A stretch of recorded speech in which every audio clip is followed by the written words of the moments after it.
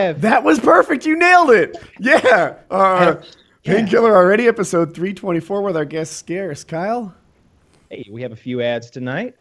Me Undies coming back, Harmon Quest, Lyft, Creature Quest, and a brand new one, LegacyBox. We'll talk more about each of those later on the show. There are, of course, links in the description down below. You can check them out right now if you want to. But yeah, I got a guest tonight, Scarce.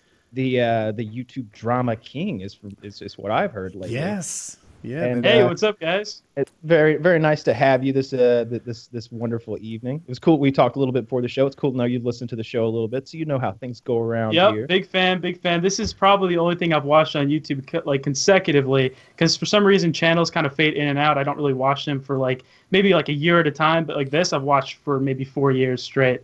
Every single one. Every time I edit my videos, this is always in the background. I don't know why. It's just always interesting. Yeah, we're persistent. That's why YouTube channels are like TV shows, but on fast forward, right? They have their bell curve of excitement, and then they wear out. But this show is SNL. It lasts forever. I know, right? You guys have been pulling 150,000 views consecutively for years now, dude. Yeah. It's good to know you're familiar, though, because sometimes with people who aren't familiar, we go 0 to 60 too quick to just wildly inappropriate territory. Talking about death to all Jews and stuff like Kyle does. Yeah, I don't remember. Well, there was one time we had a guest, and he had been on the show for 15 minutes, and it was like Chris Hansen or something, and Taylor immediately says something about faggots. And he really enunciates the word faggot, and there was this 3-second pause where the guest was like, "Did he just say faggot?" And I think I remember that. Yeah, it was, and it was like, "Oh, this isn't CBS," you know? Yeah, I mean, you guys can say anything. Did one of the casters just say faggot? I remember we had Chris Hansen on the show. And, I'm like, well, we all got a little child porn, right? We've all hit 4chan now and then. Yeah. He tells Chris Hansen, he's like, hey, we've all been there, right? You're scrolling through some links, clicking around the dark web, if you will, and you find a little child pornography. Am I right, guys? Right? It happens. Right? It was like suddenly I have no friends. No, it was like that Wings of Redemption. Who'd fuck Jackie? Left or right? Go kind of moment. Except he had done it in front of the child porn police. So we were all like, no, we don't even know what that is. No, porn. Yeah, no? I wouldn't even pretend. Obviously not with this guest on. But that's the thing. It's you hear that and then you're like, oh, I would laugh at that any other time. But because it's this guy, it's almost like you're putting on the lowest of low tier airs of I'm not gonna put my pinky up when I'm drinking. I'm just gonna not curse every 6th word. I'll make it every 11. Or admit to felonies. Dude, I want to talk about... what makes the show entertaining is you guys just don't give a fuck. You guys just talk about anything. It's that's what's entertaining to me. I hate people that kind of just censor themselves and stuff. I have to do a lot with my videos because everyone gets super triggered over really anything you say nowadays. But you guys just don't care. I think you always stay at I think if you stay in that space, then people will understand that you're not picking one little group to be a douchebag to. You're just kind of touching that funny bone that gets triggered every time someone's a little bit outrageous about this group or that group or any group, and just kind of making a mockery out of the whole sensitivity thing anyway. Most of the time, you can talking tell about when anything. someone's... I want to direct us to here. Dude, the ShayCarl thing. Are you up to date on that, Scarce? I don't know anything about it. I know he made vlogs in 2010. Dude, that stuff is really creepy. For people who make 6 hours of content a week, these guys know nothing about YouTube. The PewDiePie drama, the ShayCarl drama. They just don't pay attention to the slightest. They have no nothing. I can understand. I think sometimes YouTube drama seems fucking petty, and I completely agree. A lot of the stuff, Dude, so and I'll be the first to admit it. But, lay it out. Yeah. So Shay, can you do a timeline sort of? Yeah. So ShayCarl, you guys know he's a family man, right? He has this nice little family. He's rich as fuck. This dude has I think $500 million or something. He had a big weight loss success. Yeah, he's skinny now, right? Oh yeah. So I guess there's a lot of stuff that are going good for him, but recently he kind of fucked up. Recently there was DMs that were leaked between this one cam girl and him, and he was saying some pretty disgusting things to this girl. He was talking about wanting to suck on her tits and stuff, and it was just it doesn't really bother me. But, I mean, just because he's married. Yeah, he has a fucking family. I was like, what did he say? No, he's married. What is it that you can't pride? He did say some pretty disgusting stuff. Dude, this stuff was great. It was I want to lick you from the small of your back to your belly button. Oh yeah, and it's it was some disgusting there's some stuff. good shit in there. That's a very interesting line. That's the scenic route. Yeah. And yeah, it was there were real specifics about how he wanted to fuck her, where he wanted to lick her, what he wanted to do to her. It was just full on dirty talk with someone who is not his Was there wife. reciprocation? Because you can't really tell in these until you see the chat, because if you describe it as he was saying all this gross stuff and then you see the chat and it's like back and forth, it's like, okay, I can feel this. No, it You was see just the he chat and literally it's had pages of him.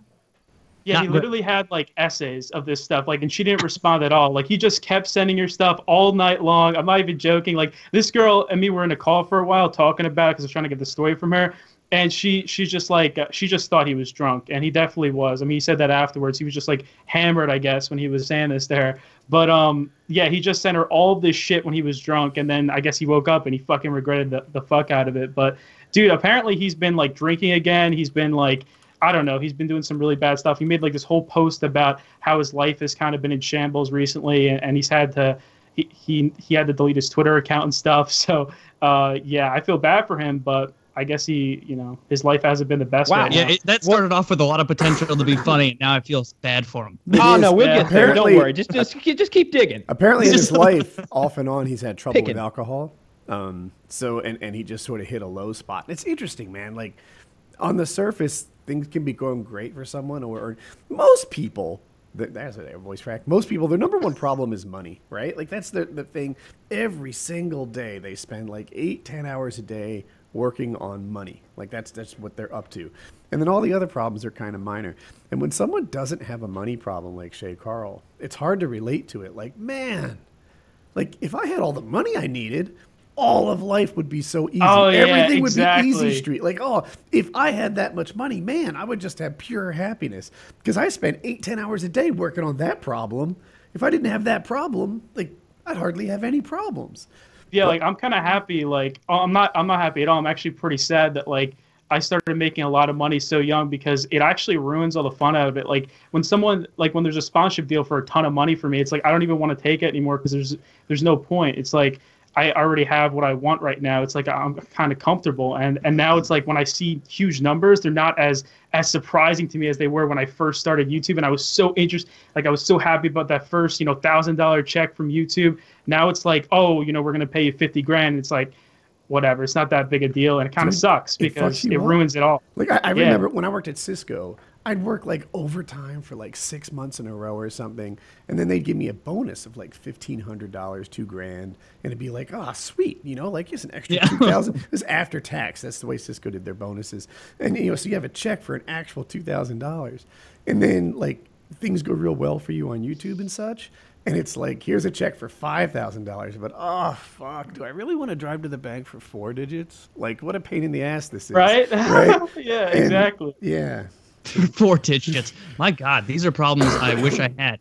This is No, like I just understand. pile up. this is like the have you know that pyramid of needs, like Maslow's pyramid of needs, where it's like first you got to take care of like your physical needs, like food and water and shit, and then you gotta be worried about like safety, and then up at the very top it's like self-actualization, where it's like people being douchebags, like meditating all day, convincing themselves of doing something, or maybe they aren't, who fucking knows. That's just like the peak of like, I don't have any real problems, so I'm contriving them, I'm making them up. Yeah, exactly. Like, it seems like, yeah, if you make a ton of money young, you get real quick, real high up on that pyramid list, to where you're like, oh, this amount of money they're giving me, you're not thinking of it in terms of this is how many months rent in that shit apartment I used to live in. Like, wow, this is huge, or this is how much this would pay on my car insurance, and that was really a big deal, and I was struggling. It's more just like, well, throw it on the pile, Well, that's why you don't hear, like, in third world countries, you don't hear about anorexia being a big epidemic. Like I had an immediate family member with anorexia, and it was like you just could not get her to eat. And it's like,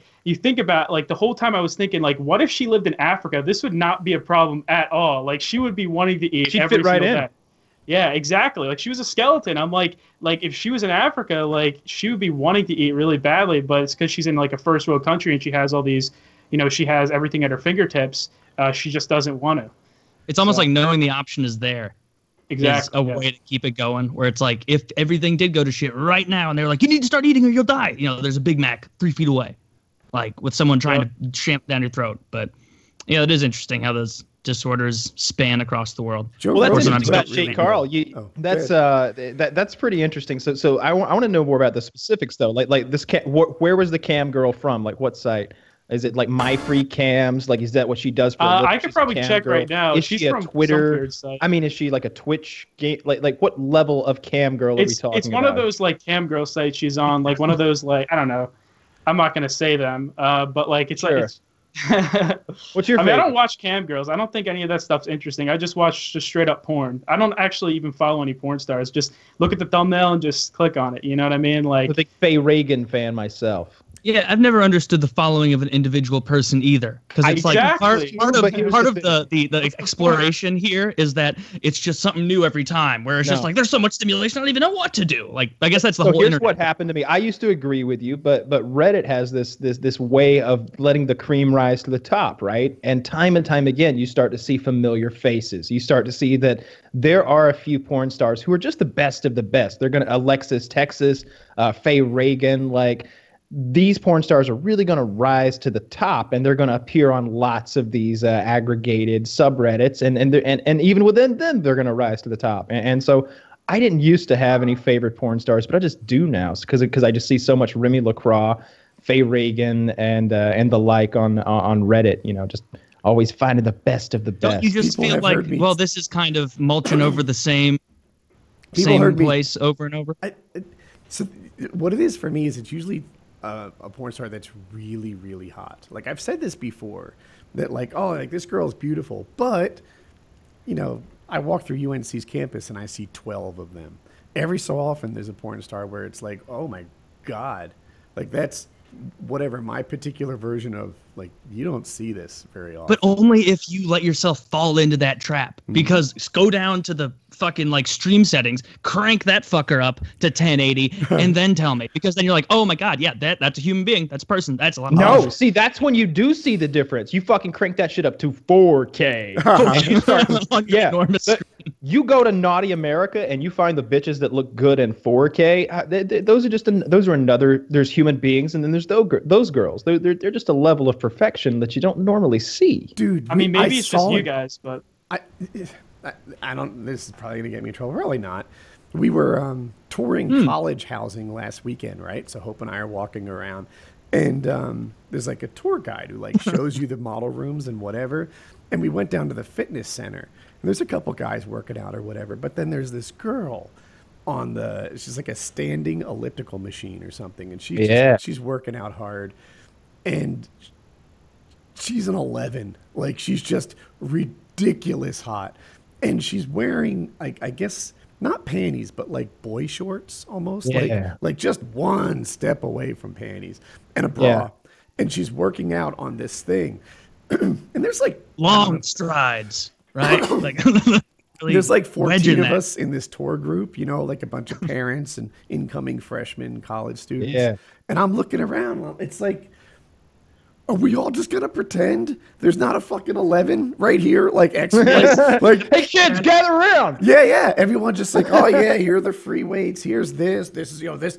If you went to the other building, the fitness center would vary in this way. And it's like, There's a girl dressed in, and if she were to walk any other room in this entire campus, they'd be like, you need to get out. Like, you need to go redress. dude, Wait, was this sort of an admissions thing? Were these students and parents choosing whether they're going to go to UNC? this was for people who've been accepted to UNC. Oh, I was going to say, because otherwise, like, maybe she's a plant. Like maybe after that group leaves the room, like a 45-year-old white guy walks over, peels off 300 and hands it to her, and he's like, "Thank you so much, Teresa. Admissions are up 800%. Everybody's I joining." hardly dude, have that's words why, for it. That's Like, why I like. That's why I like all these like new up and coming female YouTubers that are like super hot and they just get like big just because they have huge tits and a big ass.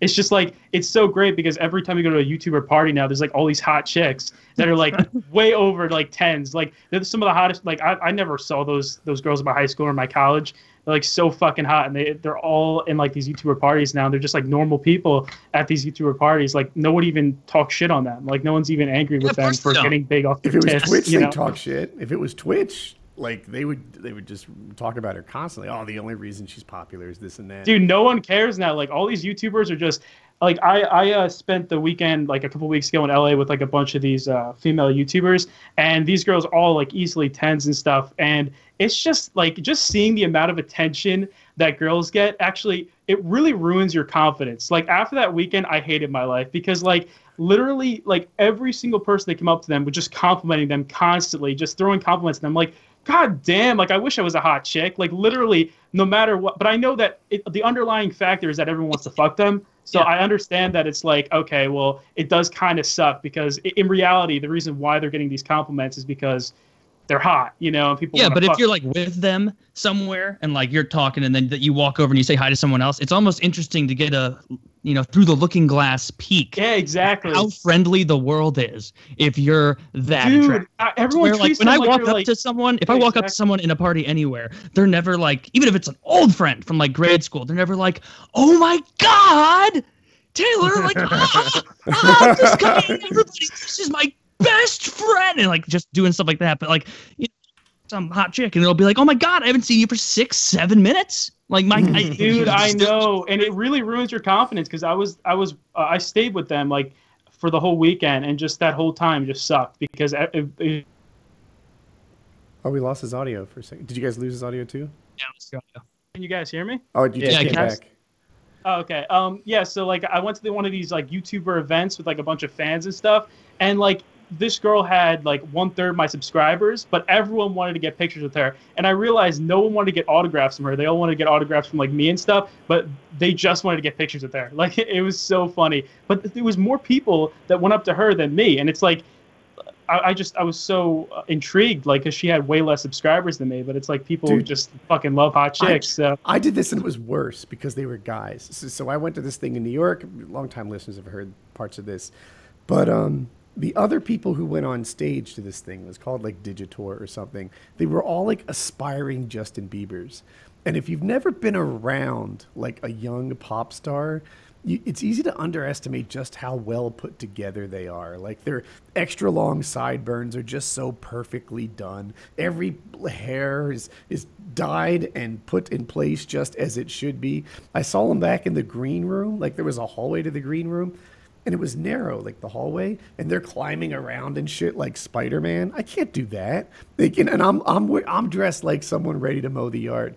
And they go on stage, and thousands of girls just start screaming, like shrill, like ridiculous stuff. And it's just like, man, like, well, I'll never have that. You know, dude, like, I had a completely different experience with those kids. Like, really. There's this one kid. I don't think I want to say his name. I don't want to start any drama, but we went to Vegas 2 months ago, and like we went to this one penthouse party from this one kid. He's like friends with Cameron Dallas. Like he's one of those guys, all right, in that like, you know, kind of teen pop star kind of thing, like, you know, Jacob Sartorius, Cameron Dallas and stuff.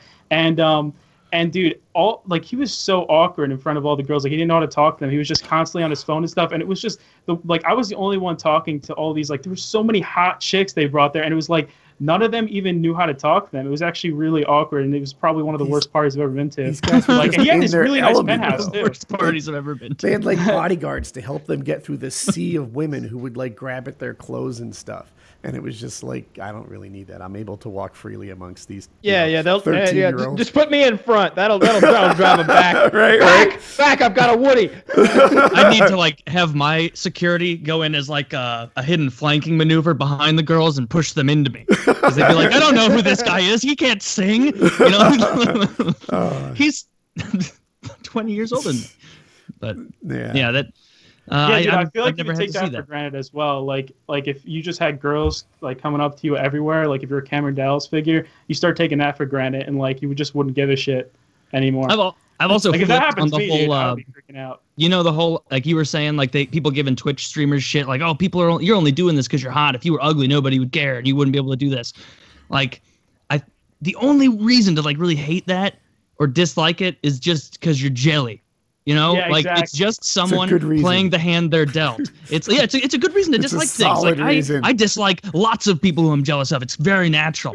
But if it's like being like, God, you know what? If Shaq was 6'1" instead of 7'1", he never would have played in the NBA. It's like, yeah, no shit, because that guy at 6'1" wouldn't be the powerhouse he was at 7'1". He'd be, hey, this slow, kind of tubby guy really isn't putting up the shots we need him to. No, get out of here. You know, go be a plumber.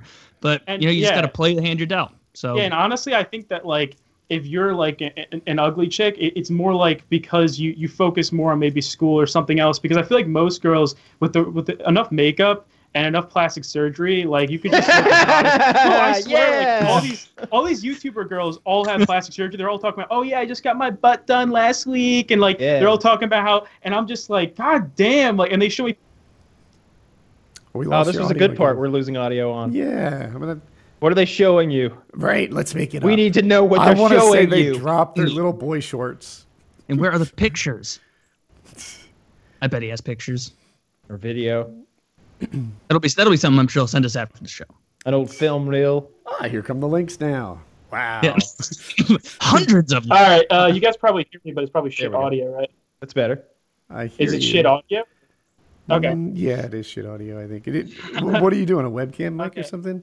I'm using a fucking blue snowball right now. I don't use a blue snowball. I used that when I was like doing fucking Modern Warfare 2 commentaries. But like, you know, I have a Neumann TLM 103, but it's in the other room because it's in my studio where I like make videos and stuff.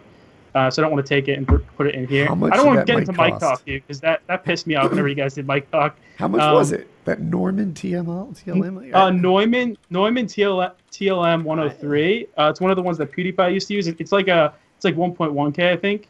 Okay. Market value. Yeah. But I forgot what I was gonna say.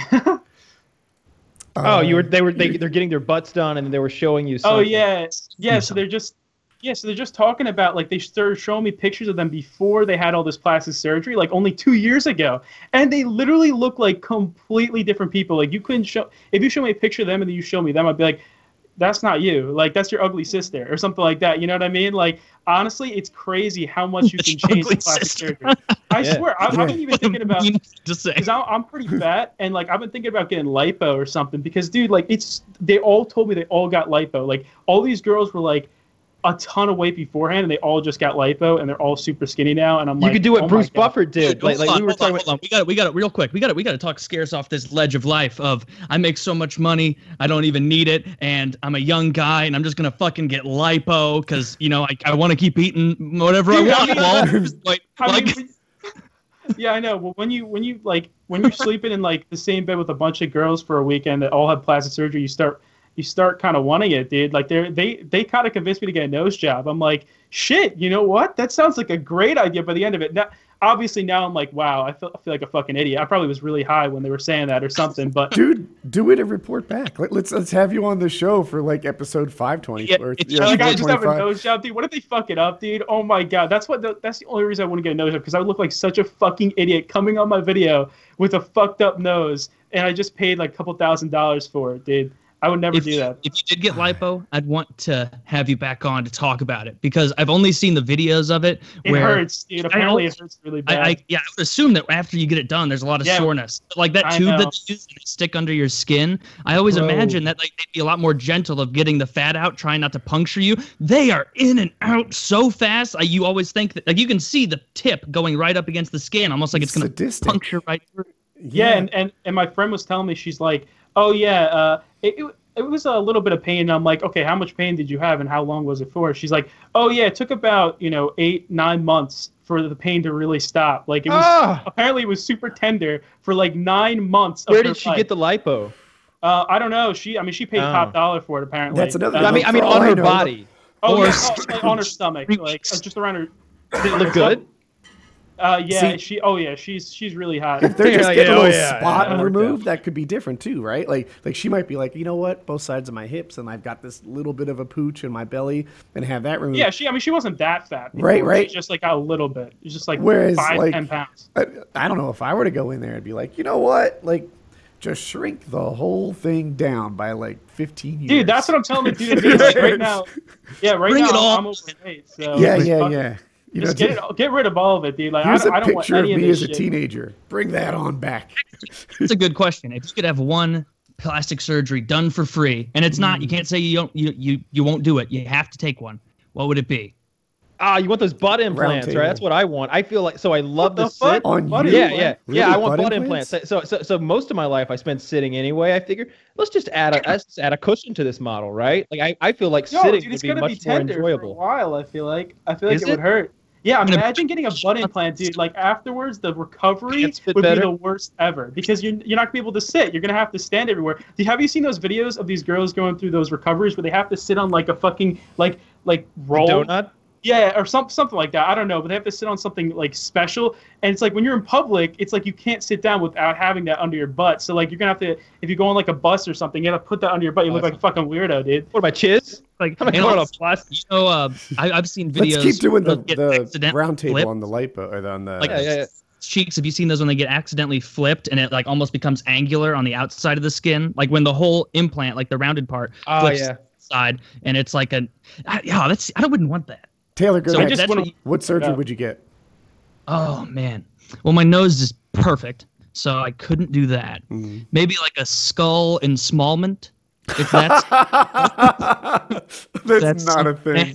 Where they like snap your skull, give it a little, make it a little tighter. A skull thing? Is that what they would? Yeah.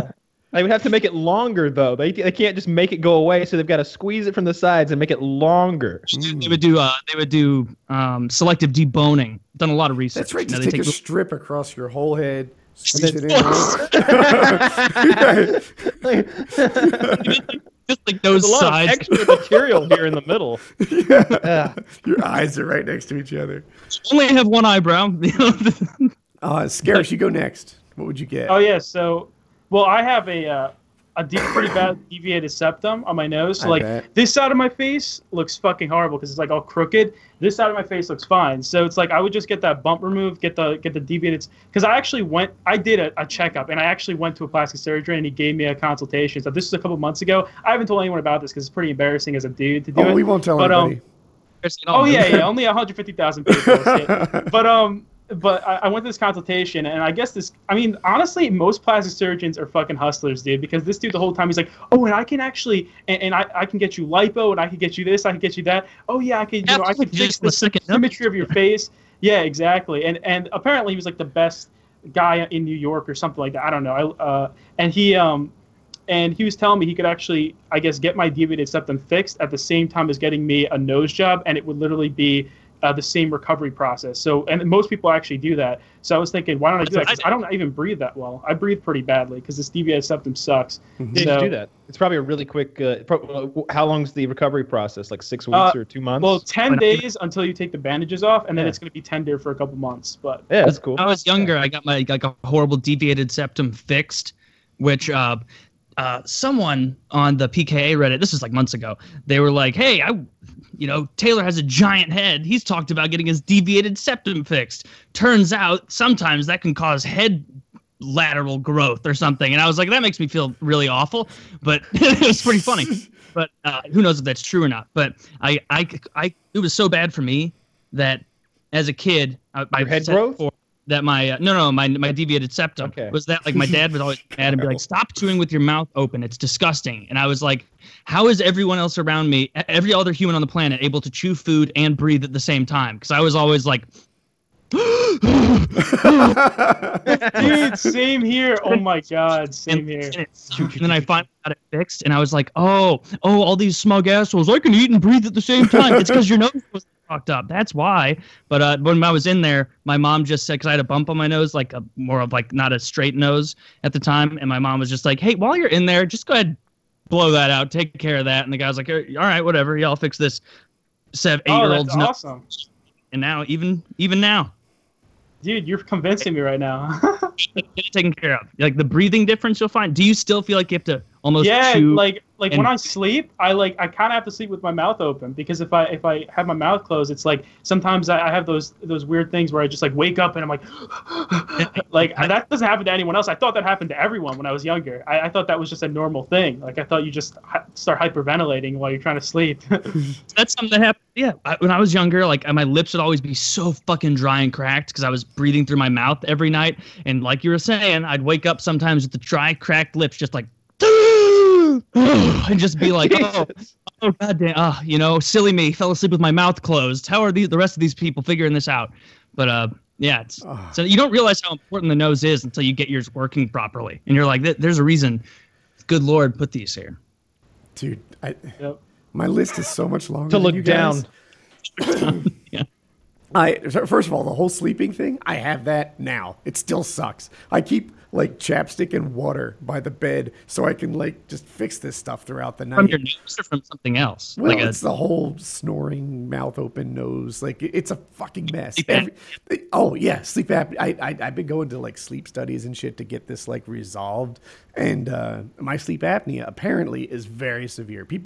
Every doctor that looks at my stuff is like, whoa, wow. Like, yeah, this is really bad. And you could actually get really hurt from that, apparently. Apparently it's really fucking... Woody dies 18, 20 times a night. My blood oxygen level drops to 68. It's just like really low. That's like a fucking guy on the side of Everest, like 18,000 feet up. People are like, they see it. Like they're like, you don't look like somebody with sleep apnea like this, because most people who have sleep apnea at my level are way big, right? But or dead. Or dead, yeah. So I've got that going on. That's awesome. And like you said, like the dry lips, the dry mouth, cracked. That's just something that I like. This is life for me. But throughout time, like I've wanted to get the nose fixed. Yeah, I used to really not like my nose. I thought it was my worst feature. But now it's like, if you just kind of fucking own a proud nose, then I think your face looks the best when you're just staring right at the camera. Like yes. my face, I'm acutely aware of that. No, if I turn sideways, the profile from my like chin to my throat, I don't like very much. And so that's a surgery you could do, or just like a whole body lipo. There's a bunch. I got to take it into the shop. I wish I could like go in stasis for 6 months, where I could like take my body into the shop, have them fix it all up, be like, you know what? I've let a few things accumulate. Fucking fix this, and then I'll come out. But really, one of the big drawbacks is there's a little risk, I guess, but it's mostly the pain. I don't want to be in pain for like 6 months to get shit dealt with. People who have had lipo say it's better to starve.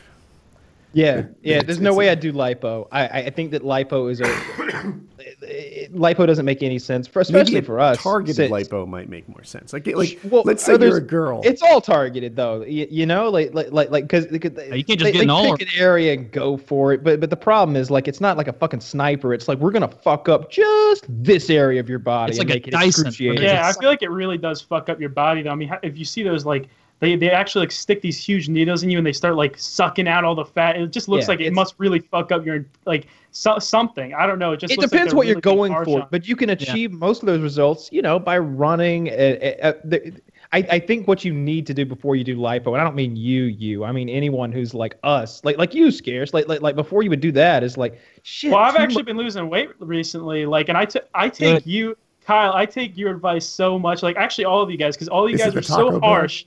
No. All you guys.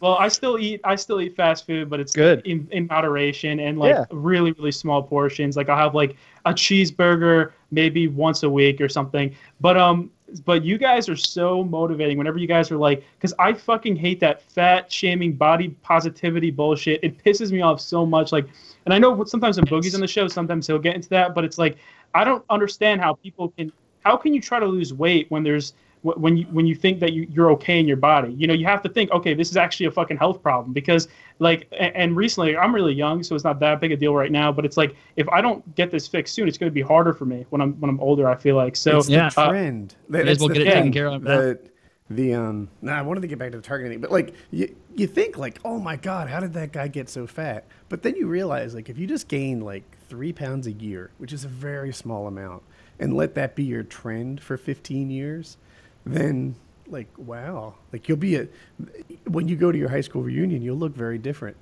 When I stop eating, I lose weight really rapidly. Like the other day in 4 days, I ate like 3 meals or something like that. And I dropped a considerable amount of weight. Like I've lost all the weight that I gained in Colorado. Yeah, I've been using the Kyle diet. I've been just starving myself, just straight starving myself, like Kyle says he does. And it works well. Until like when you're about a week in and you wake up and you just don't want to get out of bed because you're just so awfully tired, like and that's when you shoot up with your B vitamins. Exactly. Quick injection and you're ready to go again. Injectables. Yeah. Do you ever go stand? Yeah. Do you ever take a little bit of self-shaming advice where you go like stand in front of your mirror naked and you put yourself in intentionally unflattering poses and you just look at yourself and you make yourself look. You don't put yourself in like a hunched over. What you want to do is you want to look for your best angles and be like, oh, that could be better. that could be better. Let's make that better. If you fill yourself with shame, then you're automatically. No. That's where the like. No. What you actually do is you squat in front of a full-length mirror for 6 minutes and you really hammer yourself. And you say, "What have you done?" I'm more of Taylor's mindset. I'm not saying it's right, but like I'll see like a part of me that I'm really not happy with and be like, look at this, you fucking piece of shit. Like, are you going to tolerate this? Are you going to allow this to be who you actually are? Because you see While your like mother-in-law's walking by the bathroom door, hears that and thinks you're scolding Jackie. Like you didn't she didn't claim, look at this. Aren't you fucking ashamed of yourself? Is this how you're really going to conduct yourself as a fucking adult? Your mother-in-law's like, dear God. Oh, no. I do. Dude, if my inner monologue, like if I use that towards other people, I would be awful. Awful. I am only this harsh with me. It's because like if I get, yeah, it's true. Like because you're in the body you got to live with, so you should be more harsh on that one than other people, obviously. But like it's something about getting yourself a little bit sincerely upset at yourself. Like, God, look at that stomach. What the fuck is wrong with you? Exactly. You didn't see this coming 10 pounds ago, asshole. You knew what was happening when you ordered that pizza a few nights ago. You knew you were gonna eat the whole thing. You liar. You lied to yourself. And then like later in the day, if I want a little treat or something, instead of had I just in that morning been like, well, I got to work on this, you know, when I see that treat, that Snickers facts break, there's cheese, it's whatever, burger, beer, I'll be like, oh, nope, because I remember viscerally that feeling of how angry I was at myself this morning, and it won't be worth it tomorrow morning to go, you've done it again, haven't you? You've done it again, and dug the hole a little deeper. Like, and it's just stay mad. Always stay furious at yourself. Yeah, I mean, I want to act like, you know, I want to act like I actually believe in body positivity, but because I saw this one article this one YouTuber posted like on Twitter, and it was literally an article saying like, oh, just don't worry about going on a diet, because everyone who gets fat really they can never get skinny like by themselves. And it was just this awful article that made me so depressed. Like it really, and it was supposed to be this body positivity article, but it really pissed me off to see that people actually believe this bullshit. Like to actually get skinny, you need to have people there constantly telling you you're a fat fuck, and if you actually keep eating enough, like it's bad for your health. Like, and I feel like not enough kids nowadays, like I see some of you kids in my age, they're just so fat, and like no one says anything obviously, but it's just like, I don't know, if just one person went up to them and said, you know, just said something that was just nonchalant, wasn't even that mean, but it just kind of hinted at the fact that you're just, you know, you're 400 fucking pounds, then maybe. Well, I like, self-identify as a wildebeest. The other clearly, exactly. On the other side of it, I'll do this. Sometimes what happens to be like I like to stay up later than like the rest of my family. It's my me time, and so here it is. It's like 11:30. I decide to watch a movie, which is late, and the urge to like have a snack with that movie is there. If I don't, and I wake up, I'll be like, you know what, Woody, you did it. You made it through. You didn't snack at all. You know, I got it. I have a hard time not believing that I have like I don't know, some sort of special ability when I hear about how strict you are with your diet, and I think about like what it takes for me to lose weight. It just takes like turning off like 1 out of 5 of the awful things I do on a daily basis to lose weight. Like, yeah, I'm that's like, really nice. I'm like, wait, you don't have a snack with your midnight movie? Fuck, what's the point? Like, why don't you just go to sleep? Like I'm eating so many snacks.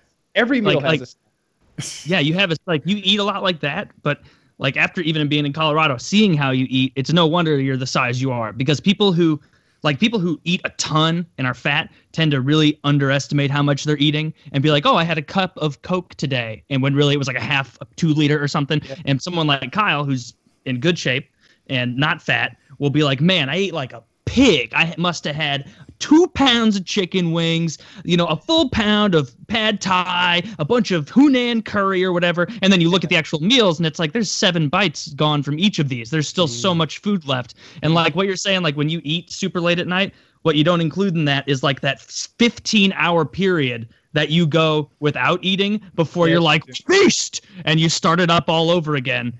And you know what I've been doing lately, though, and I know it's got to be unhealthy, is this nighttime eating. I will wake up. And, dude, listen to this. This is so unhealthy, and I catch myself the next morning, and it was like I was in a ShayCarl like erotic fog, and I just had to talk dirty to like the fucking kitchen. It's like 3, 4, like I go to bed at 1 in the morning. I wake up at 3:30, 4 o'clock, 5 a.m. in the morning, and I go to the kitchen, and it's like, what's in here? Oh, I'll have a Diet Dr. Pepper. Crack that open, sit it on the counter, and I start looking around for what I can have. Last night, there was a whole bag of Tocitos scoops, like the corn chips, and there was a whole jar of bean dip. And I just stood there in the kitchen eating scoop after scoop of bean dip until I'd eaten a third of a can of bean dip and half a bag of Tostitos. Is this like 3 in the morning?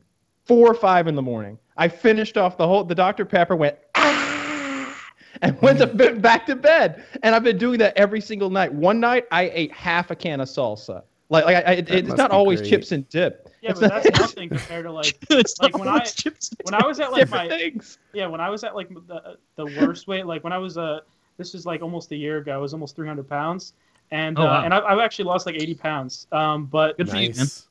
Yeah, awesome. But recently I've been kind of gaining weight again, so I don't like talking about it too much because it's so fucking hard. But dude, that was like nothing. Like I feel like with a lot of fat people, they don't like to admit, but it's like I would literally sit there and maybe eat 3 bags or like 2 bags of Tostitos and just sit there all night just being a complete fucking slob. And nowadays it's like I catch myself and I tell myself, dude, you're gonna fucking hate yourself in the morning. It's gonna hurt like hell. Because like when I was like 300 pounds, it just always hurt. My stomach just always hurt every day, and I just like that feeling. Like I actually like the feeling of like my stomach hurting and like and me just being extremely, extremely full all the time. Yes, but it's a very rewarding feeling when you're completely full. No, it makes so much sense. Like your brain is immediately rewarding yourself for filling itself. Like your brain is like, oh, you filled our stomach up all the way. Good boy. Here's some dopamine. That you did a great fucking job today, and you feel accomplished in the meal that you just eat. You just ate. You get those same you get the same brain chemistry as if you just like fucking built a shed for your family. There's pride and chemical reward running through your brain because you just killed Taco Bell. It's a real. I don't have any meals like this. And when I'm hungry and need a snack, we have this dispenser that measures out like 16 almonds. Well said. That's sad. Imagine the chief engineer on that project. Yes, we need you to design something to dispense 16 almonds. It's like, oh my god, why did I go to school for this? Like this fucking sucks. When Jackie first bought it, like I thought it was for the dog food. No, it's for me. That's awful. I have goals. Can I ask you a question about these almonds? Because I love almonds. They're one of my favorite snacks. Because I can't have peanuts here. Peanuts are the best, but almonds are second super place. Healthy. Peanuts are low. No, they're not. Not the almonds that I get. Because I get these little cans of almonds that are the honey roasted ones. Each can, and they're about as big around as like a can of cat food or something, and they're a little bit taller than like a can of cat food. They're certainly not like soup can size. They're maybe 2 1/4 inches thick and Diamond brand. pretty big around. The Diamond brand, yes. Those honey roasted almonds, dude. They're 750 calories per container. I ate 2 containers consecutively one night and had the worst almond shits you've ever even had imagined. Imagine eating 1,500 calories worth of honey roasted almonds. I didn't even know like you're a almond shits were forager a thing. 10,000 years ago, and that's all you could find. Yeah, like some sort of hunter-gatherer who just really hit it big in the almond orchard or something Can you like imagine that. how many fights there were in like gatherer societies when like the man came back with like wildebeest again, or like all the females who went out and they were grabbing everything, like it was only blackberries for months. We never think about these as much. We need to be more appreciative of the fact that we can just go get honey roasted almonds. This is exactly what I thought you were going to have. This is like that thing at the hotels who get single servings of something out for people. Do you steal this from a Marriott? Dude, this would not help me at all, dude. I just cranked the whole thing. Bring it, ding, ding, ding. You know how they on a Wheel of Fortune, how they just come up and give it a spin. I'd put my bowl under that fucking thing and top off and fill it with milk. When I eat cereal, I don't even use a normal bowl. My bowl has legs. Okay, my bowl can stand on its own in a bed. You can just sit it on a mattress. It's a dip bowl. It's made for like a family to eat their dip out of, like a big salsa bowl. It's huge, plastic, and has like a cross underneath of legs that support it. I fill that thing up with so much cereal, it only makes like 3 bowls a box. I love cereal. I get the Banana Nut Crunch cereal. That's my favorite kind. I really like Banana Nut Crunch. I like bananas in general, even though I'm allergic to them. So I try to sprinkle them into my diet and be healthy. And I love that shit. I eat so much cereal. Yeah, I'm allergic to bananas, like pineapple, avocado, like anything really you could think of. What does it make you feel? Like itchy or what? Usually it's like itchy. It's like itchy mouth, itchy in back of my throat. But I've gone into anaphylactic shock where like my throat swelled up so tightly that I was, yeah, I gotta go to the hospital. From bananas? Yeah, from bananas. Face got huge, so big and red, and just tears. Like I guess from the swelling, like it's just squeezing your tear ducts. Because I wasn't crying because for any reason, it was involuntary, and just tears just pouring. Really bad. I had to get like what do they get? The epinephrine shot. EpiPen, right? yeah. Yeah. They fucking they didn't hit me with an EpiPen. They just stuck it like into an IV that they had stuck in the back of my hand and administered it that way. But that like it's like instantly better. That's what I was about to say. There's certain kinds of medicine that are just instantaneous, and obviously since it's right into my fucking vein, it's gonna do that. But not only it was instantly like it was almost like I could feel my head deflating. And my throat relaxing so I could fucking breathe again. But yeah, I'm allergic to a lot of stuff. A funnier story is one time I went down to Florida to visit this girl, and we went to like a Moe's Burritos or a Chipotle, something like that, where they make those giant 2-pound burritos. And I was like, yeah, guacamole, yeah, the guacamole. And I'm over there eating this huge burrito, and I bit my lip, and I was like, oh fuck, I bit my lip. And I just continue eating the thing. What I didn't know is I had like cut the inside of my lip, and I was administering avocado to it. All that toxic guacamole. Yeah, all that toxic guacamole. Oh, dude, that probably hurts so much. All of a sudden, I started feeling my lips. Big. My lips are so big. And it's like the fucking Nutty Professor when his lip grows first before the rest of his body goes back to being fat. And I've just got this huge lip. And I'm like, I think so much avocado got into my lip. She's like, you need to go to the bathroom. It was up at Chipotle and be like, there's something in the food. There's something in the food. Put it down. I finished the burrito though. I still remember it. I remember her being like, "Stop eating it." I'm like, "It's just so good." It's just with a burrito like that, you were probably like, "Actually, I'm past the guacamole section. I'm in no danger." Like, there's nothing left in here. They don't take the time to mix up. God, half of a spoon turn at all these burrito places would be a world of difference in how you eat those burritos. To get a little bit of mixture in there instead of being like, "All right, well, I know 30% of this is basically a desert of rice." At least. I like the rice too, but I'm a big fan of the burrito places. I remember in like 2005 when I had my very first, I think it was Chipotle burrito, maybe it was Moe's, and just my coworker being like, "Yeah, you just get a burrito, that's it." And I'm like, well, what do you mean? Well, they don't have different sizes? He's like, "Yeah, they got a size, fucking huge." And I just remember the first time like being like, "No man can eat this." Like I was an amateur at that point, and I'm watching him finish his, and just now I fucking get the case. I got the quesarito the other day, which is a quesadilla wrapped instead of a burrito. It's the burrito's wrapped in a quesadilla. And that is like you were saying how the first time you picked up one of those burritos, you were like, what, why? This is like, I remember that feeling too, going to Chipotle, getting a burrito there and being like, this is otherworldly. But now, just a few years later, it's totally normalized. If you handed a kid in, fucking Chad in Africa, one of these things wrapped in the gold foil and didn't tell him to unwrap it and he couldn't smell it somehow, they would have to think it's something that you threw as a weapon or an IED. Because an IED, that's what I was going to say. They start crying, "I don't want to be a suicide bomber." Explode differently, kids. Yeah. Yeah, it is absolutely outrageous, and that's got to be reinforcing the fatty mindset, right? Like the fact that there are portion options out there that are that outrageous, but it's not a new thing. Like McDonald's has really toned their shit down. I noticed. I went to McDonald's the other day, got myself 2 Little Macs, and I ordered a large fry. And I thought that they had like politically correctly like made their large much smaller than that. No, they brought out this like thing of fries. It was so many fries. I thought that they had made the sizes smaller. Remember when they took the supersized thing away after Morgan Spurlock's documentary? Then they brought it back, or they just changed it to large. Did they? Now it's just fucking large. It's now so big. actually that probably did worse for people because supersize is like, oh, I guess I'll treat myself to a little more shit food. But now they just say large, and it's the same thing. Or now they have like the Grand Mac.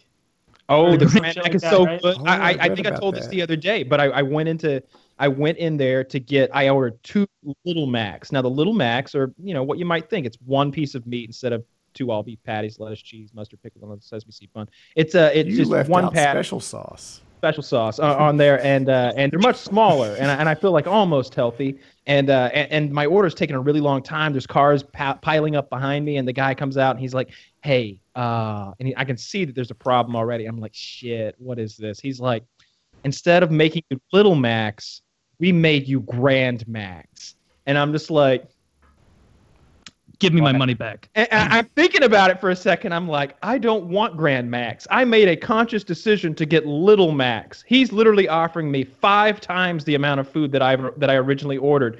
And he's just like, it's free and it's a lot more food. And I'm like, well, you see, that's the first world problem over there. Get him out of here. Bring him. The Grand Mac is the size of a quarter pounder. It's a double quarter pounder, but with secret sauce and in Big Mac style, with the third bun and everything. I couldn't eat them both. I ate one.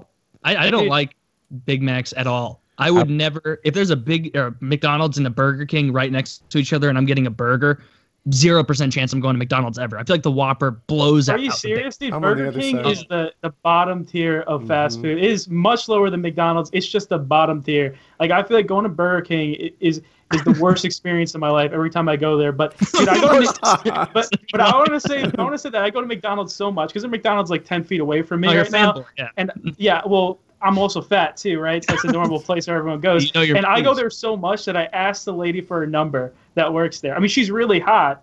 And I think she's like, I don't know, I think she's some immigrant. I don't want to be politically incorrect here, but I think she's an immigrant around here. Yeah, come on. She must be an immigrant from like Mexico or something because she doesn't speak very good English, but I got her number.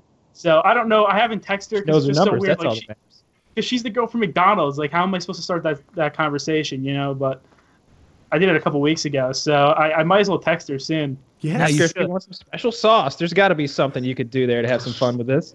I like the special sauce, by the way. I was talking about this the other day.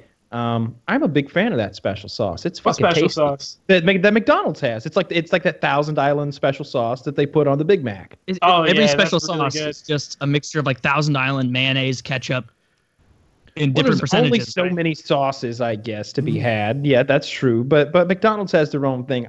You were talking about the difference between Burger King and McDonald's. I think they're pretty similar, I guess. McDonald's has better it gets the win, especially with like things like fries and their and nuggets. McDonald's wins with nuggets handily because Burger King nuggets are not good. Yeah, the Burger King nuggets are awful. Burger King has chicken fries though. They have those chicken fries. No. I don't want that shape. I can believe that some chickens somehow on the McDonald's farm all have 4 exactly of the same shape parts.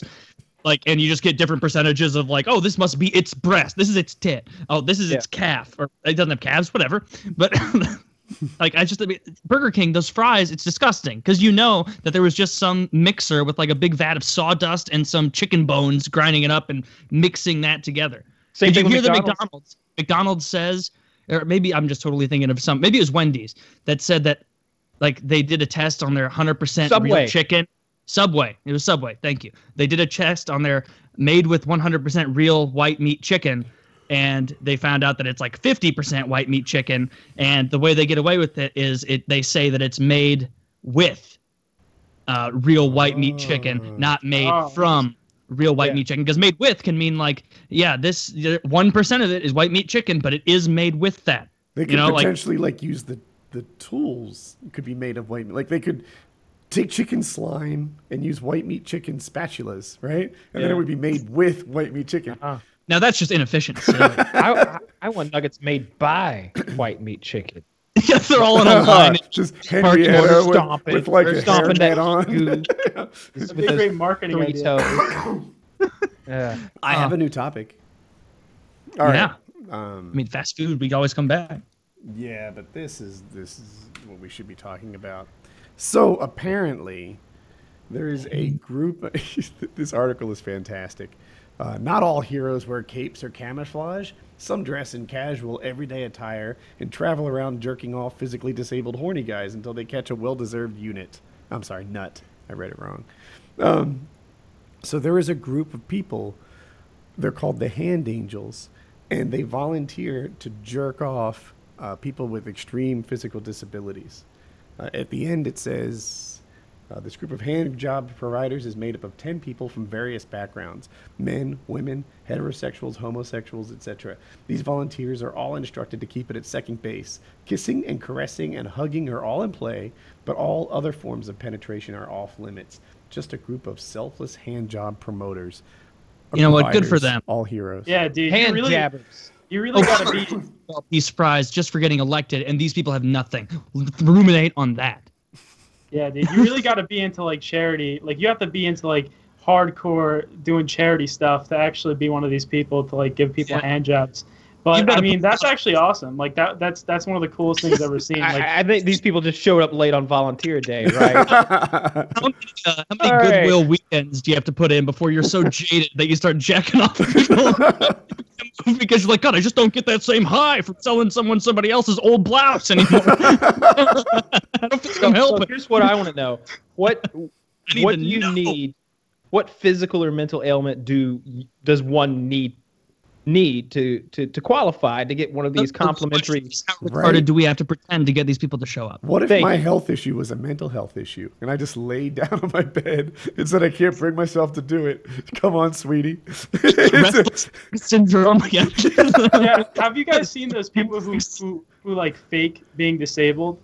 Like, have you guys seen those articles of people like who want to be classified as being like disabled? Oh, they identify as yeah. Yes, like trans decapped or something. Dude, I do that just to get a free hand job. That'd be pretty cool. How pissed off would you have to be as someone who like got in a car accident and can't walk if some asshole with perfectly functional legs is like, you know what, I've always identified as someone who can't walk, and you're like, really get me again? Yeah, that's gotta be the worst one. The worst thing to identify as. Yeah. Like what? That's just making fun of handicapped people. Is saying I identify. Exactly. Yeah. Right. Yeah, I'm sorry. I need this rascal, the last one at Walmart. Sorry that your the people who are handling and helping you are here, and you actually need it. My legs are phantom paralyzed or whatever they would say. Well, they actually do hurt themselves. Like they hurt themselves to the point where they can't use their legs anymore, just to get like disability checks and like I don't know. I was reading this whole article. It was just pissing me off the whole time reading. It's not PC, but that's how I feel about people who want to change their gender, right? And I don't want to be mean because I feel like people, like if you're a boy and you want to be a girl or you identify as a girl or vice versa, I feel like you're in distress, and I'm not here to pick on you. But like if you have perfectly healthy arms and you identify as an amputee, and this is a thing that happens, people want to like chop off a hand or a foot or something like that. I just saw someone on Facebook, like Reddit or something recently, chopped off the tip of a finger, and she got this big like relief out of it. No, she didn't. She wanted a bunch of fucking attention. If she those people that actually have that thing, like they want a whole arm gone or a hand gone. How much of her finger did she cut? Now I want to believe half of a finger, and I saw it in the fridge. I saw it on her hand. It looked very real to me, and I'm internet jaded. And and I see them, and it's like, man, like it. When we see someone who wants to be an amputee, all of us say, "Whoa, no, you don't want to be an amputee. Be happy with the healthy body that you have."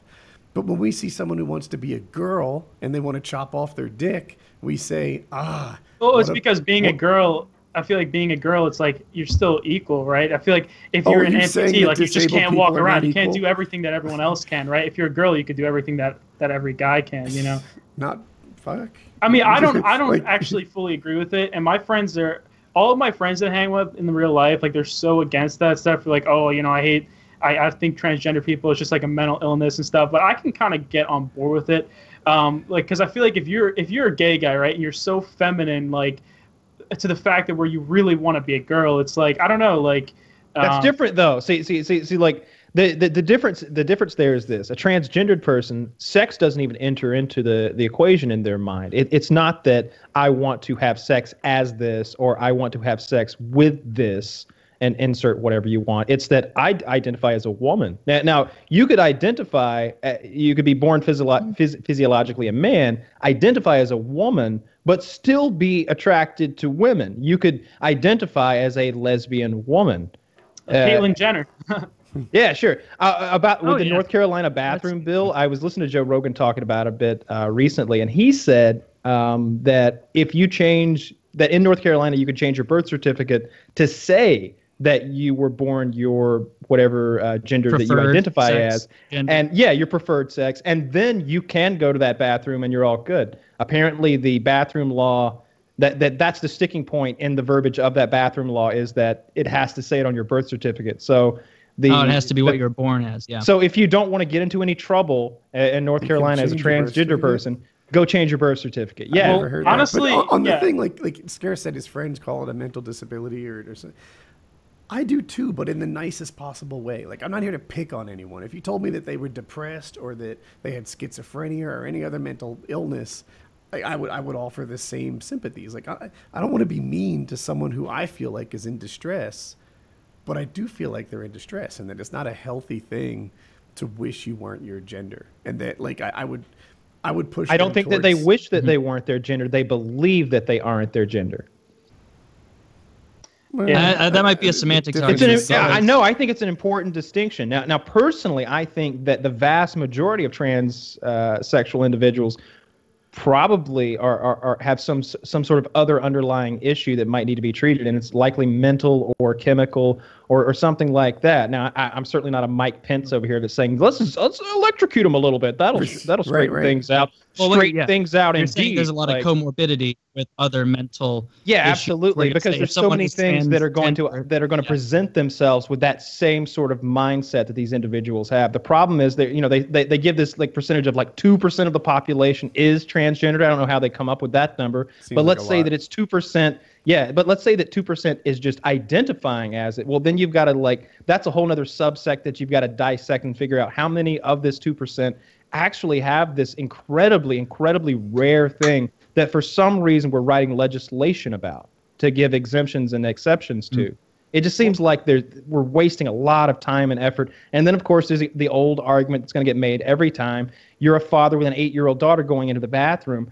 Not all of these, not all transgender people look like the sex that they believe they correspond to. And the other thing that can get mixed in is there could just be some creepy guy with a beard who wants to go in there and listen to little girls pee. Maybe that's his thing. You don't have to jump to, he's in there grabbing them. Like, well, that game wouldn't last. I mean, too there's long. already creepy dudes who sneak in them. Yeah. Grab. But a more likely real thing is maybe there's just a fucking dude who likes to go in there and listen to girls pee, sit in the stall and jerk off all day. Maybe that's his game. An For open real. schedule. Absolutely. Yeah. And how do you figure out if that's what the case in there?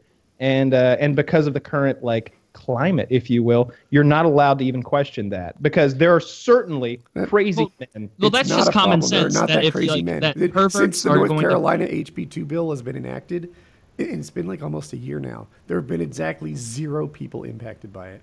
Billions of dollars lost in the economy here. The NBA pulled out, the NHL pulled out. Not sure about that one. The NCAA PayPal, pulled out. PayPal pulled out. Deutsche Bank pulled out. Billions of dollars lost from our economy. 0 people actually actually caught by this new law. It's a preventative loss. measure, Woody. That's what you just don't see. All of the lives that were saved by keeping these monsters out of our restrooms. It's actually a grandstanding measure. They're hoping to catch some toothless redneck votes, so they made it illegal.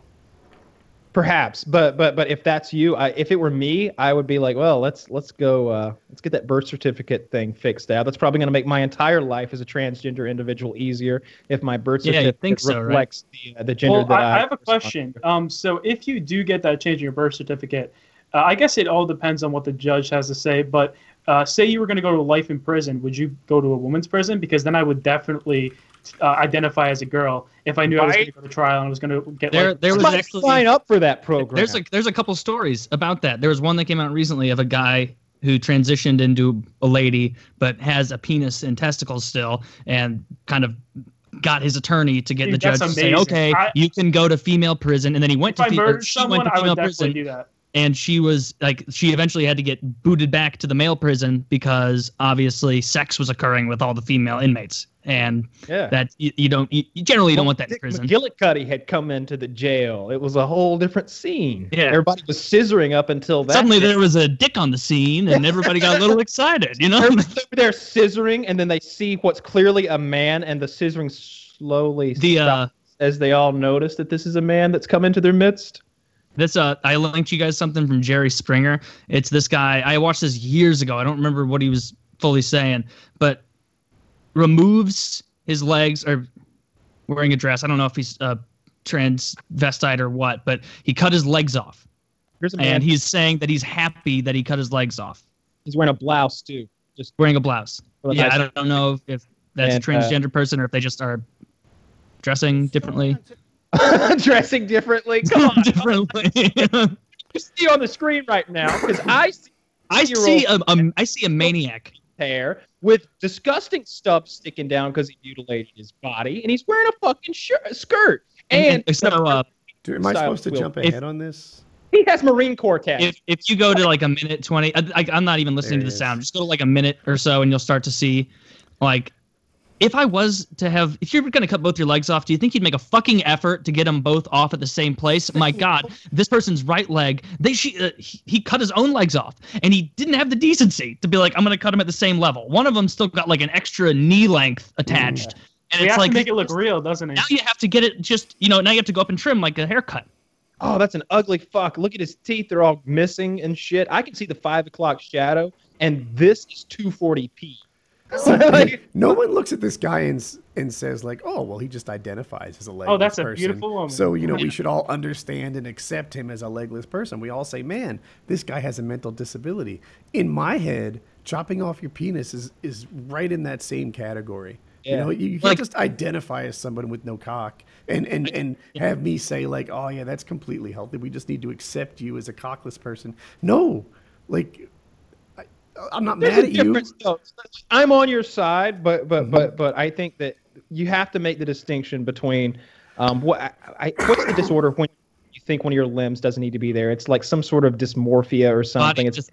Body dysmorphia. I think there's a huge difference between body dysmorphia and someone identifying as transgender, because it's not like they look at that penis and they say this doesn't belong here they don't think that their penis doesn't belong in the same way. A lot of people do, which is why they have it removed, though. And a lot of people, man. Like, I feel like a couple decades down the road. I think it's important. A couple decades down the road, all of you guys are gonna look so bad when you're putting like one of those montages of like people who were like super racist back in the day. Like, I feel like the transgender issue is gonna be like a couple decades from now. Everyone's gonna get so much plastic surgery. Guys are gonna look exactly like girls if they get enough plastic surgery. You say.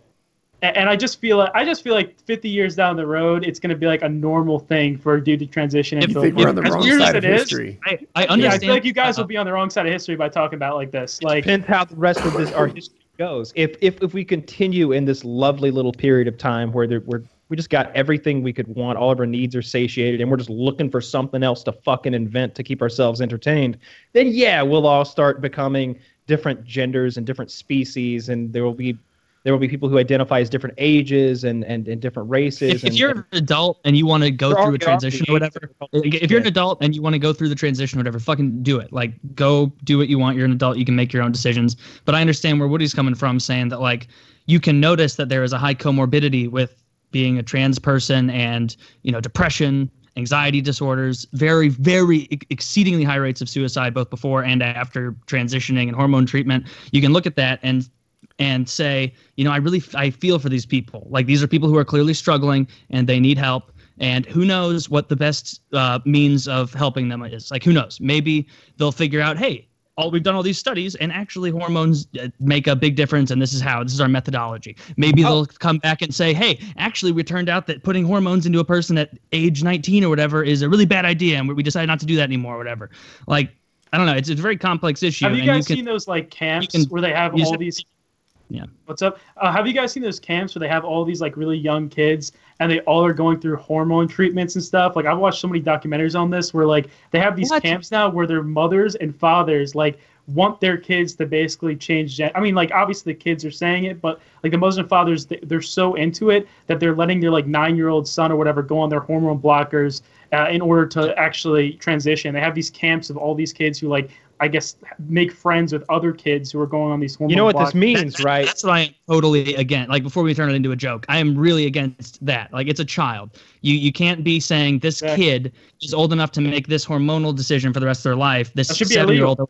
But this kid, if he wanted to, if he walked into a 7-Eleven and said, "Hey, if he walked into a 7-Eleven and said, "Hey, give me some cigarettes, give me some dip, give me alcohol," they'd say, "You're too young to make that decision," and yet they're letting that child make that decision, like that. That's bananas. And especially if you have a parent who's that into it to take them to a camp. I've never heard that story. I'll take your word for it. You can tell that kind of parent's pushing them maybe into it a little more than they should. It's definitely was there. Child development. I think I'd be sympathetic of the kid struggling, right? Yeah, but I don't think I would make medical decisions based around it, right? Maybe just emotional and supportive decisions, but not hormones, certainly not any kind of plastic surgery. You can be empathetic to the those child. blockers fuck you up for the rest of your life. I mean, you're never gonna have like a real cock for the rest of your life. Now, hang on. You got to look at it from the other side, though. You've got to say infertile. If you're on the other side of this, you're looking at like, look, I have precious time here before like male hormones start ruining this body that I have that is definitely identifying as female. Like we have to get me on these blockers, or I'm going to become what I view as a monster. I'm going to grow into something that I don't identify as. That's how they're looking at it. That's how they're looking at it, but that doesn't justify it. Like that's still, you're talking from you're not talking. Still, you're not going to even be like a girl. You're not talking about a 30-year-old. I don't know. Look, I have seen so many passable ones, especially on the old internet, that I have to believe that if you start at 8 years old with your transition, there's going to be no way to tell. That's what I was getting at. As soon as you mentioned this tidbit, I was like, wow, well, we're talking about a future where it's incredibly difficult to discern the difference between. I think people won't care eventually, though. I think eventually it'll be like, oh yeah, I was born a dude, and it's just like this really hot chick who you just. What if you want to procreate, though? I think that's where things come into it. Like, dude, eventually there's not even gonna. It'll be like, what was that movie? I don't know. I forgot the movie, but where they have like the thing where it's basically like virtual reality of them having sex. And like they don't actually procreate by really having exactly, yeah. And yeah. Well, okay, now we're thousands of years into the future where we just have virtual reality sex and then babies just poof. No, they only froze it for like 200 or so. Okay, so we're 200 years in the future. Yeah, Wesley Snipes is a real badass in that movie. It's such a shitty movie. It's awful. I'm just convinced I'm so right on this. I can't change my mind. I'm convinced right on it too. But I think it's important to like be right in the right way, because there's little pitfalls along the way where you don't even understand what you're talking about. I think that the vast majority of these people are wrong about what's going on, but I think there are definitely people who are right about what's going on, that their brains are just wired in a certain way. And that's what's going to fulfill them as a person, is to transition and be that way. I just in my head, I'm stuck on this idea that it's a better idea to focus on the wiring than it is the rest of the package. That like, who knows, maybe a testosterone patch on their deltoid and suddenly they start feeling really guyish. Like, I don't know. I'm not a doctor. But and also, like, I keep reiterating, I'm not coming at this from a mean standpoint, because I feel like most people on my side. No, you can tell. You're not being right. Most people on my side are like, oh, they've got a fucking mental illness. Screw those fags or whatever. That's not where I'm coming from. I'm coming from like, oh, I can see that this person is struggling. I just think they're aiming at the wrong solution. Yeah, that's totally understandable. Like, and I mean, like I said, if you're an adult, do what you want. You should have the freedom to do what you want as an adult. But a child, you should not, as a parent, be able to say, "Oh, little Susan is really loves trucks more than dolls. Are you a boy, Susan? Yeah, I'm a little boy," or whatever. "Oh, she certainly is. We're gonna get her testosterone boosters, aren't you, Susan?" "Sure, I don't care. I still want to be a dinosaur." What do you want to do when you grow up, Susan? "I want to be a space dinosaur, Pegasus, or something." Like, that's the age that, like, obviously this is hyperbole, but I mean, you guys like, might be right, but I feel like you shouldn't be able to do that to children. Down the road, it's going to be the same thing where it's like you guys are saying right now, okay, well, there's something wrong with you, right? Like maybe mentally there's something wrong with you. At least that's what my friend's argument is. It's like with gay people, 50 years ago, they did the same thing where it's like, oh, you need to go to church. There's something wrong with you. And now you guys are making the same argument for transgender people. So I feel like maybe a couple decades down the road, because trust me, I'm with you guys on this, but like I'm just trying to think, like 50 years from now, I don't want this soundbite to be everywhere when I'm trying to run for Congress. Or something. Actually, I can't run for Congress. It says too much crazy shit on that. Because 50 years from now, I'll be dead. Yeah. so I'm really cool in this regard. I'll be 95. I'm not making it to 90. I've never had a family member live that long. I'm so dead by then. So Woody, you're not like partying every night. Like I feel like you're gonna be alive for a while. Like my grandpa lived till like he was like almost 100, and this dude had like cancer like multiple times. He had pneumonia when he was in his 90s. Like I feel like some people are just meant to live for a long time, like no matter what. Heart attack in my sleep. It's almost predestined. Somewhere between 65 and 75. Yeah, I'll probably hit. I'm gonna live forever. I have 2 topics here. I have one I'll suck fetuses, stem cells, whatever it takes. I'll prey upon the innocent, whatever is required. I have 2 stories. One is in Thailand. These prisoners are allowed to MMA fight for their freedom. I think that's pretty cool. That makes perfect sense. I actually don't mind that. Yeah, the best we should definitely take the best fighters and give them their freedom and let them roam the streets. No. This is a fun thing for Thailand, Woody. Thailand. And so my second story option is this transgender. It kind of fits where we're going. This transgender teen who had been barred from wrestling against boys. Who had been barred against wrestling against boys wins the girls' championship in Texas.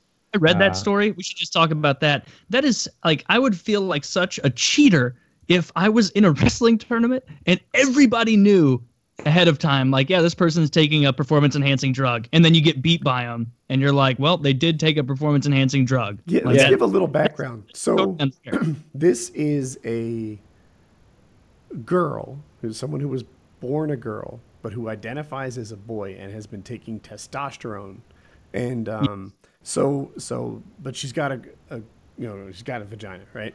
But she's on testosterone, and she competed in the girls' division, and she was noticeably stronger because obviously I think 56-0 or something was her record. I read. It looks like all those UFC girl fighters are on testosterone though. Like, but this almost girl all is of them. like 11 these or are high something. school girls. Is it high school? Is it even that old? High school or middle school? It's an age of girls where they're wrestling for fun. They're not going home and pumping iron and taking 17. She's 17. She looked younger 17. in my head. I saw her in a small, like a faraway picture.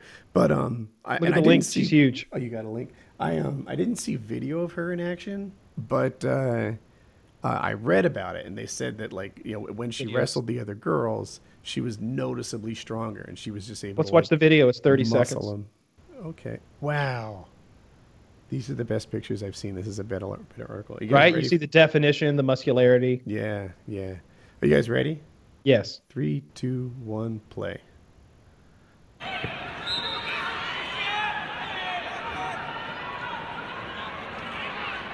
That's her on the left. Oh, dominated. Wow. She's winning handily. Wow. Yeah. Wow. Yeah. That's actually awful. I don't like watching that. Not even close. It's not fair. It's watching someone cheat in a competition. The girl on the bottom can't even get herself off the mat. She can't even get distance between herself and the mat. She's I can't even imagine an argument in favor of this. Like, if you have an argument in favor of this, like, I can't even imagine. Like, what would it be? Like, what would you say to the 56 girls that she beat who also were trying to do good? And they're like, oh, I'm up against Mac now, and it's a guarantee that he is way stronger than me, and so I'm gonna get ragdolled out here. Like that would be. Start reading the story of David and Goliath or something. Then you're like, this is outrageous. And then at the same time, like, you couldn't have him, who was a her, in the boys division because she'd have no chance, right? I don't know about that. Scroll on. All right, so look up. There's a photo album there on Mac Riley. But then if you allow people to do and that in high school, then a guy will go to the girls and dominate, right? He could do that anyway. I would imagine.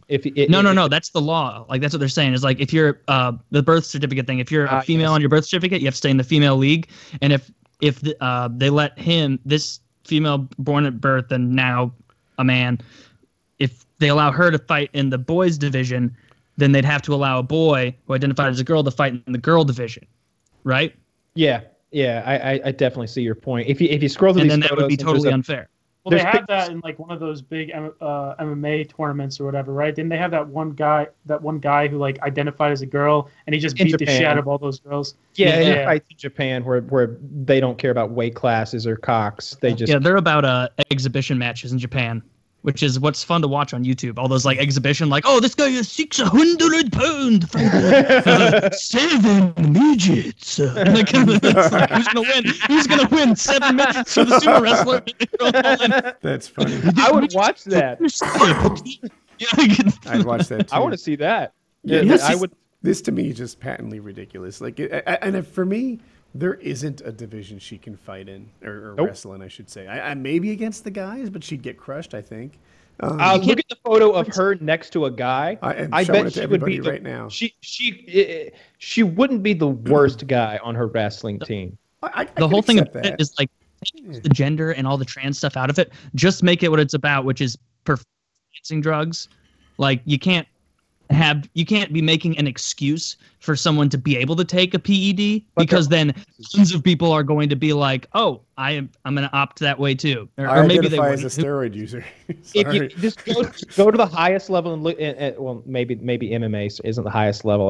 Maybe NFL is, where they don't even talk about it. But if you look in MMA, like the rule now apparently is wait until you get tested and they find that you're on something, and then retroactively come up with the excuse for why you were on that thing, and everything's fine. That's the precedent that's been set now. Like that shouldn't be fine either. You don't disclose. You're supposed to be disclosing everything you're on, from Advil to fucking testosterone. But what they've allowed to happen, I guess with Cyborg, is she tests hot and she says, "Oh, let me go hire a few doctors. We're gonna have a little powwow over here and figure out some reasons for why I was on that diuretic." We came up with it. The reason I'm on that diuretic is because I used so many steroids in the past that I like need it to be a normal functioning. Yeah, to poop them out. Yeah. But I'm not on any now. I'm not on any steroids now. I'm only on steroid masking agents, and I'm fucking jacked. That's it. I'm a woman who fucking deadlifts 300 plus pounds for reps. Like what a monster she is. So when you see that at the pro level, where the example should be set, you go down to the amateur high school level like this. What do you expect? They're certainly not going to force some sort of PED rules and regulations that if the pros are doing whatever the fuck they want. Dude, I've got a topic. Kyle's probably seen this because I know he's interested in MMA. Good ones tonight. But check this out. So look, this video, I'll warn people, like the first minute and a half-ish is before the fight that we're about to watch. But I want you to see the fighters like warming up and getting introduced. Because it's a ridiculous. 10 seconds. I'm gonna roll mine back to 0. Okay. The first 10 seconds. But let's all pause at 10 seconds and look at how this woman holds her hands. All right. Are you guys queued up at 0? It looks like Scarce is still getting queued up. I'm all ready to go. Ready, set, play. Bitch watched too much Ronda Rousey. Fighting out of the liquid nitro red corner. She's holding her hands up here in the least athletic sort of. Oh, I didn't pause at 10. I paused at 12, but it works. It works anyway, yeah. So, yeah. Why would you agree to do this? Dude, she watched too much Ronda Rousey. This promotion, I forget the name of it. I want to say Excite or something like that. They're known for mismatches. This is where MMA fighters go to get their records padded. Now, it turns out this woman is like 0-3. I think she's 0-4 after this. And the woman she's fighting is 0-0. But it's viewed as, it's been billed as like a soccer mom against a pro MMA fighter. Truth is, the soccer mom's got 3 professional MMA losses. But, so I get who's the pro fighter. You can decide for yourself. But here, I'll go back to 10 seconds. So she doesn't look like she knows anything about MMA. I mean, she's just getting there was no point where I thought it looked like she knew what she was doing. Let's go to 10 seconds and hit play. I'm at 10. All right, ready? I'm at 10. Looking at those hands. Ready, set, play. Castro. Yeah. So she totally is like she's got like now look at this woman. She's jumping up and down. The other lady looks like she's waiting to pick up her daughter from school. Dude, when I rolled with Joe Lozon, he did something like she did. He was just kind of bouncing, loosening up his arms and stuff. Something about bow to him. He just moved different than other people do. Like, he's the effortless way he bounces up and She's down. she's not moving like she's like the biggest skill person. She's moving the same way I would move, like on the ice rink if it was me versus Kyle in a hitting competition. comes Like the fight. ultimate Boom. confidence. I In the know chin. there's a 0% In the chin. chance it'll go wrong. in the chin again. In the And chin then look, again. when she puts her head up in the final, like to feed her the final blow, she doesn't have her hands anywhere near her face. The fight's been going for 8 seconds, and her hands are down. Oh, brutal. Good. Oh. She needed a good whooping. Maybe there's She a looked White like House such a black bitch. market nearby where she can go get a little bit of shopping done and take her mind off. She looked like such a bitch too. Like I maybe I'm just reading too much into the way that that blonde lady looked. She looked like a real cunt. She just looked like she'd be a bad person. I'm glad she got beaten up that badly. That's great. That's great.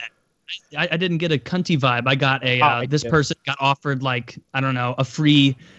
They went to K jeweler's necklace and decided to give it a go. You know, land one punch and it's yours. You get your own charm bracelet. I think this soccer mom was a late fill-in. Like the person originally scheduled to take this fight didn't show or couldn't make it or missed weight. I don't know what happened, but so they called the soccer mom and they're like, "Hey, you're 0-3. You're a professional fighter. You know, do you want this?" And she says, "Yeah, I'm in." And that's why she didn't have like, you know, even MMA clothing available to her, and she just showed up and He like was actually with her class giving the tour of the place. You know? Miss Carol, why are you in there? I'm not sure, kids. I don't know. I just walked in. The door was open. Don't tell your parents about this. You know, they didn't sign this part of the permission slip. put the mouth guard back in. Yeah, man. So the promoters are like, dude, this is not a mismatch. Look at it. You know, it turned out to be a mismatch, but if you look at it on paper, you know, the one who lost is actually a more experienced fighter, and she was a little heavier. And dude, mismatch. So I don't know. I thought it was fun. Soccer mom. He's real upset about the soccer mom characterization. He's saying that the only reason this fight is getting so much attention is that they called the loser a soccer mom. But I think that's silly. I think that that's what you do with any YouTube video, right? You got to put that in the title. You got to act like, you know, it's bigger than it really is. You know what? At least for YouTubers nowadays. I mean, like, you really need to, like, Woody, I think you should start stepping up your titles, dude. Like, I feel like you're so conservative because, like, you're used to, like, 2012 where people got angry at you if you said one thing that was, like, somewhat false to your title. But it's like nowadays, I see these YouTubers, like, I know you had a Quibble Cop on the show before. Like, me and him are friends. But, like, some of his titles are like, oh, you know, I'm going to kill someone or something. And it's just him playing a video game. And it's like those videos make tons of views nowadays. It's like you can clickbait as much as you want and no one cares anymore. You're probably right. I think I do need to step it up. And I was looking at like I saw a video, like I don't know, whatever. I guess I was in my own related videos, and it was like it's hard to watch my 12-year-old daughter do drugs. Right? I think she went to the dentist, you know, and she was like all out of her mind. It'd be even worse nowadays if a vlogger, you know, was at the dentist. He makes some crazy shit up, like I almost died or something like that. Probably, man. Yeah, but I was like, you know, I guess I did clickbait a bit back in the day. Now, dude, if I clickbait at all, my subs throw a riot, and sometimes I feel like it's just not worth it. But maybe it is. I don't know. Dude, yeah, you guys got to do that more on the PKA. But, yo, I have something I want to talk to you guys about. Okay, so I heard Kyle talk about this quite a bit. So I just sent a screenshot in there. This is my car. I have a Tesla. And I always hear you guys talk about Teslas, and I feel like sometimes you guys sound like you guys don't say. I feel like sometimes you guys mischaracterize Teslas, but basically, the Tesla, when it comes to autopilot, it's not like actually self-driving. Like when I use my Tesla, like when I use autopilot, the only thing it's good for, it's basically like an advanced cruise control. It's not actual like autopilot. I guess that's just the name they use for it. But yeah. So basically, whenever I use autopilot, the only time I use it is like if I'm in bumper-to-bumper traffic. But it actually works really well. Like I think all of you guys should get Teslas. Like, I think everyone should have a Tesla. I know the Model 3 is coming out soon, and it's just, it's the best thing ever, autopilot, because it literally is a lifesaver. Like, if you're in bumper-to-bumper traffic, you just use it, and you could just go on your phone and just do whatever the fuck you want, and it literally never crashes. Like, it's actually saved me from a few crashes. It's like its own. It's like a computer, dude. I feel like it's like an iPhone because like what I do is I press a button on my phone and it literally drives itself out of my garage, parks itself on the street, and it turns like the light off of my garage. It's the craziest thing ever. Like I don't know. Like crazy. Technology nowadays is so insane. Yeah, and I got it for pretty cheap too. Like I feel like people think Teslas like they cost a lot of money, they're luxury cars, but like you could actually get it for like 50 grand, 60 grand. And like the Model 3 that's coming out is only 30 grand. You know who's getting one of those? Dr. Chiz signed up. Like the day they opened sign-ups for that new Model 3, like within a few hours, Chiz had registered to get that car. Now, my theory is that he's gonna flip it. Like I think that might be in his heart. I don't know. I'm making this up, but I think that the waiting list for that car is going to be so long that they'll be selling above sticker for a while, and he'll make a quick 12 grand. I don't know. Are they going to allow that? You think that would be the sort of thing that? Yeah, Tesla doesn't allow you to sell pre-owned cars only with them. It's actually pretty fucked up. You kind of have to buy it new, or you can buy it pre-owned, but it has to be through their website, or else it's like not legal apparently. And that's just because there's so many regulations with Tesla anyway. But dude, now that I have a fully electric car, like every time I see someone with like smoke coming out the back of the car, I just think, wow, you're fucking scrub, dude. You're scrub. No, it actually pisses me off now when I see people with smoke coming out the back of their car. I don't know why. I really don't know why. It's like I feel like such a piece of shit. But are you getting high on your own smug? Like South Park. Smug alert. Yep. He's starting to like the smell of his own farts.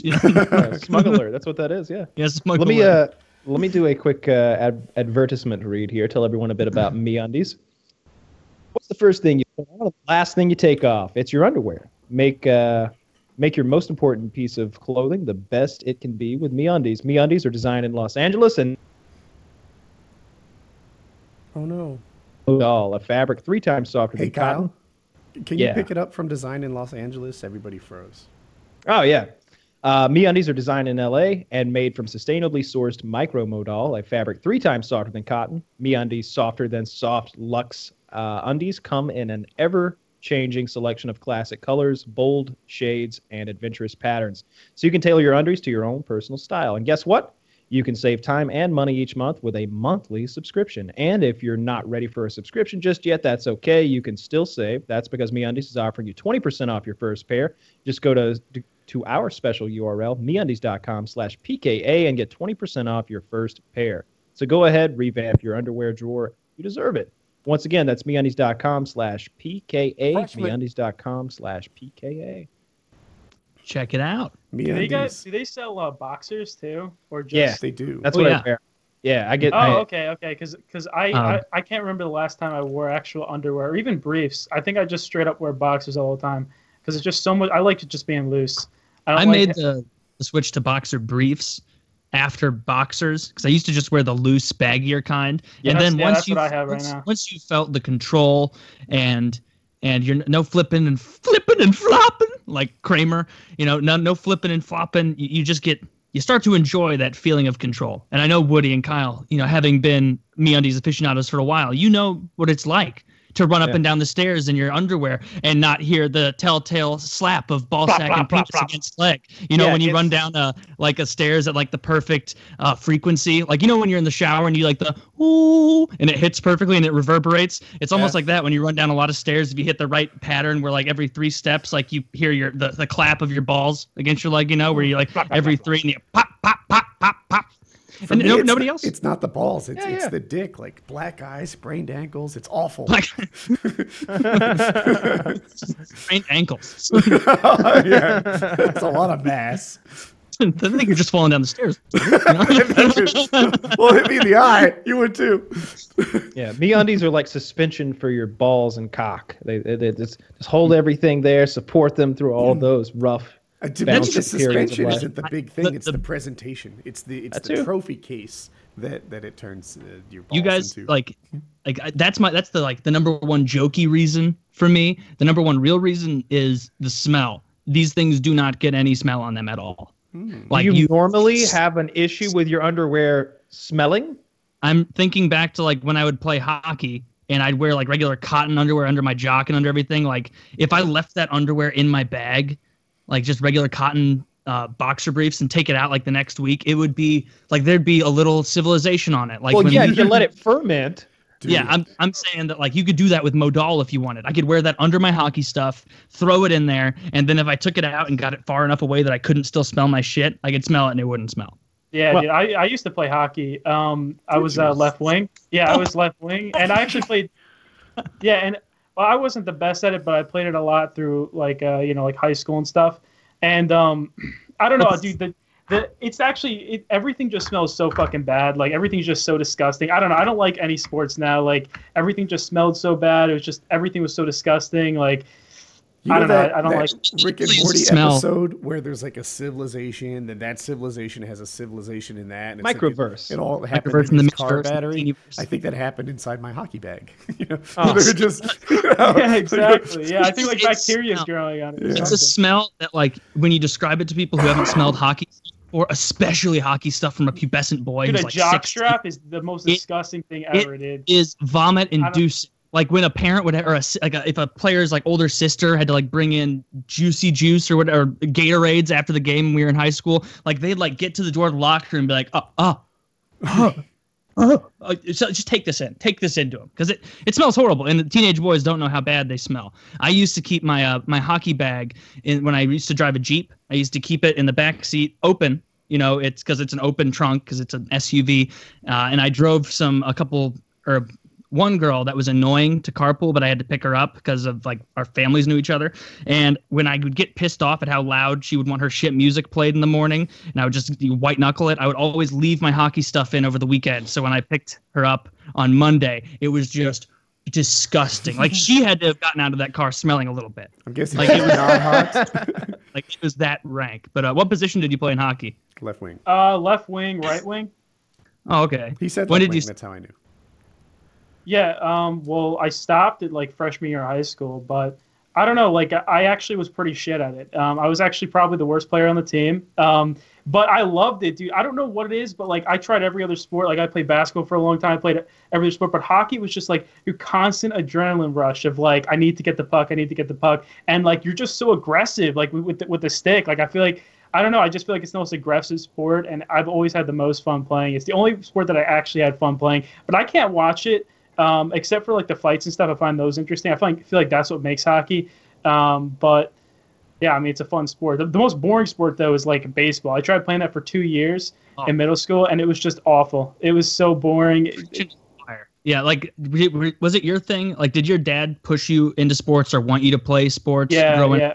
My So mom did too for some reason. She really wanted me to play sports. I guarantee my dad thought I was gay because of how little interest I had in baseball and soccer, where I would just go out in the field and he'd be like, oh, Taylor's playing with bugs again. Just out there, not paying attention, not doing anything. Like when I finally found hockey, like you were saying, like a sport that when I got out there and played, I wasn't thinking like how much longer till this is over and I can go home. Yeah, like just constant adrenaline rush. You're constantly thinking about it. Game's over. I'm like, oh, God damn. Like I want to keep playing. Like I'm so amped up. So you just go straight from there and play street hockey. But yeah, it was great. It's nice to find a sport where you don't have to feel like you're pretending to like it, because that was baseball for me. I was not good at all. Yeah, exactly. I have a hockey topic. Yeah. Oh, I know Kyle's down. He's wearing his outfit. So Kyle, you can't wear a Chicago Blackhawks hoodie and then make that just smell the fart face this when it gets video's, brought up. 40 seconds long, 39 seconds long. Cue up at 0. I am all squared away. Oh, this is the guy you're talking about. Yeah. You guys ready? Queued up at At 0. Yep. So, Ready? name of the video is Brandon Day faces charges after leaving referee incident. Oh, okay. Ready, set, play. Defenseman Brandon Day, an Erie Community College hockey player, is facing charges this morning for attacking a referee on the ice at the end of the National Junior College Athletic Association championship game. Still not clear from the video what motivated Day, who charged from the penalty box with 39 seconds left of the game and knocked the referee to the ice. Laid him the Before two fuck other out. officials wrestled Day to the ice. He does not give a Officials fuck. decided to end the game at that Jesus point. Christ. Police spokesperson did Yeah, that not guy's specify bounces off what charges Day was facing. Day's team lost the game. Day's team lost I the like how game. they showed the video like 4 times. Just repeating again. It's exactly what I wanted. That literally happened last year in the NHL. A guy got suspended because he got like concussed. Weidman, he got concussed in a big hit, and he was skating back to his bench with his head semi down, and there was a ref with his back to him, and he just goes bam and just smashes into the ref and knocks the ref down, and then just keeps skating to the bench like nothing happened. And said it was because he said he was like delirious from his concussion. So I guess that makes you just be like, a ref, and you attack. But if that is the case, that's the first time someone's done it in the NHL where they're so concussed they attack a ref. But his suspension's up, so I'm sure he's fine. So yeah, this guy got, I guess, kicked off the team or something. But the whole league got wiped out. This was like the championship game in a league that, like, I don't even know NJCAA, like, as a hockey community. National college. Junior something. I don't know. Junior. All right. I was stuck on New Jersey, but yeah, I like yours more. That's what NJ stands for. Like NJA. All right, so New Jersey Conference Athletic Association. I don't know. But yeah. So this. Oh, here it is, National Junior College Athletic Association, and the whole thing is like there's only 5 teams in it. This is the final game in the finals for like the cup. I'd be so angry with him. I would fucking hate him. He wouldn't be my friend anymore if we were friends. And I figured out that he fucked it up by like attacking a referee. Well, the league was ending anyway. So this was like the last game that this league was ever gonna play, and for lack of participation, and there were only 39 seconds left in the game. So he ended the game 39 seconds early by attacking the ref. Oh wow! What he should feel like a jackass. Like, yeah, what a piece of shit. Well, what if the ref made a bad call? Had you considered that? You know what? I had considered it. I still think a little over the line. A little bit. That's you can't just have people like attacking referees, because I know people get really angry with referees, but it's like if that was like a normal occurrence, like I don't know, I feel like the referees would be so much more scared. Like they'd have to get paid a lot more money to actually be a ref if they have the chance of getting attacked like that all the time. Different about hockey and some of the other sports. It's almost okay to chirp at the refs a little bit, right? Back me up here. People give the refs shit.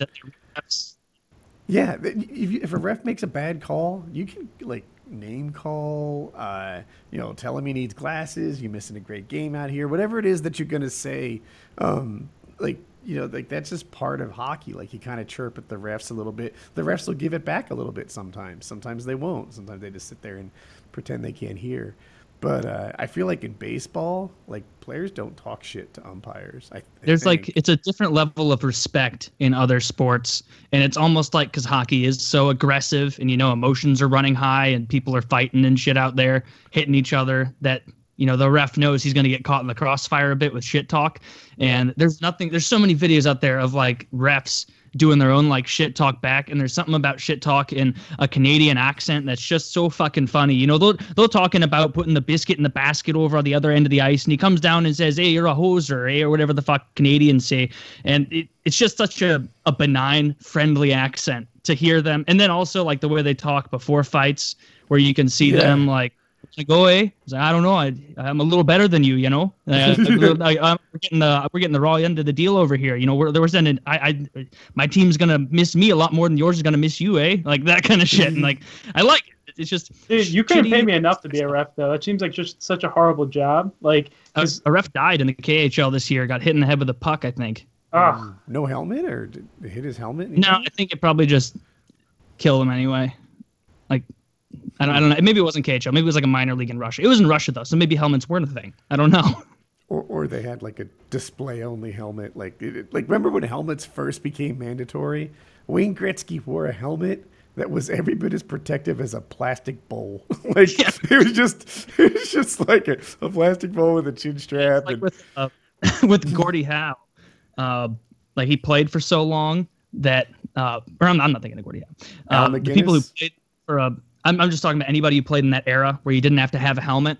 They allowed them to like grandfather in to where it was like, hey, if you were in the league in 1972, you don't have to listen to this rule. And so a bunch of people who were in the league like before then were like, well, fuck this. I'm not wearing a helmet.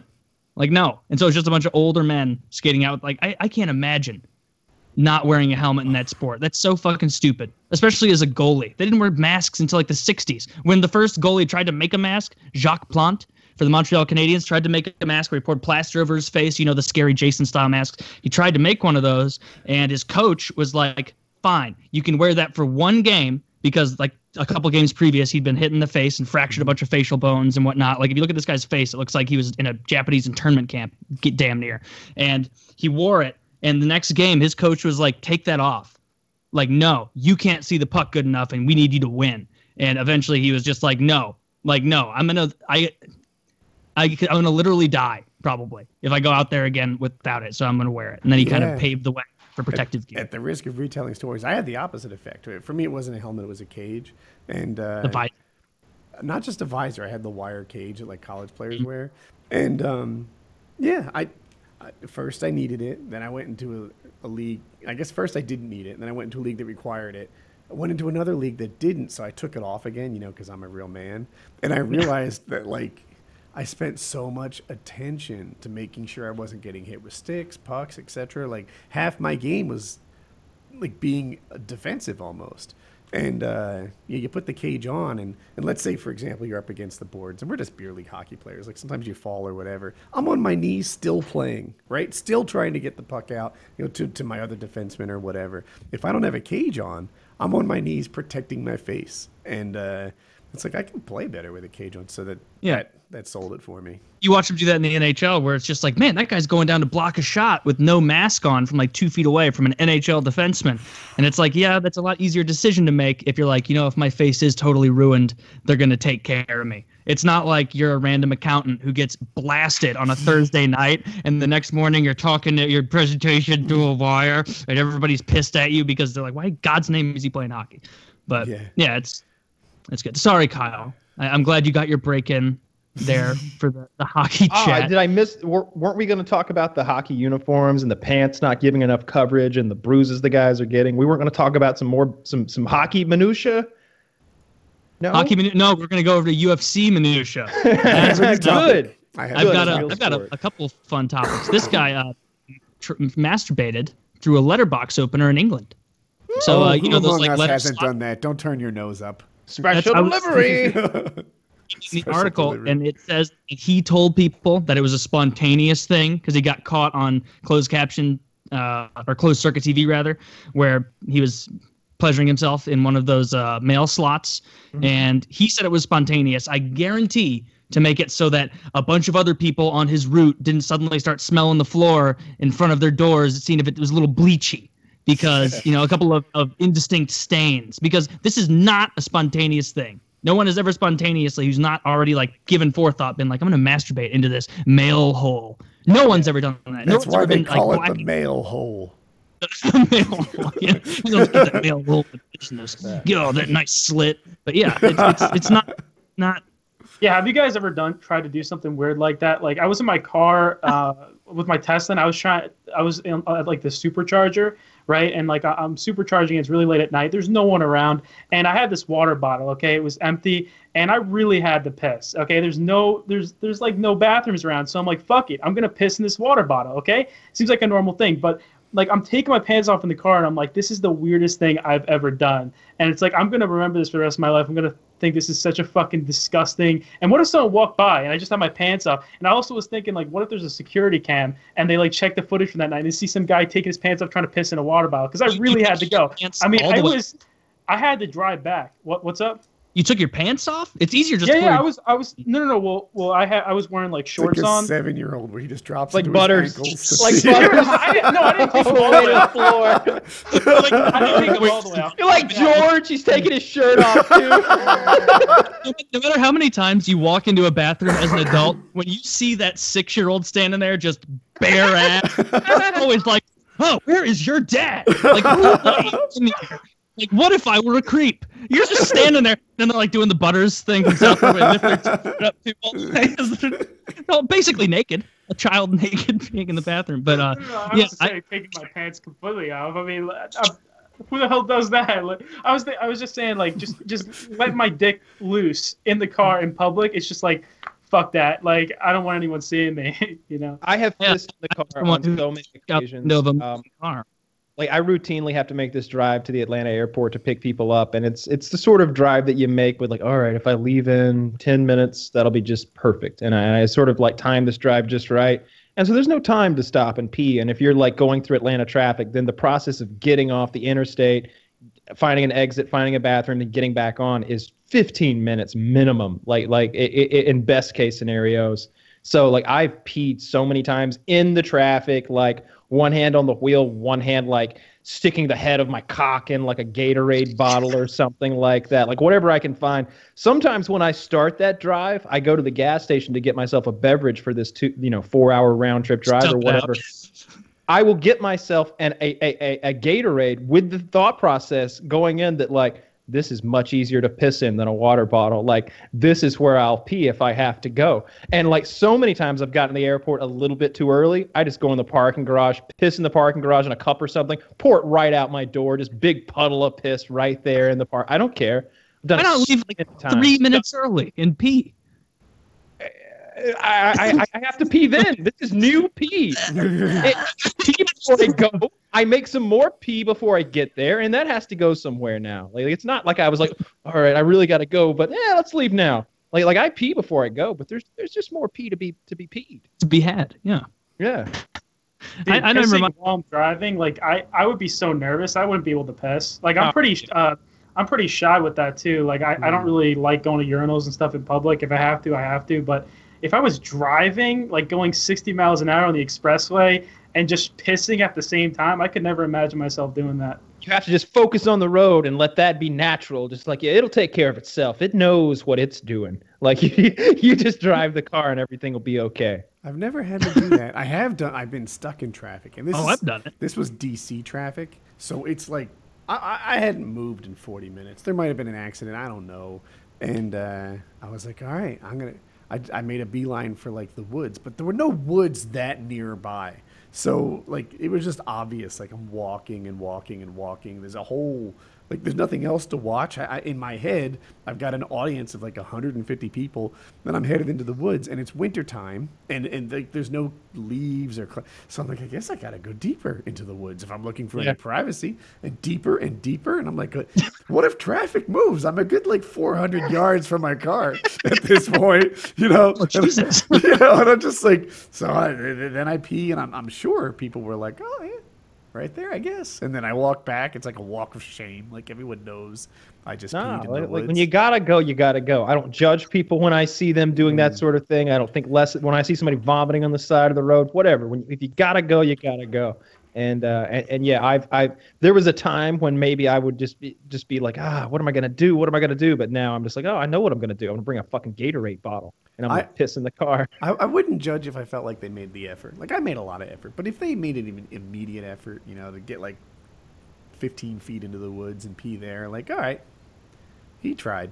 He didn't just. As long as I don't see your cock, you just park and you can pee right against your own tire. Just and even then, even if you were to say pee way too close to other people and they could see your dick, they don't have to look. That's how you end up being a convicted sex offender. Of course, I'm just talking about convenience of peeing. You don't want them to see your cock, or then you're a pedophile. That's how it works. That is a silly law. It is, but it's one that is often enforced against men, and that's the reason why I don't like peeing in public, because I'm scared. Like, what if like a police comes by, they see me just my cock out, just pissing? Like, I don't want to get in trouble for that. So if you're just like, how am I going to explain that to my parents? Pull your pants up from your ankles really quick and just make a beeline for it. And where is there a supercharger where there isn't a bathroom? Like that's a thing. Yeah, well, I was there at like 3 a.m. So it's like the Tesla building itself is going to be locked. Oh. So. But they have like these cams. Your audio went out again. Lost you. Well, this seems like a good idea. Time to tell everyone about SeeSo. Okay. SeeSo is the place for comedy. They won't tell you how amazing they are, but we will. SeeSo is amazing. It's comedy for nerds by comedy nerds. SeeSo, spelled SEESO, is the new ad-free streaming service bringing you hilarious original series, hand-picked classics, weeks of stand-up specials, and more. Bingeable comedy anytime, anywhere. SeeSo. every episode of Saturday Night Live ever, including new episodes the day after they air, The Tonight Show with Jimmy Fallon, and The Late Show with Seth Meyers the day after they air. And they even have classics like 30 Rock, Parks and Rec, and Saved by the Bell. Even British comedies like The Original Office, Ricky Gervais, the entire Monty Python catalog, The IT Crowd, and Steve Coogan as Alan Partridge. Critically acclaimed originals and exclusive content like Harmon Quest and Funny as Hell. If you're serious about comedy, you have to get SeeSo. Stream it anywhere, anytime, on virtually any device. SeeSo is ad-free and just $3.99 per month. That's less than you paid for that latte or artesian cold brewed coffee you're holding right now. And right now, our listeners can try SeeSo for free for 2 months when you use promo code PKA at checkout. Just go to SeeSo.com right now to sign up for 2 months for free with promo code PKA at checkout. That's promo code PKA. If you don't use our code, you only get 1 month for free, and who wants that? So make sure you're using the promo code and get your 2 free months at SeeSo.com. That's a lot of free months. Both of them. 2 full 3 months. Are you ready for a new topic? Yes. All right, try something different. This is a game. I'll be cheating, so you know I won't lose. Fuck. Yeah, whatever. Oh, hockey trivia. Yeah. So what we have to do is we have to come up with the name of a movie that without alteration could be the name of a porn. Oh, that's easy. All right, so we'll go. No country for old men if you spell country differently. I'll take it. All right, so we'll go. But anyone else would have been okay. Kyle, that was a great answer, but you're diagonally from Taylor. So Taylor, me, Kyle, and then Scarce. So I'm gonna go with Big. Kyle, you can use blow again. Now Scarce. I really don't know, dude. No, you have to make it through one round. Snatch, maybe? Oh, I love it. Snatch, nicely played. Taylor? Django Unchained. Toy Story. Oh, that's a good one. And you can't do sequels. You can't say Toy Story 3 I like because that rule. otherwise we could go all day because we know how those kind of movies are. They've got, Toy Story 50. Revenge of Buzz. Oh, yeah. Kyle? Little Big Kids. Little Big Kids? Is that a movie? The Big Lebowski. I'll use that one. Oh. All right, I like that. Next is Taylor. Little Women. I'm going to go with, I had it all queued up. Oh, Wreck-It Ralph. Oh. That's pretty good. Well, I'm cheating, so, Oh, yeah, you are cheating. Yeah. Shit thing. Kyle is next. What movies do I have? You got to have a good one, Kyle. 5. Oh, Kyle, you're next. Is it on me? Yes. Yes. Oh, Easy Rider. Okay. Taylor?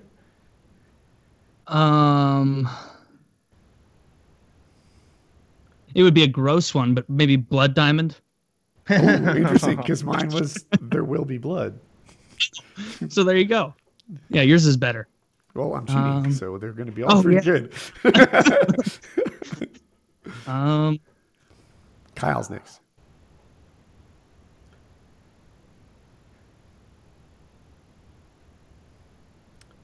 Five, 4, 3, 2, 1. All right, Taylor, you and I.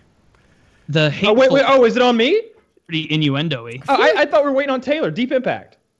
I'm just staring like, wow, Taylor really can't come up with anything. I'm sorry. Now it's my turn. Yeah. Trying to think of. Little Mermaid doesn't quite work. 5. Or does it? 4. No, it does. Sure. Yeah. No, it doesn't work. I feel like if you stretch it that far, every movie works. 5, 4. Yeah, I don't think I have 3, one. 2, 1. I'll pipe. It's not my turn in a bit. Triple X. That's it. That seems okay. How about Zootopia if you're into bestiality? Maybe. That's one. Maybe if that's a very niche one. Kyle. 5. It's no shame. You actually won, considering I cheated. 4, 3, 2. Dance with Wolves. Dances with Wolves. I don't think that's it. Yeah. All right. I was just like, oh, that's a movie. I was gonna say Gone in 60 Seconds. Not a great porn, but. Or how about Wolf of Wall Street? Good porno movie. Yeah, maybe so. Sausage Party kind of is a porn, but all right. So that was my topic. Does anyone else have one? We could look at these TIE fighters fighting for the freedom. These TIE fighters? What are you saying? So here's this article. Oh, yeah. It's about TIE people, not TIE fighters. Well, they look like they're both. No, I thought you were going to go. I thought you were going into people in TIE prisons. I know. I thought you were going into a Star Wars topic. Oh no, not TIE fighters. Oh, that kind of TIE fighter. I see. I see it. Yeah. So, basically, these TIE fighters are fighting for their fucking freedom. This, I was hearing about this on the radio the other day. Apparently, I think it's doing a whole series about this competition and what the deal is and everything. And they were following this guy who was he had mixed martial arts training before he went to prison, and he had been in a gang or something, stabbed a man and killed him, and he's doing 20 years in prison, but he's won a couple dozen fights in a row. So they're like, he wins his next one, he's free. And his aspirations are to be a professional fighter. It's not get back into the gang and stab some more people. It's I'm the baddest man in the Thai prison. Maybe I can get into the UFC or something like that, I guess. Yeah, this doesn't seem incentivizing your best and most powerful prisoners a way to escape it seems like an oversight. So they must have some real bad jail crowding issues. If they're like, what do we do to get rid of this? I don't know. Fight them. Maybe one or two will die. That'll fix a problem, I guess, with betting. But, just release the winner. To me, the guy that why the hell these would you want to fights release that guy? might be my last choice for who to put on the streets. Yeah, exactly. Exactly. The person's the most aggressive. Why the hell would you want him to be released? There's literally no point. Yeah, have it be sign up here if you want to get in a brutal street fight, no holds barred rules, and then everybody who signs up, it's like a Shyamalan twist of aha, no, none of you, none of you, and then everybody who didn't sign up, who's in the library doing Shawshank Redemption things, talking to birds and reading books, then you let them free. All right, well let's flip the script a little bit. So to us, obviously, because it's a combat sport, maybe that's a bit off-putting, but keep in mind it's Thailand, so. Fucking Muay Thai fighting is their baseball. So, let's transpose that. Oh, yeah, of course. Yeah, it's huge. Your best Thai fighter is maybe our best baseball player, or football player or something. He's a bit of a celebrity. So let's transpose that onto our prison system. What if we had NBA, basketball or baseball games, and we found this fucking all-star, and everybody was like, yeah, we got to get him in the NBA. He's wasted talent. He's redeemed himself clearly, and his three-point shot is on. Look at that. You got to let him out, right? Yeah, look, these guys have lifetime sentences, right? They have lifetime sentences. They're murderers. Maybe on a furlough program or something. Let him shoot a few threes, go back to his cell. What are you going to do? You shoot 60% from the three-point line today, another 6 months off that sentence.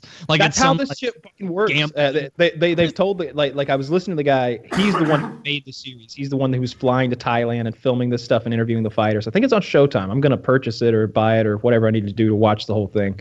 But it seems really cool to me. It seems like a way for them to, because it's not like it's some sort of fight to the death sort of dirty thing. Like these guys aren't just the toughest guys in the prison. They're the most focused, most hardworking guys in the prison. If you're this incredibly skilled TIE fighter, I think it's helping them refocus their lives and get things back together. And I think it's really cool. What better motivation, right, as a fighter than your fucking freedom?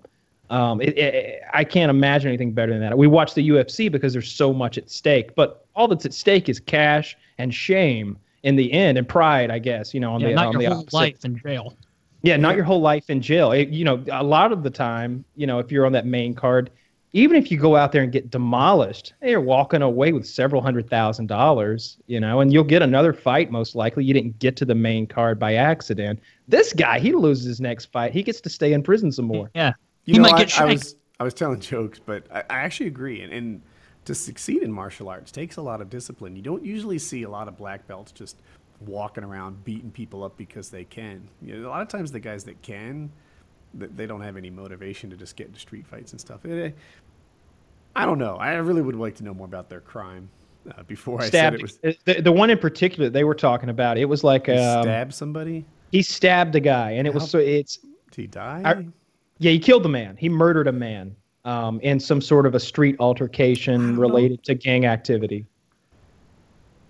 If you've murdered someone, you should not be able to fight your way to freedom. That is not real good. Why don't they like just let them take tests, like the bar or something, like big time tests, and then you can actually get out? Why the hell does that have to be fighting? You know Make what I them mean? take the bar. Right. Well, I don't they know. started If with passes that, they can. If you get their pass your freedom. CPA exam, then suddenly you're out of jail. That's not a terrible idea. Well, Is that what they isn't that do? A good thing to reinforce though is like, oh, you know, I don't know, become like a lawyer or something, and then you can be free. Like, why do you have to fight your way to freedom? So they could just be like, all right, Sum Young Lee, here is the California bar. Best of luck. And he could be like, I didn't receive any training for this. And it's like, well, yeah, we're not trying to let a lot of people escape. You're going to have to get pretty lucky on this. Yeah. Like a lot of people who went to school for this don't pass. So you don't speak English great. So you have very little chance you're going to pass the bar. Scantron. Yeah, good luck. You're going to fill in the bubble that corresponds with the following. No, you don't put an X in it. Look at the diagram. You fill it in all the way, or it could misread it. And I'm not going to be responsible for your shoddy bubbling technique. Oh. I was always very, very careful with my bubbles and I want to talk to Scarce for a second. Dude, what was it like when the biggest players on YouTube were all pimping your channel? Oh, yeah. Yeah, so I got like over 1 million subs in 1 month. Can you lay out how it went down? I don't know this whole story. Let me, like, what is it? Yeah, so like so basically like this happened in like June of last year, or yeah, I guess last year. And I don't know, I was just, my channel was doing really well. I was still making like 1 million views a video, but there was like a bunch of people that like that, you know who Leafy is and Grade A Under A. They came to me. They're like, dude, we're thinking about making a video telling everyone to subscribe to you, and to unsubscribe to Keemstar. Okay, like Drama Alert. And I basically was just like, no, don't do it, because I didn't want them to do it in the first place, because I was just thinking like, this is just going to cause so much drama for me in the long run. Like later on, I know I'm going to get a bunch of shit for this. And to be honest, that actually did kind of happen.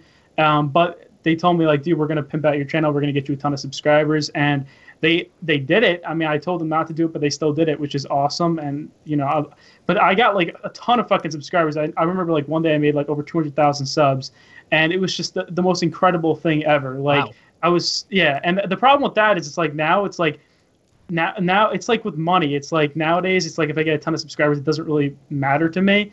And it kind of sucks because it kind of took all the fun out of that, where it's like I like growing my channel on my own. I didn't like other people just shouting me out and stuff. But I mean, it's insane. It was like 1 million subs in 1 month or something. Like, it was incredible. And I've never seen a paycheck like that. And I don't think I ever will see a paycheck like that for the rest of my life. Like, that was just incredible. And my family, they didn't even realize. Awesome. Yeah, my family didn't even realize that my dad would always be like, okay, John, you're going to be a fucking garbage when you grow up, right?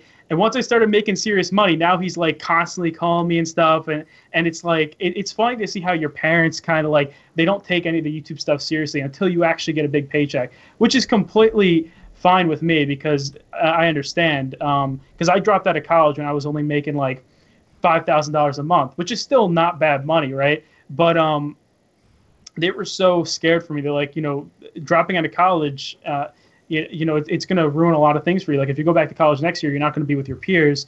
And when I eventually did it, I don't know, I winged it, and it worked out so well. And I feel like most YouTubers aren't gaining a ton of subscribers right now. Like, I feel like my channel's already plateaued, and it's kind of just gone downhill at this point. I feel like that happens with every YouTuber though. Like, every single YouTuber, they have a point in their channel. Exactly. Yeah. And it's like, the thing is with YouTube's algorithm, it'll stop recommending those videos to people. So it's like nowadays, it's like I barely gain subscribers every day, because it's just like, I don't know, I lose a ton of subscribers and I gain a bunch of subscribers, and it's just YouTube isn't recommending my channel as much anymore. And the only people who I really see growing a ton right now on YouTube are people who like upload a ton. Like, they upload like 5 videos a day, like, and they, they have the most clickbait titles and thumbnails to try to get in everyone's recommended. And I feel like those are the only people who are really growing right now on YouTube. And PewDiePie's growing. How much did PewDiePie grow after that whole Wall Street Journal thing? He got like 100K I'm sure someone kept track of it. Yeah, he got like 100K subs in one day, and you know he's doing insane right now. Definitely his best month in a long time. And I don't know, PewDiePie's making ridiculous views. I mean, this dude's making like 6 million views a video, and I never thought that would even be possible on YouTube because he's just uploading every single day, making consistent 6 million views. It's pretty incredible. It really is. What's incredible has changed too. It used to be incredible if someone got a million views every video. Like that was incredible. Yeah, a million views was kind of my mark for what viral is. You know, if you got a million views, you went viral. Now there are a lot of channels who just get a million views every video. I was getting 2 million views consecutively for like a couple months there, and I double uploaded. I uploaded twice in a day, and both those videos make 2 million views, and like it was incredible. Jesus. But yeah, but everyone has like my videos nowadays make like 700,000 to 1 million views. So I mean, it's still good, but it's like I'm never gonna hit that again. You know what I mean? It kind of sucks because I feel like that happens with every single YouTuber. It's like your personality kind of wears out. It's like, and people really enjoy it, and then it's like eventually people lose interest with every YouTube channel. I like Do you have ideas for like a post YouTube thing, like something to launch into, like something else to keep your interest? Yeah, I have a ton of money saved. Like the biggest purchase I made maybe was like the Tesla, and then like I'm leasing a house right now.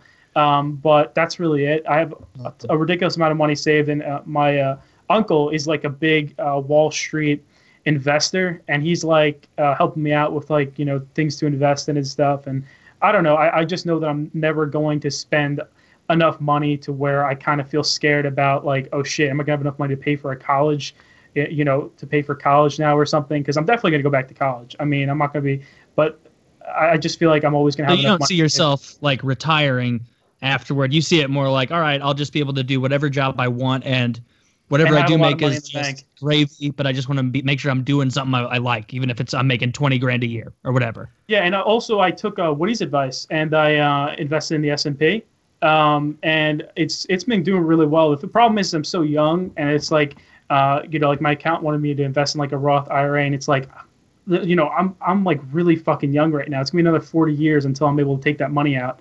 You know what I mean? So it's a long time. Yeah, so it's really hard to do that, but I've done it a little bit, and apparently it's going to be like $50 million or something by the time I can take it out, but I don't know. I'm just going to wait and see. 40 years from now. That'll be enough to buy a Tesla 8. Yeah. Exactly. Yeah, that'll be enough to wheelbarrow it to the bread line by then, you know? It's kind of neat how, like, it'll keep us warm in the winters. Yes. I wonder what it would cost, like, to get grade A and Leafy and like Pyrotech or whatever, to do what they did for you. Like I'm sure it's not for sale, it'd be but incredible. everything's for sale because like there are kingmakers in YouTube who can just like mention someone in an outro and make them rich. And I don't know, the fact that that's funny, a kingmaker, right? There's a controllable lottery that these kingmakers have, and they can just say, hey, you know, like I don't like this. This is a guy you'd like it. Who did there was just a huge takedown recently. Oh, it was of some girl. I don't know. Oh, iDubbbz just took down some girl. Help me. You must know. Tana Mojo. Yeah. If he had said an alternative to her, like, oh, you should subscribe to, you know, this person instead, he would have knighted her queen. I guess you don't knight queens, but whatever. Like, I don't know. It's interesting that kind of.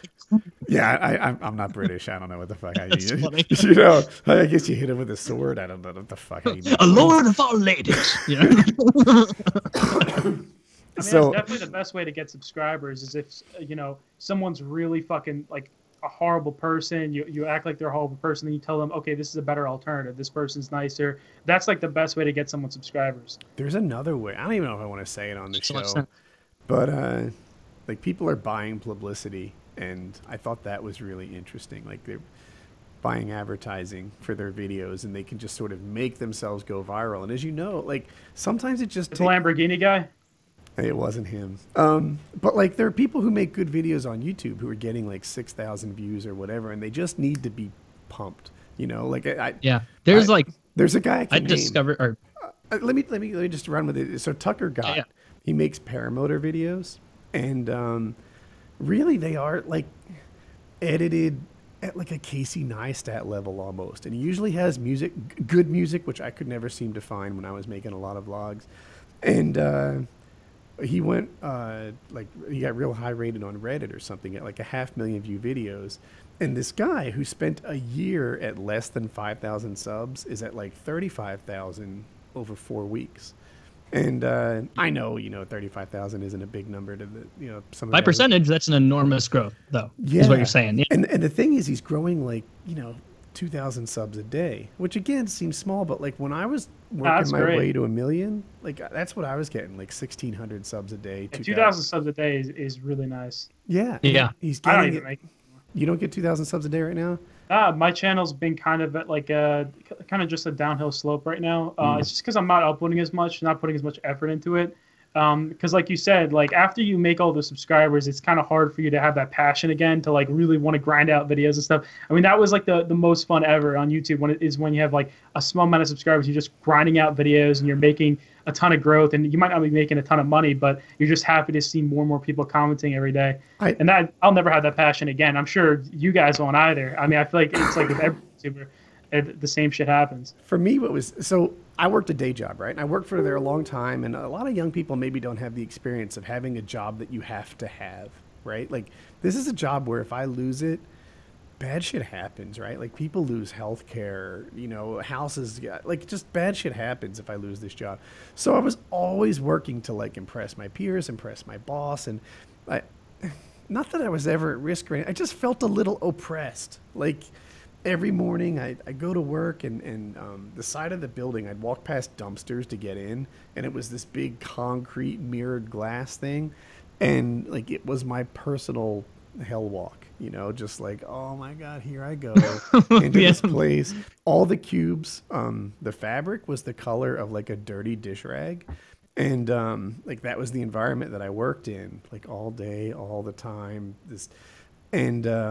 When YouTube was sort of booming, it was like, man, like I talked earlier on the show how I would work for like 9 months overtime, like every day till like 8 p.m., 9 p.m., 10 p.m., just working, like really driving important projects and get like a $2,000 bonus. I was thankful for it. And then on YouTube, like you're earning that every day. Like, you upload a video, you make $2,000 off of it. Yeah, well, my videos didn't get as many views as like the current stars got, but I was getting like at my peak, I'd do 250,000 views a video, and I'd do like 2 videos a day. And then I had a pretty nice long tail because I make a lot of videos. I've got like almost 3,000 videos, and I don't know, it was just like here at work, if I do really well, I'll get like a 3% raise, and I didn't get a raise last year. So that's like in 2 years, a 3% raise. Meanwhile, on YouTube, I'm growing at like 1.6% daily. Because I think a lot of people don't realize that they could just work for themselves. And when you work for yourself, it's like you're making your own dreams come true. If you work for someone else, you're making their dreams come true. And it's like like with my staff that work for me, I pay them really well. Like I have this one guy in Mexico right now. He lives in Sonora, Mexico. This dude's making almost 6 digits a year. Okay, this dude is balling out right now. Like his family doesn't know about his money because they would. He's like 24, 25. He has a degree, but like most people in Mexico have degrees. They can't get any jobs, any work, nothing. But this dude, like, he's not even telling his family about the money he's making. He's keeping it all secret because they would just steal all of his money. But he's like, I mean, he's saving up right now. He's going to buy a nice ass house in like around Mexico City. But it's like, the thing is I realized that I could pay this guy so much less. Like most of my staff, I pay like a very small fraction of what I'm actually making, and that's what most bosses do because you're the boss, right? You don't want to pay them, a ridiculous amount of money because it's like you could just get anyone to really do that job for you. So I feel like you really should, if you really want to have freedom and you want to be, be flexible, have your own hours and stuff, you should just do your own thing, start a YouTube channel or something. But I know with a lot of people, it's not that easy, and I worked a few minimum wage jobs. I didn't actually work, because I'm too young. I didn't actually work anywhere where it was like I had to work there. I just worked there for some extra cash or something to buy some weed, But, so I understand where you're coming. Well, I don't understand where you're coming from, Woody. And I think it's pretty awful. Like I feel like working a job where you're just working 9 to 5. It's just like you have no freedom. You have to stay there. You have to work. You have to work overtime. You're working for pennies, basically. It's awful. And honestly, I don't know if I could be able to do that now at this point. Like if you told me I had to work a 9 to 5 job right now, I would get so depressed. I'd probably kill myself. I'm not even joking. Like that type of shit just seems so awful. Like to me right now, because I'm just so used to this. And I feel like for most of you guys, it just seems pretty awful. I wonder used to. about that. Like, there are a lot of, actually, a big chunk of the people who super thrive on YouTube are super young.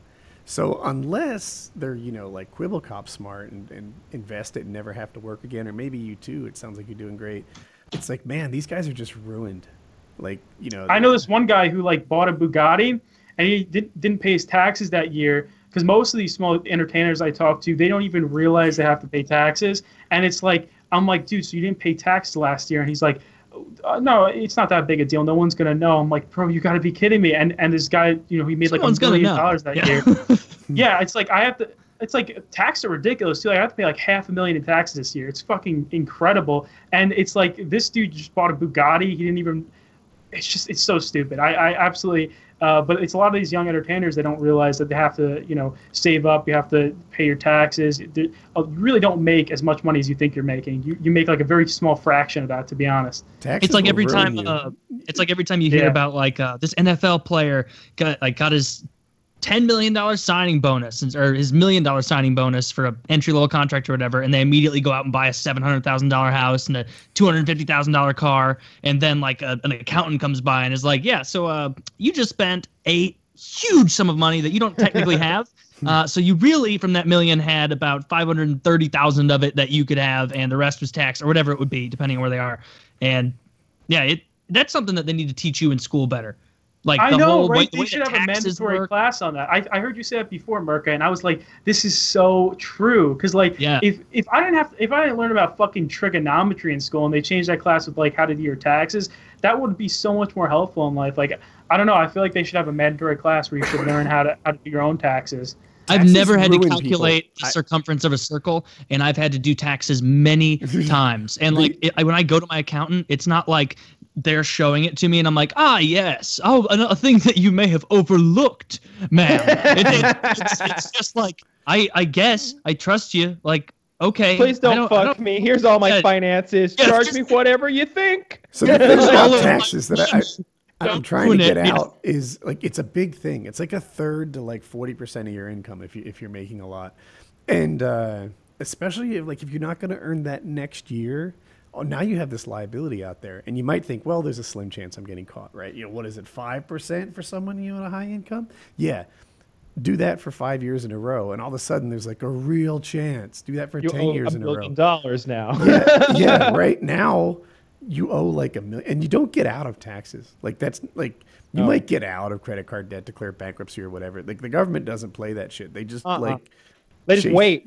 Yeah, just garnish your wages. Yeah. We'll just take half of what you earn until you die. Or they put you in prison. Look at Richard Hatch. Now, there's a guy who made $1 million, one straight shot. He won Survivor, season 1. Didn't pay his goddamn taxes on that money. What are you thinking, Richard? You just won $1 million on the most popular reality show of all time.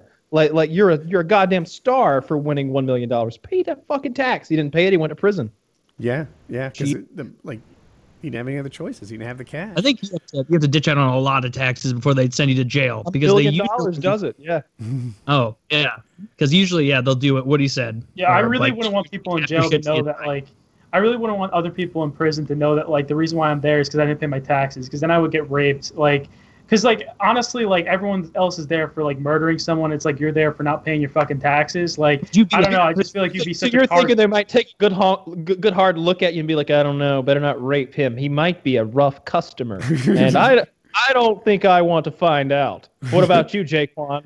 No, not me either. I just that honestly, conversation never happened. Yeah, I just act crazy in prison. If I wanted to get away from getting raped, I just act like the pain doesn't hurt. Or some shit like that, because that's the only way I feel like you can actually get away from he don't even mind it. This boy. Yeah, that I think you'd be fine as long as you didn't beat someone to death on the way to not paying your taxes. Like you just go into like tax evasion jail, right? That's not like that's a thing, but they don't put you tax evasion jail, right? With a bunch, you go in there, hell, you end up coming out with your fucking CPA and some tax advice, right? Like you're in there with a bunch of guys who are also hiding their money and shifting it around. And like, you know what? Who knows? Amongst that group, maybe you're the big fish in the small pond, and the potential rapee becomes the rapist. Yeah, you never know. Maybe. Hopefully not. In there, maybe you could throw some rape down. You never know. or it could go down like in the first episode of Oz, where you go in severely underestimating how intense it's going to be, and then all of that shattered in the first half hour. Do you think? I don't think that would happen with any of us because we all have this like crazy fear and like these expectations of prison. I think if I had to like bet, I would guess that prison isn't as bad as we think it is. Yeah, have you guys seen that one YouTuber, the After Prison Show guy? I gave him a shout out before. Maybe. What's up? Is his name Hard 8 Times? No, his name is After Prison Show. He has like 100,000 subs, and he makes videos about prison all the time. And he basically says that like, well, he didn't murder a bunch of people. He just went for like 7 years because he was like, apparently he was like dealing coke, I think. And he says that it's not like that. Like you don't have to really worry about dropping a soap unless you're like super vulnerable, you act super vulnerable. Then you're gonna have to worry about that. But he says that it's not really that big a deal. To be fair, though, the guy that has a coke connection is gonna do better, right? The Hard 8 Times guy, he also went to prison, and I'll say because it's relevant. At least his voice sounds like a tough black guy. Like that's my impression of him. I've never seen him, but he's a gamer, so I don't know what he looks like. And he told a bunch of scary stories of like prison riots and shit, and how he got a shank, and somebody left like a Snickers on his bed, and if he takes it, now he's like indebted to him, and he had to like give it back, and they were wrestling, and he told the stories with detail that made it sound like it was really true. Like the wrestling fighting thing, he didn't win. I just got really hungry when you mentioned that Snickers. He's like, you ever like wrestle with someone, and that person would I turn it down? Has no, a way, I need it. That person has a way of like getting the better position and such. Like that's what this guy did.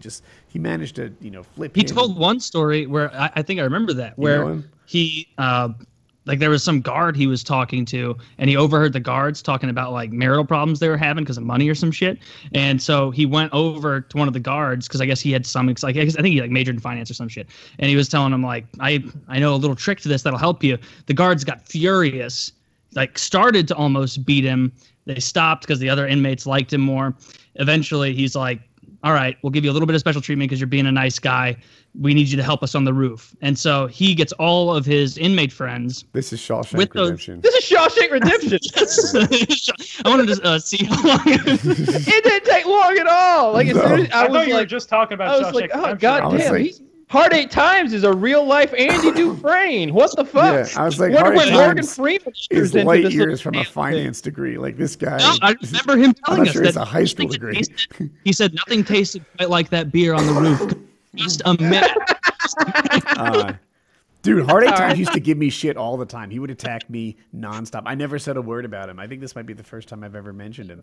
But he was one of those channels that just always fucking dogged me out of just jealousy. Like I never did shit to that guy. But I loved that. That was funny. I was like, this sounds so much like Shawshank. What a tail this man has. Why did I never watch these videos? I thought he was a fucking scumbag thug. Turns out he had one of the greatest American stories of all time. Part of gold, The worst part is he was framed for He crawled through a half mile of shit and piss, and he came out the other side as a free man. Yeah. Wait, so how did that guy in Shawshank get thrown in prison again? Was that because he was drunk? All right, so his wife's cheating on him, and he's like, I'm gonna fucking do them, man. And he like goes to where they're. Oh yeah. And he changes his mind, throws the gun away, and then someone else moves in, kills him, and now his gun's missing, and he had the motive, and they just railroaded him. Yeah, well, I feel like the time in the experience in Oz where the guy is drunk driving, he kills someone. I feel like that would be the only time I'd actually go to prison. Is like if I'm so drunk and I just don't even realize it and I just go in my car and kill someone. It's like that would be the only time I could ever see myself. No, you blame the car. Blame the car. You're all good with this because you have that Tesla. It's gonna get you home. It was on auto drive. True. Yeah. True. I should use that. I think that that's got to be one of the nicer things I think about a self-driving car. I'm glad to hear from someone who's like got one and has this experience because they really do tout it as autopilot, like take me to Walmart. But I mean, it is a lifesaver. I mean, it's like if you're really tired and you want to just get some extra sleep, if it's bumper to bumper traffic, you could just use it. And you don't like I've never worried about it. I've never even worried 1 second about me getting killed from it. But it's just like The thing is like Mercedes is coming out in 2018. They're coming out with an autopilot feature in their car. Everyone's trying to, I guess, like copy it now. But it's kind of annoying because every time you're using the autopilot, like every 5 minutes, it'll give you a little warning saying you have to put your hands on the wheel because like legally you kind of have to have your hands on the wheel. So that part's kind of annoying. So it's like, so I wouldn't recommend just like all out going to sleep because it'd probably stop the car in the middle of the expressway. But it's actually really good if you're like using your phone or I don't know, just doing anything in traffic, especially. I drove a lesser car with like an autopilot. It just sort of helped you stay in the lane and slow down if you caught another car in cruise control. But if you took your hands off the wheel for even a second, like it wouldn't work anymore. Like I don't know how it's. Tesla's much better with that. The Mercedes, the new one that's coming out, the new Mercedes, it's going to be really bad with that. Apparently, it's going to have like a thing that tells you to put your hands on the wheel every couple seconds. So it's like, screw that. That's not even worth it because it's like I want to be able to just sit down and just let my car drive for me, which is what I do on my Tesla. I mean, the only thing that I really like about the Tesla though is the acceleration. That's the thing that me and my friends love. It feels like a spaceship. Like I think it's 0 to 60 in like 3.5 seconds or something, and it's actually a really fast car. Like, and it just looks like a sedan. It looks like a nice car, but it doesn't look like it's a sports car. But like I was racing a Corvette. To be honest, I don't know if I actually was racing him. Maybe he was just going a normal speed limit. I really don't know. But I completely destroyed this guy. Like with how fast I. He didn't even. It was like he didn't know he was racing. It was like like he wasn't even trying. Didn't even get in the third. Crazy. It's like next level acceleration. Like no other car could beat it. But it's definitely a great car. The one thing that sucks about it though, and the one thing that you should kind of be wary of is the range. It's like you take it out and you drive it for one day, maybe for a couple hours, and it's literally, it goes from 250 miles to 0 within like only 50 miles. Like they advertise it like the car has 250 miles on it, but in reality, if you're going over the speed limit, like if you're going over 60 miles an hour, then like literally you can only drive like 50 miles of the car and it'll be done. So would it's it be actually a nightmare for like a road trip, or would that be impossible? Yes, yeah, a road trip's just basically impossible. Like I heard one guy saying like you can't go to northern Michigan with a Tesla because it's like you wouldn't be able to get back. Because the car wouldn't have, I guess actually if you brought like an outlet and you had like a house up there, you'd be able to do it. Like I have an outlet now in my garage and it just charges itself. But before I had to go to the supercharger every single day. It was like the worst thing ever. It was awful. Were there times like where you were regretting the purchase as you had to go there every day? Where you're like, God damn it, I've given myself an errand. Look at all these people. And I just spent $1,000 to get an outlet put in my garage. I mean, like, so it was pretty shitty at first, but once you have an outlet put in, it should be okay. It's a good car, though. I love it. Yeah, and they're only gonna get better, right? I love Elon Musk, dude. I have a hard on for that guy. I fucking love him so much, man. I think he's an alien, dude. I think that those conspiracy theories saying that like he's talking to aliens or something. I don't know. I definitely think that's possible.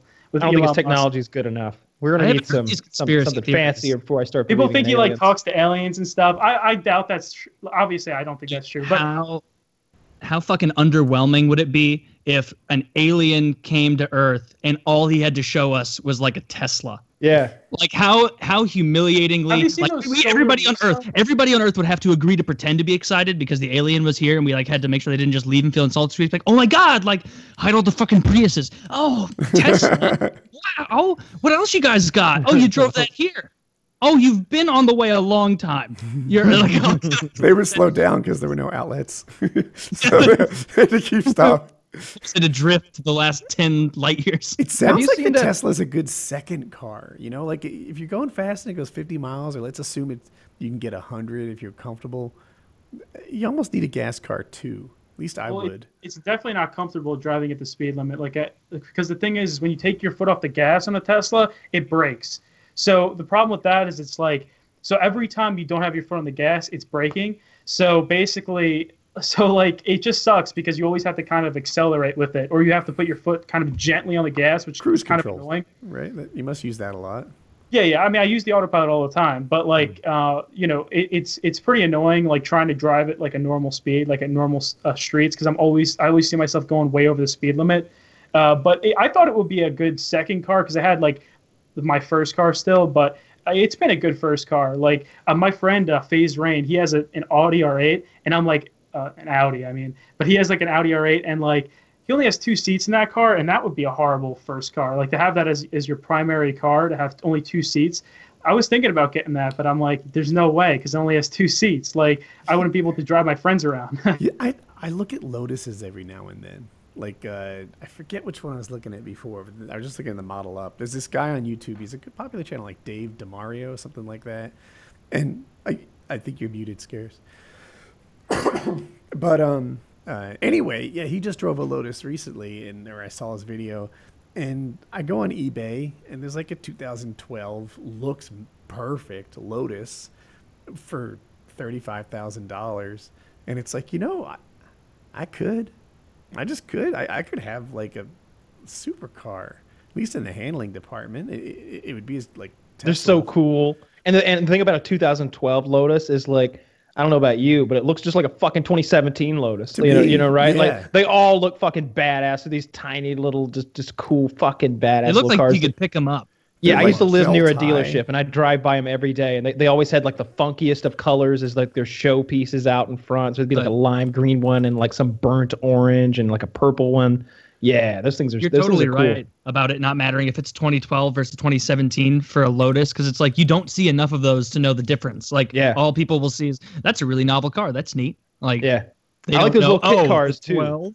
I like kit cars that I see on eBay that are like fiberglass shells. I don't that even you do just- IKEA. that you just stick over some cheaper, more affordable, more common like chassis or something like that. I Where like you those. turn I like those. the Ford Focus into what looks like a really cool car, but really it's just a Ford Focus. Yeah, I've seen the ones that are. What's the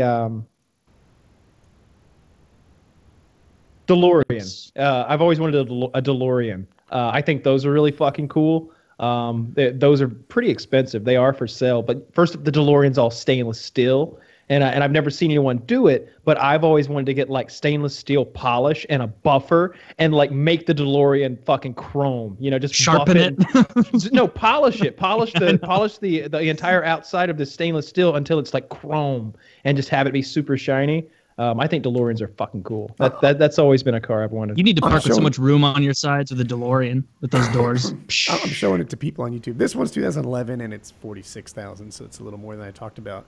But still, it just seems like this is a super car, and it's, not. Yeah, it looks like a Corvette kind of. People are paying Honestly, more. Yeah, for that this one does pickup look trucks. Corvette-ish. Honestly, for 46K, that's actually so great. I'm sure the car is actually shit though. Like I feel like Lotus, because it's such a, I don't know, Lotus isn't really a company. I feel like it's such a small company.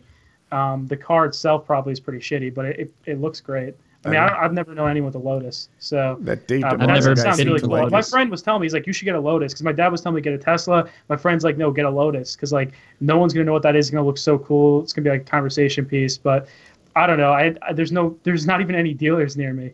It's such a not well-known company. It's a 6-speed. I bet that would be so much fun to drive. Like this is the kind of car that it would be really fun to take out on a racetrack. Like not to race against people, but just to see what the car could do and slide it through some corners and stuff.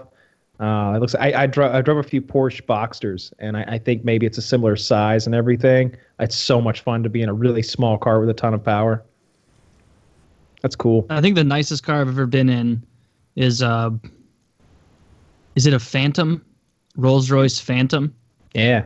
Where I knew somebody growing up whose dad had that, and it was more of, it wasn't even like, hey, want to hop in and take it around? And this guy that I knew was not my friend, not the dad, obviously. It was like, whatever, fuck it, kind of, we can go fuck around in our pool house and throw a party. He won't find out or whatever. Even then, where it's like, can we hop in and can you take us around the block? And the Phantom, he'd be like, I will back it out of the garage and then pull it slowly back into the garage. And it was like, all right, that's cool. Like, I may as well. And then when you like get in it, you're like, oh, this is like, I mean, I obviously didn't drive it, but it seemed more like a car where it's like, you as the owner, you're not the driver almost, where it's like someone is chauffeuring you around so you can have like this cool like Experience.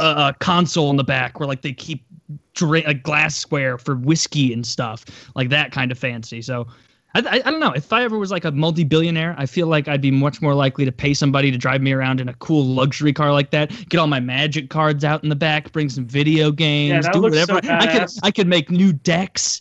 All I wanted in the back. You know, I don't have to let anybody else in because it's my area, and I can obviously afford a Phantom, so I can drive around and buy a magic car. It doesn't have to be about magic. It doesn't have to be about magic. It could be though, but it could be about magic. It should be. If you wanted it to. It will be. Oh. Speaking of that, let me tell everyone about Lyft. I'd like to tell you about a smart way to earn extra money and get an extra $500 bonus by driving for Lyft. Looking to put away more money in your kid's college fund, or going back to school yourself to get another degree, or your first one, or maybe you're just looking to earn some extra cash, then drive for Lyft, the ride-sharing app that lets you be your own boss, pick your own hours, and earn up to $1,500 a week driving your own car. There are other ride-sharing apps out there, but everyone likes driving for Lyft best because they treat their drivers right. Lots of people started as customers and now drive for Lyft. It's a flexible way to earn extra money anytime from anywhere. All you need is a car. Driving for Lyft pays about $35 an hour, and getting started is fast and easy. You can drive mornings, nights, or weekends. Just flip into driver mode and start making money. Plus, only Lyft drivers can earn tips from within the app, and those add up fast. And you don't have to wait days or weeks to get paid. You can cash out instantly with Express Pay. It all adds up. It's super flexible. You keep your own tips, and you get paid when you need that extra cash. So sign up today at Lyft.com. That's Lyft.com/PKA. Right now, Lyft has a special offer just for our listeners here. You can get this, a $500 new driver bonus when you sign up using our show. Just go to Lyft.com/PKA today so you can start making some extra money and get your $500 new driver bonus. That's Lyft.com/PKA, Lyft.com/PKA. And Lyft is exploding with popularity right now. It's a neat time to be involved with Lyft. yes. It is. The tipping feature is huge for them. Not some other services don't allow that, and it's definitely something that you want if you're going to be doing that. And why would they not allow tips? Doesn't make any sense to me. Like I would love to give my Uber driver a tip. Like that's what Lyft is saying. And that random no-name other company that we don't talk about doesn't do that, obviously. But Lyft, you keep the drivers happy, you keep the customers happy, you got a nice new car, people are friendly and clean. You know, you don't feel like it's a surly. Don't you feel so much more comfortable hopping into like a Lyft now, like instead of a taxi? Just because I don't feel like everybody. Taxis are. I've never liked taxis. Convincing people when I'm in a taxi. I've only taken a taxi like 3 times to them. Like a lot of taxis. Like I'm sorry for making you drive me to my hotel. I can tell you are very surly. You are the bright side. You won't try and make conversation. Maybe a snide remark or two, but that's about it. They seem like more normal people. Like with taxi drivers, it's like every one of them like either doesn't speak English very well, or they just seem like really creepy people. Because they're jaded. Think about it like that. Like if you're a Lyft driver, you're doing that when you're like, all right, I don't have anything to do right now. I think I want to make some money. So you hop out and you go do it. And then when you get sick of it, you say, fuck this, I'm going to go.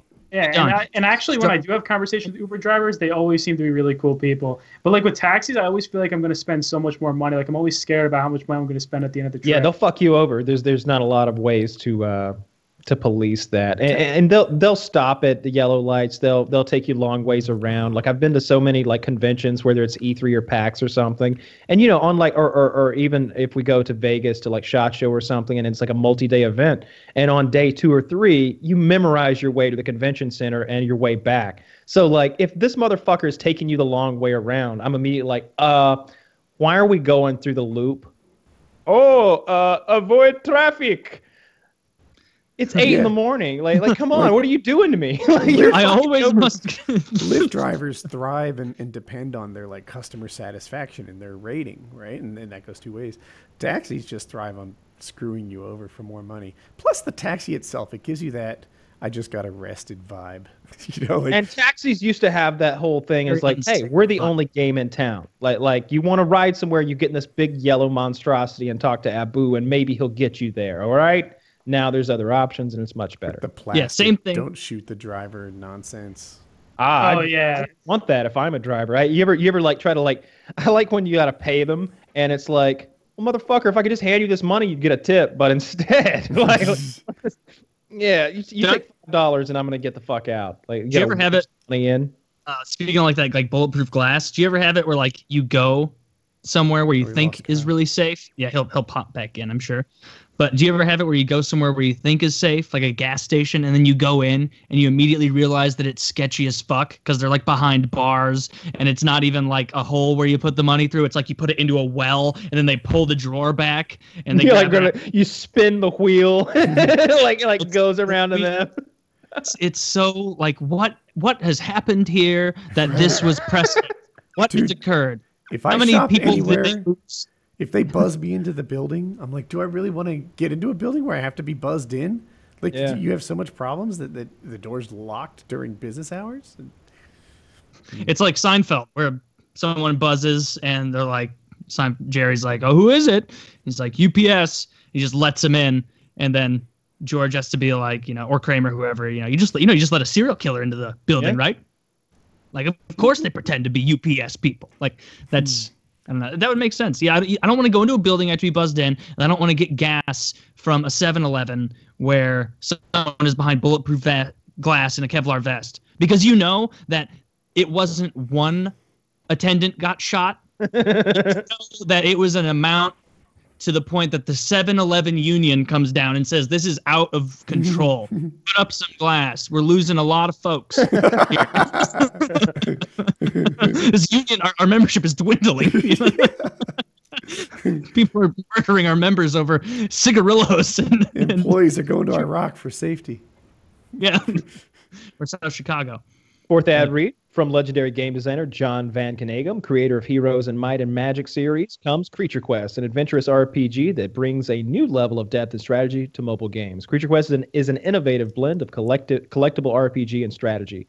All roads lead to adventure as players embark on quests to explore new realms while encountering a variety of creatures and obstacles along the way. With over 500 creatures wielding powerful abilities to collect and upgrade and addicting battles with lots of treasure to discover, players will constantly yearn for just one more battle. Creature Quest also boasts a unique PvP mode that allows players to use their creature collection to build their own dungeons and challenge other players for great rewards, in addition to guilds, chats, and much more. From fun and unique stories in each quest to hundreds of adventure-seeking creatures with upgradable abilities to strategic, fast-moving battles, Creature Quest will appeal to anyone who loves role-playing, collectible, strategy, or fantasy games. Available on the App Store, Google Play, and at Amazon. Download Creature Quest for free today and be part of the best turn-based collectible RPG. Your quest for creatures is paved with adventure. Quest on with Creature Quest. Check out Creature Quest. Quest on. Yes. Indeed. Yeah. Yes. I've been playing a ton of Magic. I think lately what I've been buying is the dual decks that like come assembled and have their own sort of like, oh, this is cunning versus speed, and it's different kind of decks that are meant to be thrown at each other. I think I got them all now, right? Like I got like 12. There's a different lot decks. of them. Yeah, there's a bunch. I guess I've bought 10 or 12 though over How the last much are couple they? weeks. 10 or 12 sets? Like $15 each, something like that. Okay. So you're like, Yeah. It's not bad. 200 And You you pay like you were- $15 and you get 102 decks, 60 cards in each deck, and they're like ready to roll, like play against each other for like quick fun. So and they're made to play against each other. So it's like, elves versus goblins or whatever. Like you Creatures could still use versus, those against any deck, heroes. but they're made to fight each other. yeah, I've got I like creatures versus heroes a lot. It's like one deck is nothing but like Hydra monsters and trolls and shit, and the other one is like valiant knights and shit like that. So I kind of like that almost role-playing aspect to that card game where, like I even do sound effects, when I shoot a bolt at somebody, I go, Zoo! I add a few sound effects. And when I die, like when my life total goes down to 0, I go, like as I, as I die as a character. That kind of stuff is fun. But if you like go to a Friday Night Magic and someone's in like a robe and a cape and like, they have a staff, it's like, all right, settle down. It's Archimedes! Welcome back! Archimedes, the reigning champion of zip code 32512. The reigning champion is some like Israeli guy who looks like a nerd. I've been watching a lot of like the pro top level Magic on YouTube too. That's kind of fun to watch and see like and you don't know a bunch about Magic. It's like a good comparison is, have you ever watched cricket videos on YouTube, the sport cricket, where they're like, Oh, and it's coming in fast here. The Wickersham knocked into shambles there. You can see the third runner scoring on the second plate. Oh, of course, over here we see Samson. Samson's renowned for running into plate 3. Right, of course he makes, and it's like, what in God's name is fucking happening? This is like baseball, but more complicated. That's what it's like in Magic if you don't know all the keywords, because those people get so excited about it. We're like, oh, and he drops a mass calcify. That's going to destroy all non-white creatures. And even though he paid the regenerate cost, it's not going to be regenerated. That's a crazy move, isn't it? Eagle Knight 68 or whatever fucking names they're going by. I'm sure they do real names, but it's fun to watch the two guys go against each other because it's much more like chess than I thought it would be. And there's a lot of like bullshit, like fake out stuff. Like I see one guy get his hand, and it's a very good hand. He takes a mulligan first. He gets his second card of seven cards, and he's just like tip tip tip tip tip tip. Tip, tip, tip, tip, tip, as he flicks through them. When in reality, it's just like, it's killer. It's exactly what he fucking wants. The commentators are like, oh yes, that's going to flow well from this card to that card. It's going to be a chain reaction, an excellent combo. It's exactly what he'd hoped for. Oh, and he's playing it up a bit to throw Marshall off. And the other guy's like, you can tell he's like not buying any of it. And it's like, wow, they have a really high level mind game they're playing here. Because they've played those people before, I'm sure. And they know their shit, like, I saw another circumstance where like the one player was appearing to leave himself open for a loss. It appeared that he's saying, kill me if you can. And then he pretends like he added the life totals up incorrectly. And he's like, and the other guy's like, aha, I win. And then he's so quickly and matter-of-factly like plays his instant and is like, sha-sha! And it's like game over. The commentator's like, oh, he had it, yes, and all creatures with 3 life or less are dead, and this is the game, the Grand Prix finals are over. Tora is the champion of the world once again. They take it so seriously. It's really fun. They're really good. Magic honestly seems like that game where you don't get judged that much if you're older. I feel like if you were to like me, I was really into Pokemon cards when I was younger, and it's like if I started playing if I started using Pokemon cards right now, I would look like such an idiot. But I feel like with Magic, it's like it doesn't really matter what age you are when you're playing it. I feel like it's one of the only kind of card games. Like if I took out my baseball cards and started showing them to my friends right now, they'd be like, dude, what the fuck, man? Yu-Gi-Oh! Yeah, they'd be like, Yu-Gi-Oh! 11. Yeah, Pokemon. I mean, I completely missed that. I'm too young for it. You know, like when I was like in school, it was like everyone had Pokemon cards. Actually, I have a pretty funny story about that. So once when I was in like, I think it was like 2nd grade or something, I had like all these Pokemon cards, and they weren't really good, and I was pretty poor, and like I'm a triplet. So like my sisters, like we don't really get that many cool things because there's just too many of us. And my family, that they don't have enough money to support all of us. So what my dad told me to do, and he had the best idea ever, is I went online, okay? And this is like, I don't know, not that many people were using Google because it was pretty, I don't know, I guess most people just didn't even have computers. And I went online, I found this one image of like a dark Pikachu or something. He had like 999 HP or some shit like that. And I just saved that image, and I literally put it on my card, and I took one of those card holder things, right? So that no one, no one could, touch it or get too close to it. And I started showing it off in school, and I was the fucking man that day. Everyone was so happy. And I was like, holy shit, this is so cool. And like my friends were like, dude, this is awesome. Like you have the best card ever. and this one kid, this one fuck, okay, you guys know one fuck, the one smart kid who like was in like Magnet and stuff, and he's always, a little bit skeptical about everything. And he's like, that card doesn't really look real to me, dude. Can I please take it out of the card holder? And I'm like, no, this is my fucking card, okay? Stop. And we got into this fight where he wanted to take it out of the card holder, and eventually he did, and people found out it was fake, and it was just, it was awful. Everyone was just like, what the fuck is wrong with you, dude? What did people say? Everyone was like, my friends were like, dude, come on, like for real? I'm like, well, I got you, didn't I? So I felt like for a few skeptical hours. of all your cards. But yeah, you're right about Magic being like, another thing is like, most people who are into Magic are older than like the Pokemon Yu-Gi-Oh crowd. And I think just naturally as you get older, you realize like, hey, I really like this nerdy as fuck card game. It brings me a lot of joy to play it. And when I am playing it, I'm never sitting at the cool table at lunch. Like, I hope they're not noticing me. It's like, no, I'm going out seeking a place to play with like-minded people who also enjoy this hobby, Like it's just it's a lot of fun, and I feel like it's a bit like chess in many ways. It's not just a silly like monsters versus dragons card like where it's thoughtless and it's just a child's game. You know, it's really high level with the strategy and with the different ways to play. I'm really enjoying it. It's a lot of fun. Yeah, I like playing the like Xbox game. Yeah, that's why I like those real-time strategy games, wherever. You guys got me into those, and you guys kept talking about them. I started getting really into Age of Empires. Me and my YouTube friends used to play it all the time. I was even thinking about messaging you guys once because I heard you guys talk about your Steam name once, and I'm like, damn, I should message you guys. We should play some. But, yeah, that's why I like those games because there's so much strategy involved and so much, like, just, I don't know, thinking about the game, I guess. It's not like Call of Duty where you're just, like, aiming and shooting. I don't think I've played, like, either console on the PS4 or the Xbox One in months at this point. Like, ever since I got Steam and I started finding the games that I like more, basically all the RTSs. Like, right now, the one, like, Steam is awesome. I can't believe I didn't get this earlier than, like, a year ago. Yeah, but it's incredible. Like, having God, what the fuck is it? Total War Warhammer on there. I've been playing that a ton. Have you played any of the Total War games, Scarce? No. I haven't played any games except for virtual reality in the last couple months. Because, like, I don't know, with virtual reality, it's just like, I feel like I have more of a heightened experience with that. It's just like, I don't know, it's like it's so cool.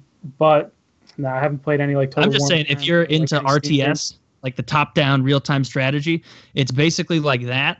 But instead of having like individual units like Age of Mythology or Age of Empires, you're controlling whole battalions and then like heroes and then like mythical units where you'll have like a contingent of trolls. It's not much on Steam at all. I went ahead and like got all the DLC because they just released some, and so I was trying to play it last night a little bit. Didn't get much of a chance to, but I'm finally I know I talked about it last week where I was getting enraged because I was just getting butt fucked by seemingly weak armies when I had strong armies. But I've started that clickety clackety roller coaster where I'm learning. I hit the curve. That's always honestly the most fun about the game is when you're learning about it. Yeah. And when you find like what I'm finding now is like I'm doing the hotkeys without fully thinking about it, and then afterward I'm like, oh fuck yeah, I'm figuring this out because this is so much more complicated than any console game I've ever played. You need a mouse with keys on it with the hotkeys on it. It makes that sort of thing. Yeah, that's what I'm saying. I've got that. Oh, cool, nice. I just haven't programmed them. 6. Okay. Yeah, you can get them certainly with like a dozen or so. Like the I can't think of the brand right now, but I think Woody has that one. Yeah, it's a ton of buttons. Yeah, well, I'm loving that game. Razor so or something. If you are into RTS and you're looking for a new one, Total War Warhammer is a lot of fun. You also have to like fantasy shit, like trolls and wizards and goblins and vampires, and for some reason all that stuff is like totally fine with me. Vampires are okay as long as there's orcs and trolls mixed in. Don't ask me to explain why, but it's more Lord of the Ringsy. Like that, I'm all in. Like if I find out that a game has to do with like fantasy or a movie has to do with it, I'm immediately in. Whereas if it's like spacemen or futuristic, like Zergling, Protoss, like space stuff, like StarCraft, for some reason, I'm just not into it. Like it's so much harder for me to get into that than the fantasy. I saw John Wick 2. No spoilers. Tomorrow is Friday, and I'm watching John Wick 2 and then Logan. I'm going to watch them back to back. Did you enjoy John Wick 2?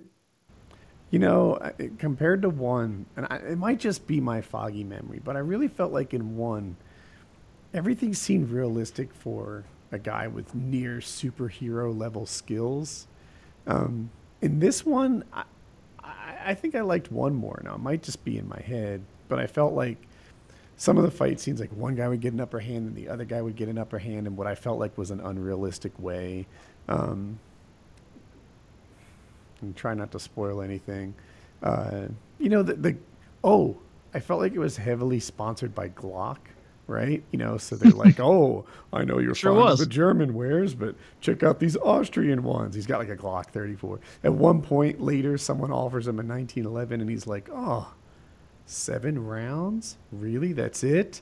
You know, and you're like, he's totally like pimping Glock as he uses something else, a Kimber. And but I felt like the amazing thing about John Wick 1 was how the gun fu was so good. In this one, sure, Keanu Reeves is like a legit good operator, like the way he does his reloads, and he doesn't have infinite bullets. But I also felt like they stretched into near Matrix-like luck and such. I'm okay with that. Okay, well, you might As long like as he's reloading. I like that he's reloading, and I like that it's proper weapon techniques and control. Like those are the things that just immediately, whoa, this isn't what movies normally look like. A spoiler, but on one part he uses a shotgun, and it's really neat to first of all, he reloads very well, much better than I could, and he's got a lot of opponents, so that's where shotguns kind of fall down. Like they rarely have more than 8 rounds. And he's just managing it, like pop, pop, reload, load, pop, pop. Is he loading? Is he ever reaching over and throwing a shell in and then closing the chamber and firing? Like, is he have a shell in his hand? Like, is he doing that maneuver? Is he reaching over, putting it in, and then pushing the thing shut and then firing? I hope this sort of thing isn't a spoiler. He takes the shotgun from a person that he kills, and the guy that he kills has a belt filled with like fast reload things, like you might use at a triple thing. So he'll like grab down, have like 4 shells in his hand, and manage to like put them in. And so he just happened upon a speed shooter and was like, "Thank God I killed this guy first." Well, speed shooters I don't need to do that, but like a triple gun shooter will have like 18 targets out there, so they have to like shoot their first 8. Now they're out, and there's the belts that they carry, they hold shotguns, I think 4 at a time, and they put them, they like arrange them in there so they can grab a handful and like load it. Like I don't even know how they do it. Like it like takes like cheerleader dexterity with the baton to like get them all in there. And Keanu Reeves definitely figured out how to load a shotgun as well as a man can. It's pretty cool to see him do it. And it's like, I like that he didn't always load 8.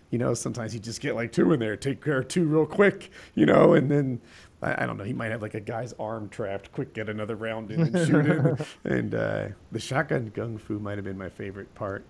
You tell me. Well, I'm looking forward to seeing that for sure. I love the person. I like Keanu Reeves, and I want to see this, and I want to see Logan too. I think that I want to see them equally as much, both of them. It's the last X-Men movie for both Patrick Stewart and Wolverine himself, Hugh Jackman. What role did Keanu not get? You were telling me you saw in an interview where he was like, "Yeah, my career kind of got down," and he wanted. Well, he was talking. It was an interview that he did after he did. The movie was called like 57 Ronin or like 89 Ronin or something, and it was this really heavy CGI heavy movie where he's like the Great White Hope in Japan fighting some sort of mythical dragon and some sort of like woman who's like a kung fu wizard or something, like sorceress. Like she's like, and it was just awful, and it bombed, and it had a big budget. And there was this interview with him, and he was basically being really open and honest about like, hey, I lose most of the roles I want. Like you see me in this movie and that movie, you're asking why?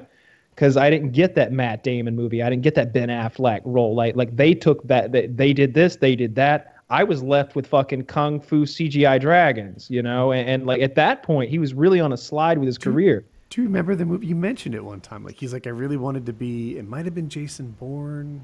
Do you remember? Yeah, I'll see if I can find it, but I don't remember the specific one. It might have been Batman. It might have been he may have wanted to be Batman. Keanu Reeves. I still haven't seen the Batman with Ben Affleck in it. Oh man. Ben Affleck was, in my opinion, the shining star. People didn't like that. It actually got a Razzie, Batman. If you're familiar, you know what a Razzie is?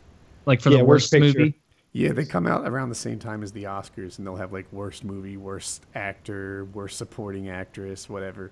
I didn't think it was that bad. Right? I thought the movie? Yeah. Now, I haven't seen all of it. I thought Suicide Squad lived up to the bad hype. But, yeah, that was bad.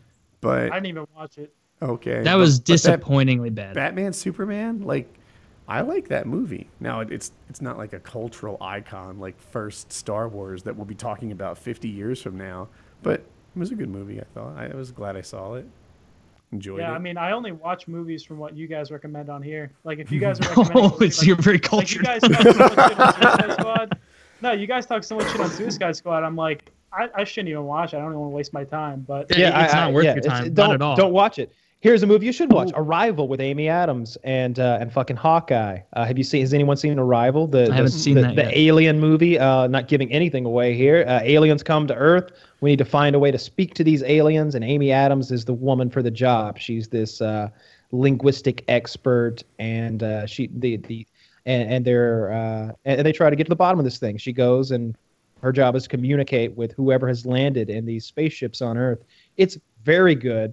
I cried a little. Where do you put it among like other space? Or are they out in space ever? Or is it just you're on Earth? Okay, never mind. On Earth, we are the ones being visited, and it sort of shows in our modern world with the sort of geopolitical climate as it is what happens, because 12 of these craft land all around the world, and so various countries at each 12 sites, there's each country's best and brightest there trying to make heads or tails of this, so the Russians are they're speaking to aliens, trying to learn their language or teach them ours, and try to find some common language, really, is what's going on constantly. And so the Australians have one, the Chinese have one, we have one as the United States. They're sprinkled all over the globe, and everyone they have this like live feed center, like a mission control and command, where they have a big screen, and like there's Australia's team, we can get direct input from them in video chat, and there's Russia, and everybody's communicating and sharing this information and trying to figure this thing out. And it's got a really cool ending.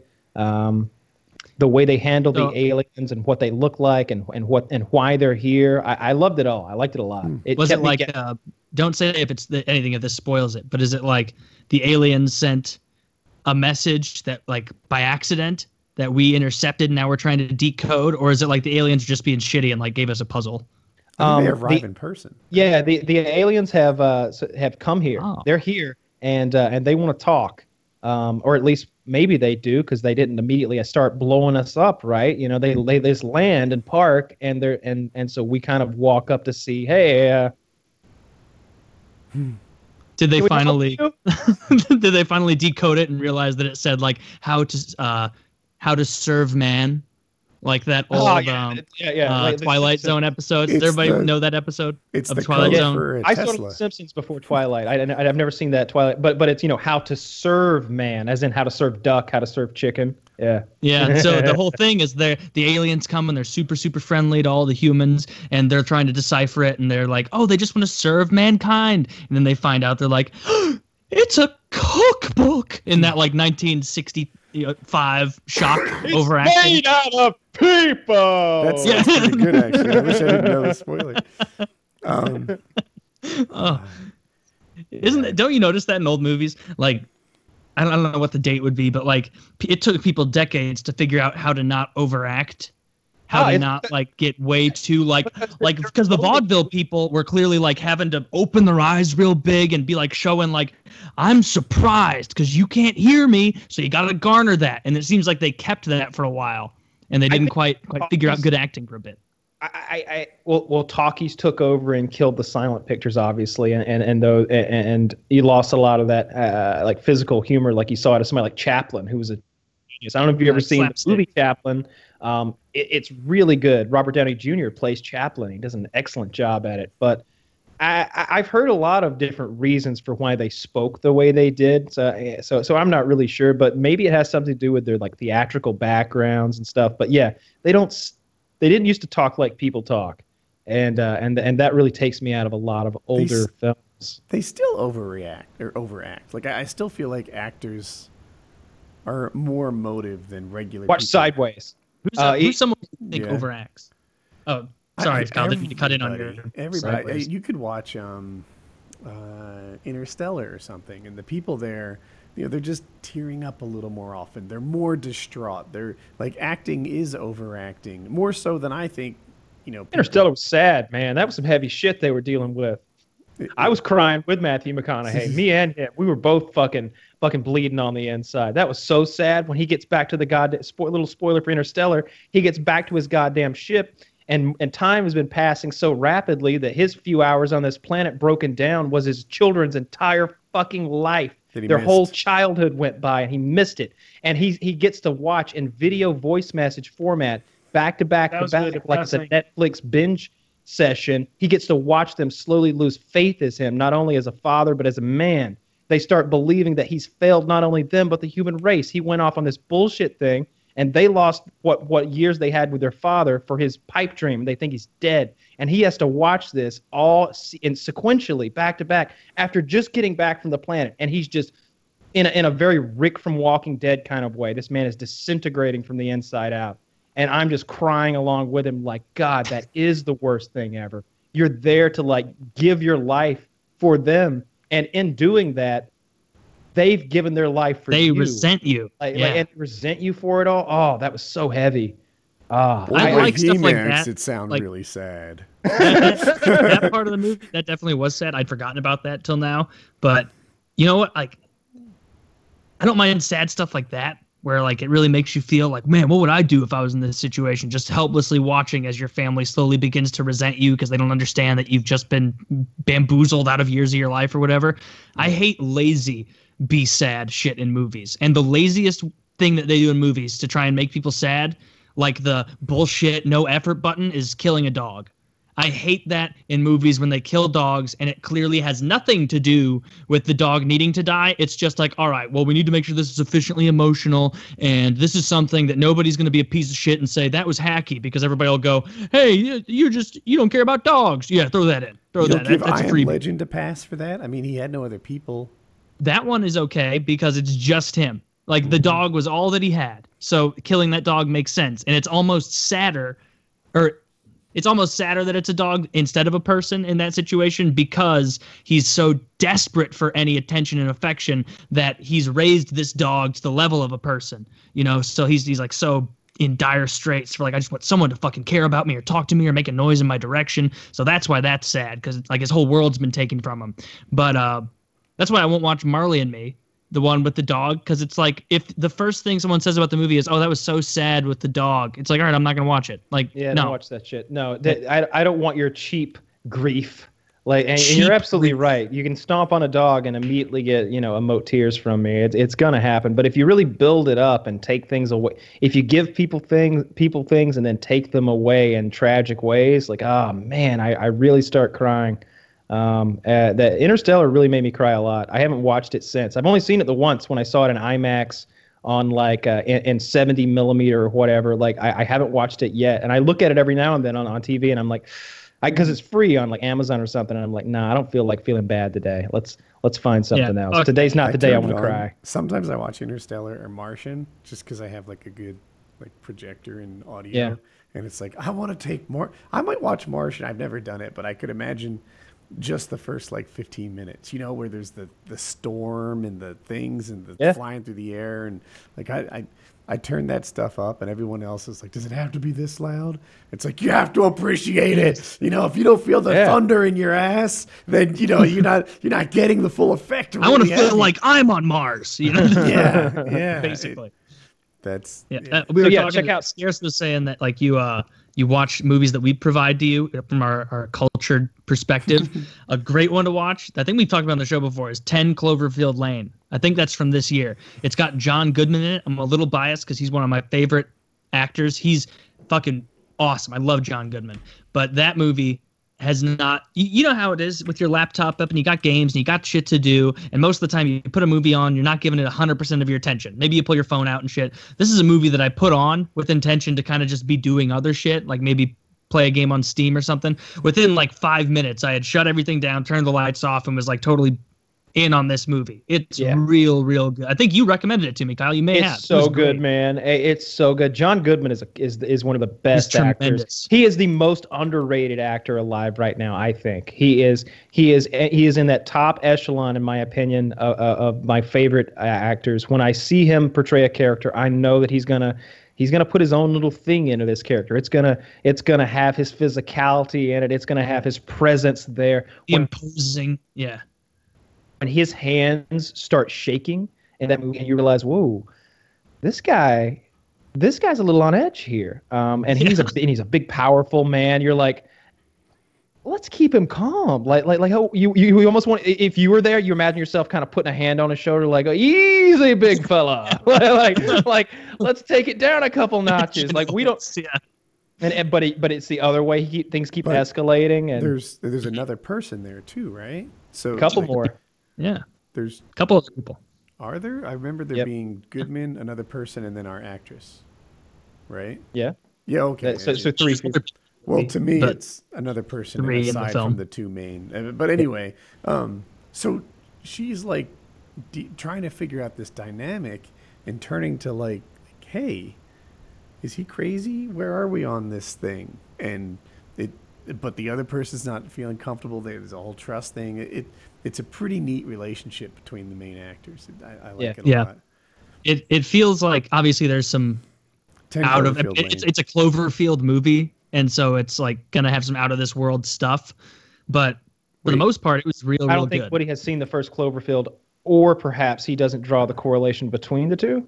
I'd never heard of a Cloverfield movie before. This is my first exposure. So the first one is sort of found footage, handy cam, rough stuff. They're almost completely unrelated, except for if you watch closely in the first one, while they're jumping around, you see an alien crash into the ocean, and then that gigantic alien then attacks New York City and destroys it that night. And you kind of see all of this from the point of view of just some like 20-something like Friends characters who were just trying to have an apartment party and are now stumbling through subways, hiding from the little monsters that jump off of the big one. And I don't know what the official correlation is of the Cloverfield universe, if that is what it is. There is a third movie in the works that's going to be something completely different, but they all seem to be somewhat related to one another, or at least in the same sort of kooky universe. But I think it's vastly better if you different hadn't seen films. that movie. You don't know what's real and what's not when you're. They're not complete. They're not exactly related. Maybe the fact that I mentioned that there's a giant monster might draw you to believe that there's a lot that these films are very similar, but they couldn't be more different. They're very different. You know, this monster that there is. The fact you only know that it came from space if you watched a bunch of YouTube videos about it, like I did, and you see that like frame by frame of this thing like happening in some shaky footage. You're not even supposed to see it. But in any case, 10 Cloverfield Lane, excellent movie. Yeah. Let me do our last ad read here. Okay. It is not one of our post rolls. Knock it out. About LegacyBox, who's our brand new sponsor. When was the last time you watched your home movies? If you're like most Americans, there's a box in your closet full of old videotapes. I've seen Woody's box. It's huge. Film reels and photos that don't get watched or taken out, except for those special times late at night. Worse, they're already actually deteriorating. But not anymore, thanks to LegacyBox, a simple and affordable way to get your recorded moments digitally preserved on DVD or thumb drive. Here's how it works. Load LegacyBox with your old tapes, films, pictures, and audio recordings, and send it back. You'll get them back in a couple of weeks on DVD or a convenient thumb drive, ready to watch, share, and relive.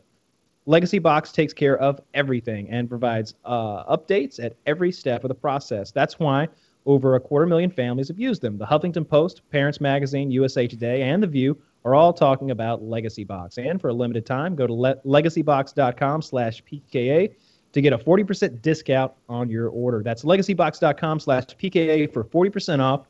LegacyBox.com/PKA for 40% off. They will take all of those old VHSs, that 8mm film stock you've got. They'll take those old negatives, that old audio recording of grandma playing her guitar, all of that stuff, and they will preserve it forever in digital format so that it'll last for all time for your children and their children if you so wish. So Well, that's definitely nice. a really smart thing. We did that to all of our VHSs maybe 4 or 5 years ago, and I'm glad we did, because I think maybe in the 80s, like those big video recorders, whatever you call them, camcorders. Yeah, it took a whole VHS tape. I remember ours. You put a whole fucking VHS in that thing, and we had one of those throughout my entire childhood, like to the time. So all of that's recorded. Like every T-ball game I've ever played, every baseball game, every play where I was in a play or on a stage somewhere reading a thing, like all of that shit is recorded on VHS, and now it's all on DVD, and I really like it. So if you have memories like that, wow, there's really few things. You can't replace them, you know, if some VHSs get water damaged or a fire or something like that. So this is an excellent, excellent service to get all those memories preserved forever. Because, like I said, once you lose them, they're gone. I remember it was probably 10 years ago or something. My father said that one of his regrets in parenting was that he didn't take more pictures. And somehow this popped into my head. But I bet now his regret would be that I'm not in his cult. But, you know. Yeah. He didn't baptize you. That's his regret. No, they did. They did that. Oh, they did. I bet if now, have you baptized your children? I have. Do you believe it would be a major point of contention had you not? I don't know. You know what? People wanted it, so we did it. It wasn't that big a deal. And then we took all the gifts that the kids got, like usually with checks, and kicked off their college account right then. You know, they're a few months old and start their financial planning. Yeah, never been baptized. So I believe they just throw me in a lake of fire whenever I die. What Taylor will know. Let's see. What Taylor happens might have a Bible story, but yeah, Taylor, what happens to unbaptized whelps like myself? It depends which flavor of Christianity you believe in. Full on cult crazy, whatever my parents are in. Yeah, 6,000 year Earth, no dinosaurs on the ark flavor. I don't like the way I can only go by how it was explained to me, and I know about Catholicism enough. The way it used to be with the Catholic Church before they realized that it was very tasteless and not very good PR was that for hundreds of years, if someone died or if a child died before they were baptized, you'd have to pay to get them into heaven because God, you need to, grease the wheels. He needs to wet his beak a little bit. They wouldn't bury the child in the same graveyard either, would they? No, I don't believe so. I think you had to be baptized to be buried in the same place, at least for some. But the way it was explained to me was like if you didn't get baptized, because the way I was brought up with it was you had to do like the whole submersion thing. You couldn't just be like sprinkled as a baby. A lot of people are just sprinkled as a child in certain sects of Christianity. But yeah, they did that to me when I was little. They gave me the spritz, and then just for good measure, they had me do it again. Got the whole clear coat, Christ coat. Went there, got it, and they said like it's a good way to show your faith and be like showing like I'm dedicating my life to Jesus, Lord. But if you don't get it, God's not going to send you to hell for not having it. Like if you're still a Christian and you believe in God, he's not going to be like, oh, there is a final section to the form that you must not have seen. And he's not going to pull that shit at the pearly gates. You use green ink here? Green ink. If you'll look at the top of the sheet, do you see where it says no X's and to fill the bubble in its entirety? Is that a number one pencil? Is that a number one pencil? Do those exist? But right? I saw that for my entire childhood. I was like, where are the number one pencils? Where's the number three for that matter? And what do they do? What hidden properties does the number one and the number three pencil have? Like what the fuck are they? And why do they exist? They're softer and harder. They're sometimes used by architects, and I've used a 2.5 and maybe even a 3 before. Now you wouldn't like it. I don't know. It was just too hard. And it's harder. The higher the number, the harder it is. The less soft and more like less flowy. You have to press a little harder to get it to work, and I found that the line I got from it was thinner than it would be with like a number 2. Which makes sense as an architect. Because you'd want very precise lines, and you'd want the ability to maybe really do a little racing, perhaps on the other end. Well, thank you for that little factoid about the numbers of pencil. The real question is, what fucking architect was taking that 3rd grade Scantron test and messed things up for the whole batch, right? I bet it's because it's a different density or something of graphite, and so that the Scantron machine maybe doesn't read it. Oh, that's exactly what it is. What I'm saying is like, when did it ever happen that they needed to print it so much that we're all talking about this as fucking adults today? I would think a number 1 would smear easily too. It might cause trouble in that regard. You've kind of like fucking Bob the Builder in the back, taking it with those enormous carpenter pencils like an asshole. he's using a knife to sharpen it. Wouldn't that be perfect for a Scantron though? Like you could fill in the line with one line. Yeah.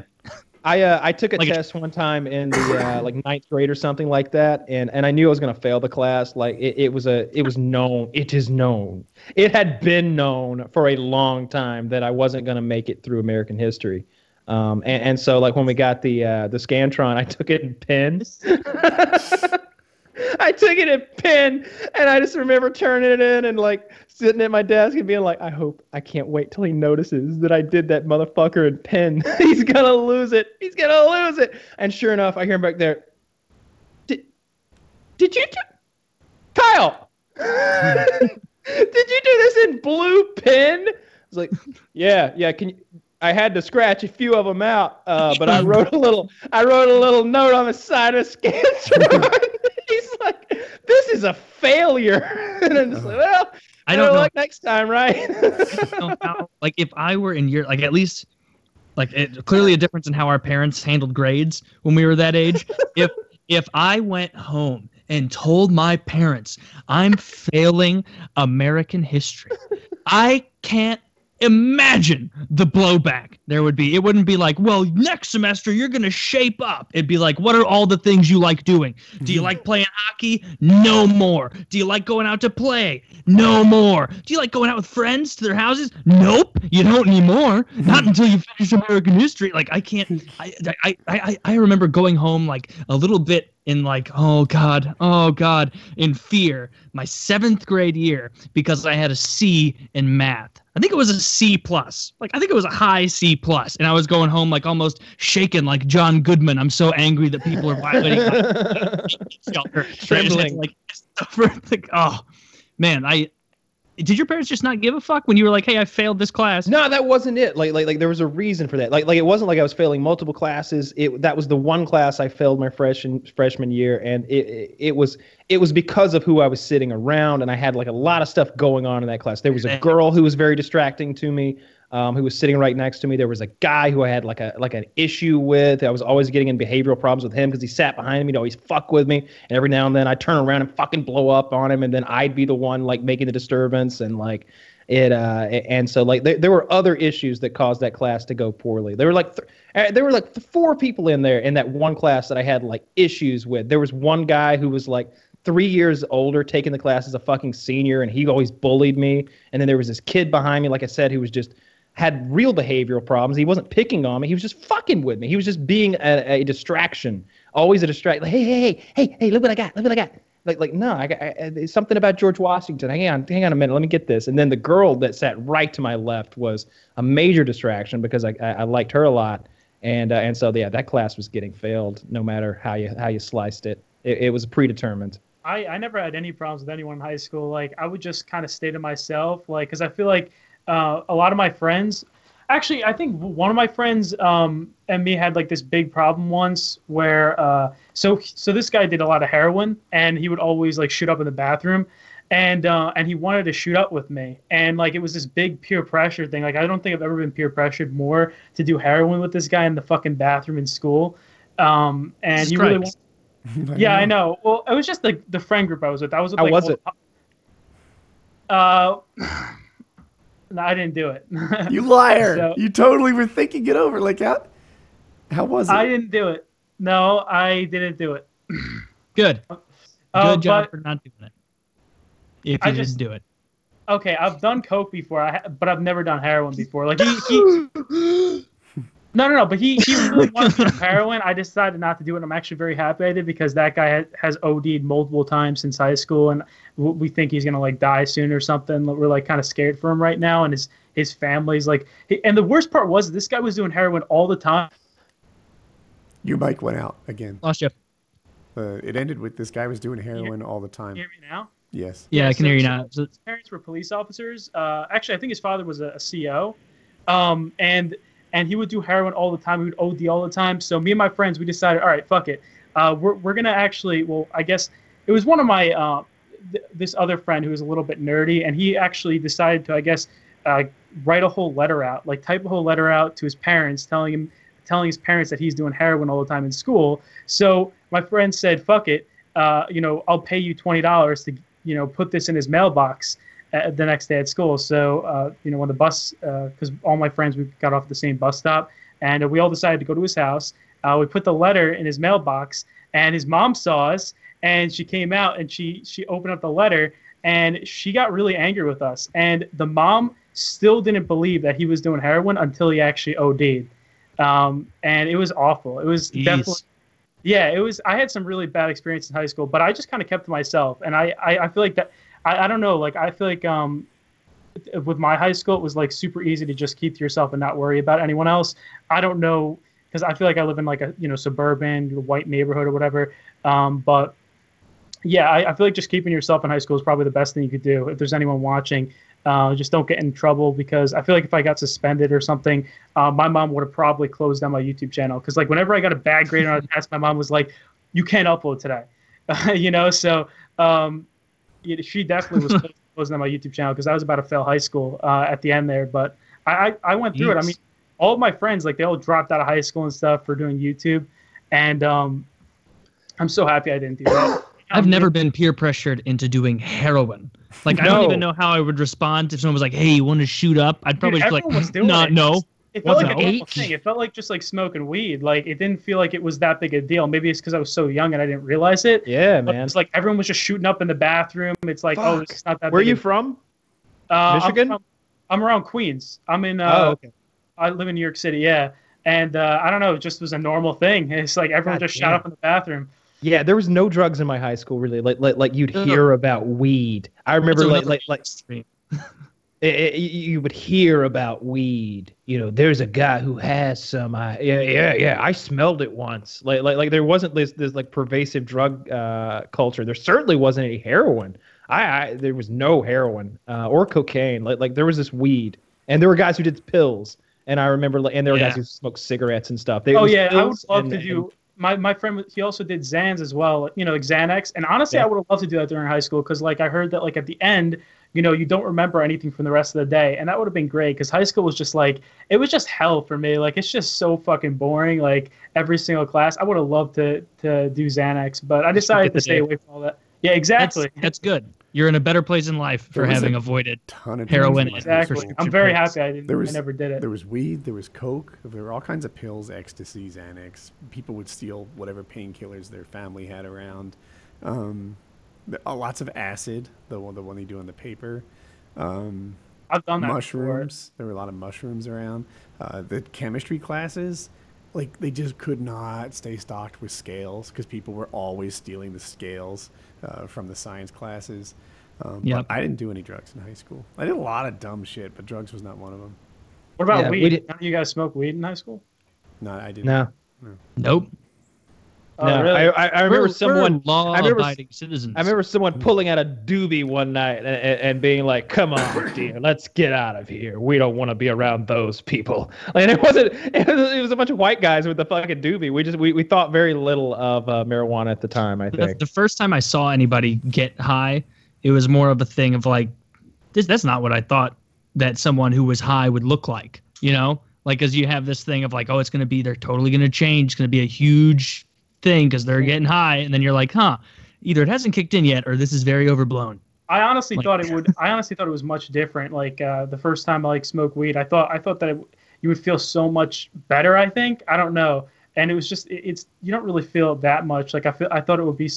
I thought it would just like take over your life if you smoke. Well, it's because like there's been so much propaganda of like the DARE program and stuff we came up with. DARE like, for sure. That stuff, and like they scare you so much about it that like your expectation of how bad those things will be is so high that when you actually see it in real life, you're like, God, now I don't know if I believe anything they're saying. Why does it take over some people's lives, right? Because some people get into weed. It definitely does. As a hobby, a sense of identity. They're coming to school, like this is old school now, but they wear the fucking Rastafarian colors and get dreadlocks and whatever. And it's like this person is so into weed that like their sense of self-worth is wrapped up into being a weed smoker.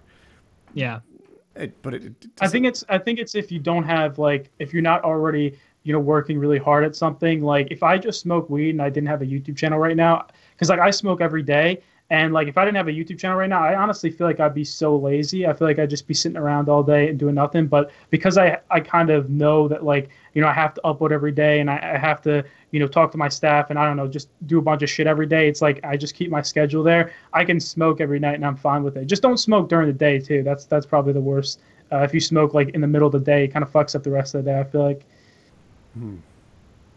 Yeah, there just wasn't there weren't all those drugs to be had in high school, or maybe they weren't being shared with me. Maybe that's what it is. Maybe everybody had like tons of Shut cocaine up, and heroin. Kyle's coming over. Kyle's here. Yeah, he's gonna do all our coke. Just no, or he'll rat us out. Whatever they may have thought. But like I never saw any cocaine or even heard of any. Right? Like it just wasn't a thing. Maybe like, it wasn't popular. YouTubers do a lot of cocaine. Like at these YouTube parties, there's a lot of people that do coke.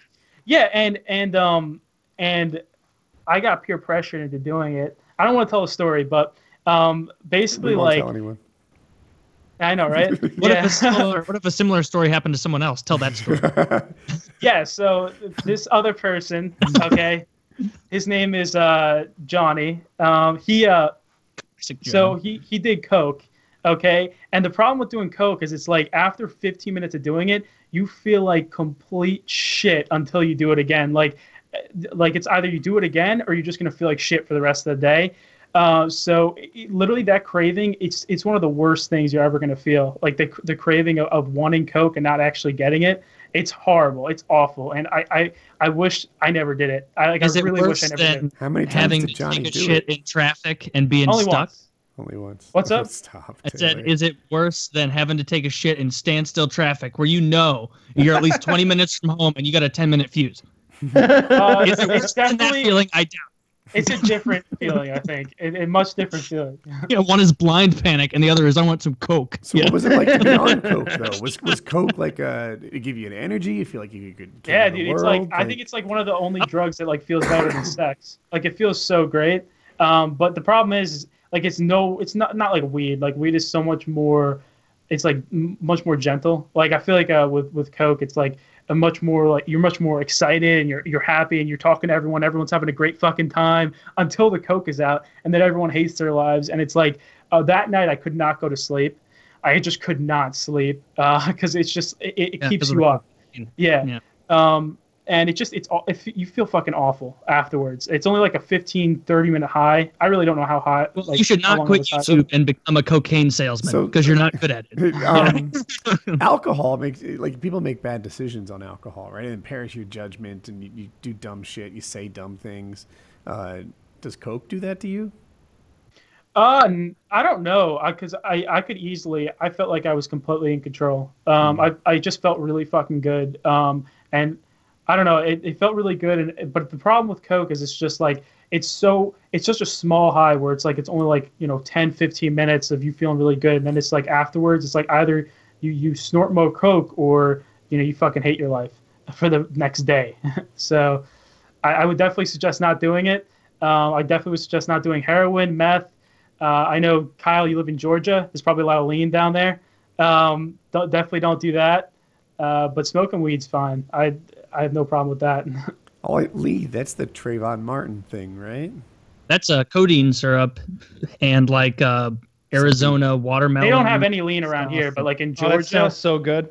That's in rap songs. Kyle, you could probably get a ton, dude. If you live near Atlanta, dude, you probably have so much lean around there, dude. You probably find a dealer like anywhere. I don't know. I haven't been looking for any lean lately, but I do remember like when I had strep throat, they prescribed me that big bottle of codeine, and man, that is a fun drug. I had this big bottle because I was gonna be away for a week. It was the big cough syrup bottle, like it's opaque and kind of a dark color. I don't know what color, kind of a brownish color. Anyway, it tasted good. I think that sometimes pharmacists will add this bitter tasting stuff to prevent people from abusing it, but they were kind enough to me to just make it taste like deliciousness. It's like candy, like simple syrup or something with like maybe cherry or strawberry liqueur added. I don't fucking know. But it was, I'm just like sipping on this thing, and it's like the tiniest sip, you'll feel it go down your throat and coat your throat in this warm and numbing deliciousness. It tasted so good. It made you feel good, and it numbed away the pain. It was that was amazing. And I just remember like I went through that whole bottle within the course of maybe 6 days or something like that, and I had to get the prescription refilled in like Idaho, which is where I was like traveling at the time. And in Idaho, they got some horse shit laws because they made it taste so bad that I wouldn't even drink it after that. I was like, now it is medicine. Were you like from mixing being it the with coolest. Sprite? Well, no, it was just like the bad part of a pecan, how repugnant that is. They made my drug taste that way, and I was just like, well, fuck, I'll just power through this. Give me that Robitussin. At least it doesn't taste like ass. Like it was like a chemical taste. It was terrible. So my mother-in-law's like 2 doors over down the hall, and she's in all sorts of different pain meds. And sometimes she doesn't like one, or doesn't react to one, or has an issue. So there's a fucking pharmacy over there. Like I could do anything. You name it. Like I think she's got a rack of it over. Got like some Roxy's. I don't like. I don't know. Drugs. I don't know. Like drugs structured like your waitress might take away your dishes with. Yeah. Full of drugs, just all kinds of stuff over there. Yeah, just like, but don't come rob us, bad people, because we're home all the time and I'll kill you. But, and I'm sure you haven't been dabbling. No, I haven't, but it's crossed my mind, like, of course I've mentioned a dozen times, like, yeah, we should get some weed in here to see if she likes that. But it's like, God, I bet she's got a bunch of stuff over there that people would like too. It's, those are bad people though. Like I don't understand. Like I could never see, even being offered a prescription pill, as a recreational thing. It's like, what does it do? Like, oh, well, it numbs you all over. Don't take too much, or your lungs don't work. Okay, never mind then. Fuck that. Like, what if I react poorly through it? I haven't talked to my doctor about all this. Like, I'm checking the fuck out. I don't want that. Interesting. That doesn't sound I like thought prescription drugs were like drugs. Like people like them too. That's what Big Pharma wants you to think. Yeah, exactly. Opioid crisis that's sweeping the fucking Northeast in the country. Well, there must be something good about it if it's sweeping the nation, right? Like good music. That's why heroin is movies. That's why heroin's such a big problem right now. Yeah. Is because like getting that those pill dependencies are so high, and at some point it's like, well, I can't get these pills. I don't have access to them anymore, and I'm still addicted to opium, and so I'm gonna get heroin. That's super cheap now, and then people die. Like every time I hear about heroin, they're like, oh yeah, it's like $7 and it'll fuck you up for the next 18 hours. And it's like, whoa, are you serious? So for like, can I pay $3.50 and get half that? I got shit to do. You could do it. You know that you could be like, I have $3. Give me a $3 bag of fucking heroin. And the guy would be like, give him half a bag. And that would be enough to send you into this like pleasurable, numb place where like you feel no pain. Like, God, what's the Michael Jackson drug? Buying bags. The Michael Jackson drug is propofol, something close to that. Is it propanol or propofol? I think it might be propanol. Anyway, so I don't really do drugs, but I have had surgeries, and they give you that in advance to like calm you down and make you feel better. And prior to a surgery, I am like nervous, right? I recognize, like, look, Woody, this isn't your job, right? All you need to do is fall asleep, and that guy does all the work. So, like, don't get too upset about nothing. But no, I'm nervous, and they put this stuff in your IV, and oh my God, like, I'm sure it's bad. I mean, it killed Michael Jackson, but good Lord, is it good? Like, I swear, if you told me that I sprained my ACL right now or something and had to have surgery, I'd be like, well, there is one upside. It for me. Yeah. After a while, you start self-harming yourself to get to the propofol. Dude, they'll need to operate on this.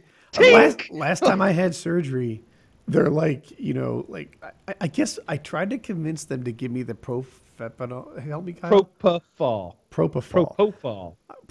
I tried to convince them to give it to me earlier because it doesn't last that long. Usually the Propanol lasts until like the actual anesthesia puts you under. And I'm like, I bet I could get a double dose, right? Like if they hook me up now 30 minutes before the surgery and it lasts 15 minutes at a pop, I could get like a second hookup. Yeah, I mean, like, and then a third hookup, right? They're wheeling in. I've chosen for some propofol. Come on, anesthesiologist. Give me a $20 bag of propofol. She's like, best bartenders on earth, right? Like they look at you fucked up, and I thank God I don't have any access to this stuff because I'm a huge fan.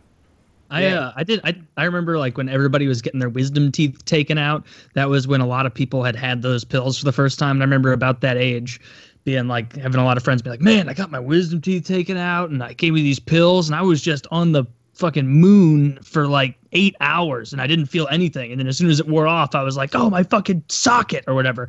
And I went into the dentist to be like, oh, maybe I'll get this, and I'll get the neat story that all the kids at school are telling. And I get there and I get my oral analysis by the dentist with his fucking x-ray, and he comes in and he's like, well, we have got a very lucky young man here, no wisdom teeth.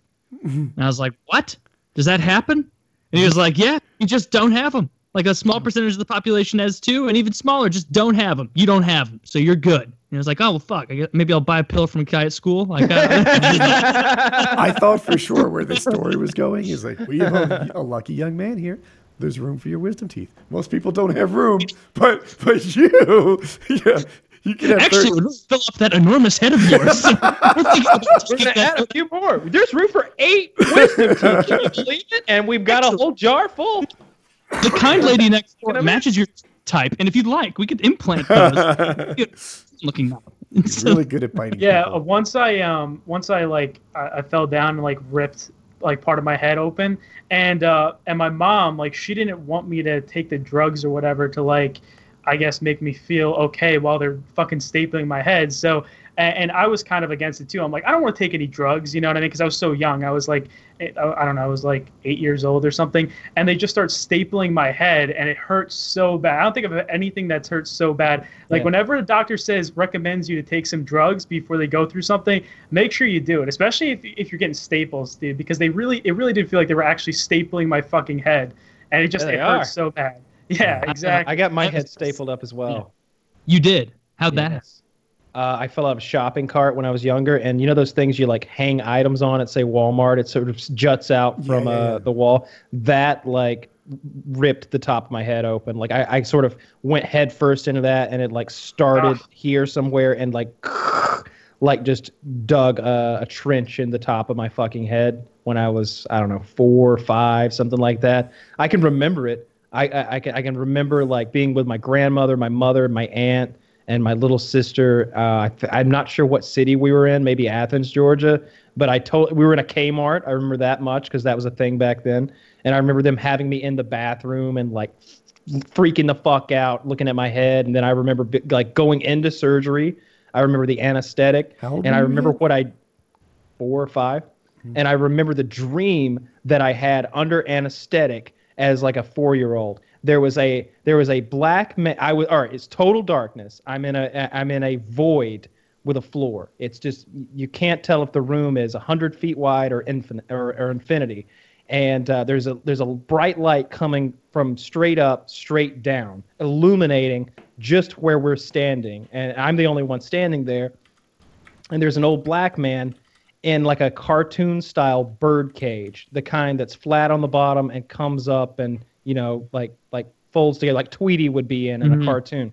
And this black man is up above me, standing inside this bird cage with light coming down around him and spilling down onto me and illuminating me. And he's telling me everything's going to be okay. And that was the dream that I had under anesthesia as a 4-year-old, but I can still remember it very clearly. It's weird how stuff like that happens. Like, do you have any memories from when you were young, like 6 or 7 or whatever, where like you were at, say, like, I don't know, like a hockey game. Like I was at a Blues game or something, and like I saw something, like a guy spill a beer intentionally on another guy, and you just, in your own head, almost cognitively, you're like, I will remember this. Yeah. Like it's almost like you imprint it, and then years later, like even now, it's like, well, fuck, like I still haven't forgotten that. Like I was so young. It's because you bring that up so often. It's because you bring that file back up so many times in your brain that you're tricking yourself into thinking that this is a long, old, forgotten memory. Not forgotten, but an old memory. But what it is you're just recalling every other time that you've pulled that file back up in your brain and reinforced that memory. And you know, big memories are like that. Sometimes they don't seem big, but they had an impact on you on that day. I totally know what you're thinking about or describing, because there's all these little innocuous events from childhood, whether it's 5-year-old me, 8-year-old me, 12-year-old me, where I remember like a day or half a day, and I'm like, why am I remembering that day? What was so important about the day I went over to that guy's house and everybody was in the backyard in that above ground pool? Those spheres are stored closer to the control panel. And I learned this in Inside Out, and they're core memories. Sure. Okay. I haven't seen Inside Out. I think maybe it's a cartoon and you're mocking me. Oh, that's the one where all the little gremlins are up in the brain being like, oh, we don't want to do that.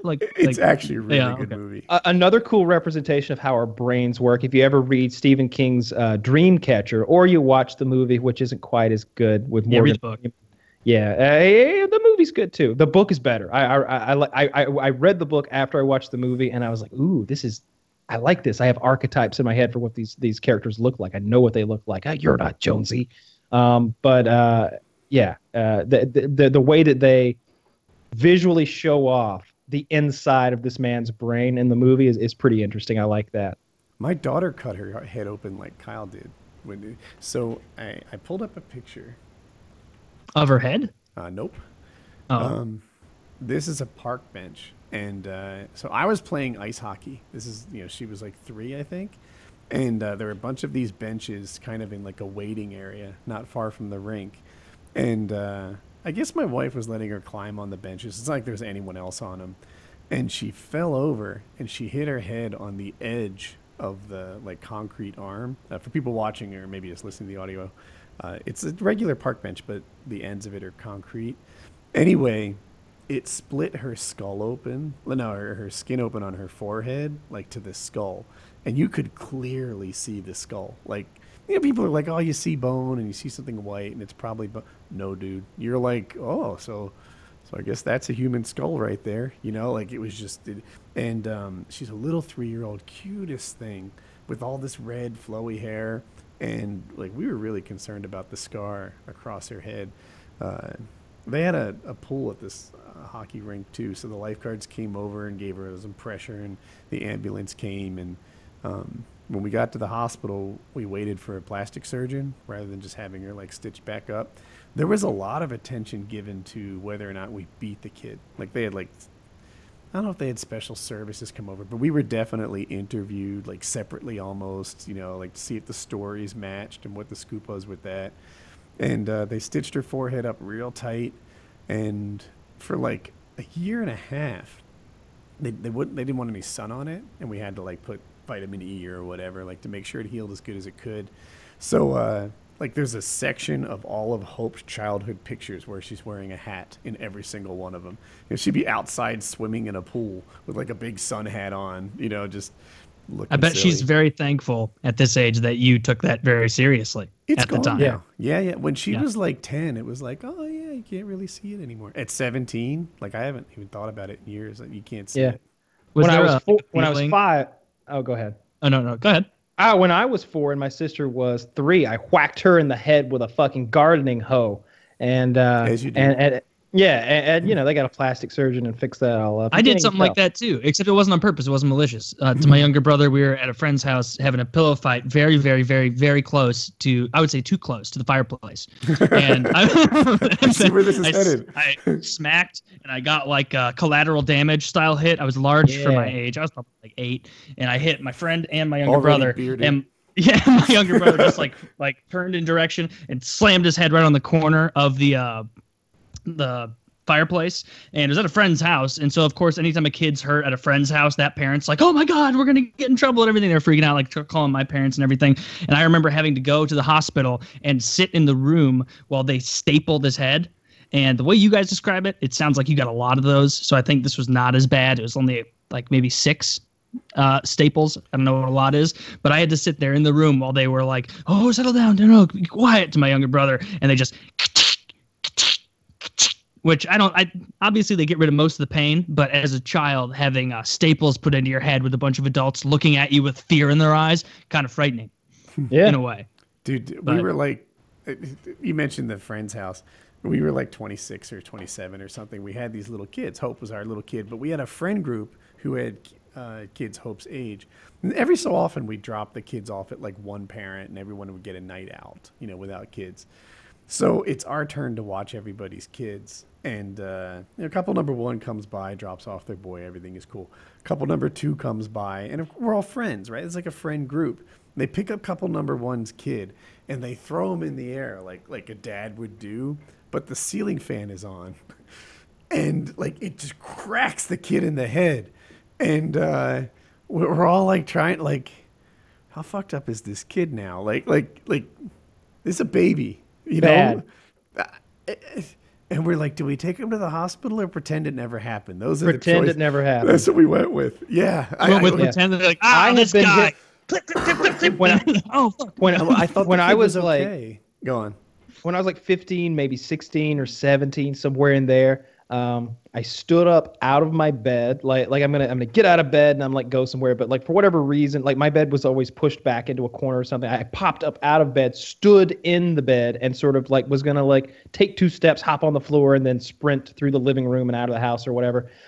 I stood up into the ceiling fan, which was turned on though, and that blade hit me flush in the side of the head and hit me in the top of the ear. Like it caught my ear like right in the top quarter of my ear. It dropped me to my bed with so much pain. I can still feel that pain right there in that ear. And I remember laying there holding my whole head and going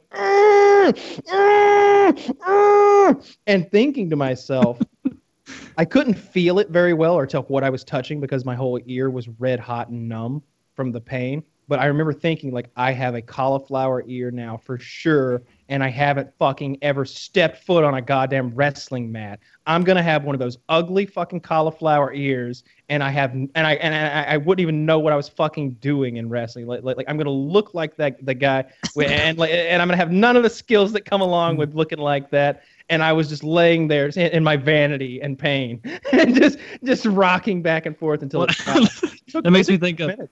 Like, those ear injuries can be bad. One of my friends to another one of my friends gave him, when we were like 11 or 12, like a complex about his ears. So my buddy, we were all in the pool hanging out for a day, and the rabble rouser among us, like one of us is like, I was obviously big for my age as I was. The other guy was like, you know, normal size guy. And the third guy, our friend, was very, very small at his age. Like he teeny tiny, didn't like looked like he was an 8-year-old almost, but he was our age, like 11 or 12. And we were all in the pool, and the guy to the really small guy snuck up behind him while he was like shooting baskets, and with both of his hands like open, gave him like a real ear boxing, like whap. And that is like I've never had it done to me, thank God, but it's like apparently one of the most disorienting, like makes you feel sick because your equilibrium's off. Like it's just horribly painful and awful, especially an eardrum. Yeah, I don't remember if he said, you ruptured my eardrum, or if that was like him playing it up in later years as we retold the story. But from this day, every once in a while, when we're all hanging out, we're all, 25, 26 years old now, we will still make little gestures to like touch his ears, and he will like get He's like the retarded brother on There's Something About Mary. And it's not like a, hey, watch it, you guys. Like, I remember the joke. It's like a, don't you fucking touch me. Don't fucking touch my ears. It's funny to watch, but it's just funny. Yeah, it's just funny. That's fucked, man. I bet that would hurt so goddamn much to get boxed in your ears like that. You just think, I'm going to give him a goof. And but yeah, on that friend topic where you guys are saying, like, your friends are getting hurt and stuff. Well, I had a friend when I was like 9 years old. He went to my house every single day. He was like my best friend. And and we were just playing around once in my backyard. And I took up like one of those big snow shovels, like those ones that are like metal. And I just picked it up. And I don't know, we were just joking around, just goofing around. And he ran into it, right? So he hits his like lip pretty badly. And then he hit his gums really badly. And his gums were bleeding everywhere. Like it looked like he was gonna like bleed out or something. It was the most disgusting thing ever. And I've never had a friend's dad get so angry with me. Like, cause his dad came over and I was trying to explain to him, like, it was not my fault. Like your son ran into the shovel. And obviously afterwards, he tried to tell all my friends, he's like, oh no, he hit me with the shovel. And we had this big debate for like the rest of high school where he always used to, tell my friends that I hit him with a shovel when I was younger. But I know that I just picked up the shovel. He ran into it. And his dad got so angry with me, he literally yelled at me, like even worse than like my dad used to yell at me. And my dad was really fucking harsh with that stuff. And he yelled at me so badly. Like I never felt so horrible for doing something to someone. But he eventually recovered. It took him a couple years though. He had a pretty fucked up mouth. He actually fucked up his teeth, I think, for the rest of his life. So I feel really bad for that. I kind of stayed away from him afterwards. Like we were best friends. Maybe He's someday. weird looking. Maybe someday you'll have Yeah. the means to go back and pay for his teeth or something like I mean, that. it wasn't So my that's- fault though. I just picked up the shovel. He ran into it. I know what happened. Okay, he's trying to make me think I hit him with the shovel, but I didn't. But I feel like I actually did fuck up his teeth for the rest of his life, and I kind of feel bad for that. But Yeah, I Stuff kicked the you could kid's I kicked the kid's tooth out in like I don't know what grade we were in. I came down the slide. This dummy was trying to go up a slide, like crawling up the slide, and I'll be honest, 6 or 7-year-old me didn't have to kick him in the mouth, but there was this little flash in me that was like, I'm going the right way. I have the right of way. All right, so like. You have fucked up, sir. And so I just gave him the double like Power Ranger thing right in the face because he was in my goddamn way and I wasn't going to smush into him. And he never got that tooth fixed. And it was a permanent. Like permanent? I saw him years later and he still had that tooth gone. Like it was still, and it was like this one. Poor Jeremy. I had a thing. I said I kicked a tooth out, not I got him on the ground and stomped his mouth. like the mashed potato on his fucking orthodontia. Wow. Did he get his feet? I had a teeth thing fixed? with like teeth, like when I was losing them. That like when I discovered it was a thing that like, oh, you're losing your baby teeth, and I saw all my friends like losing their teeth faster than me. Because I was like a few months younger in the grade, and that matters at that age, like the months where you're losing them almost. And I was always thinking, like, if I lose more teeth, it'll mean that I'm growing faster. And so I would take teeth.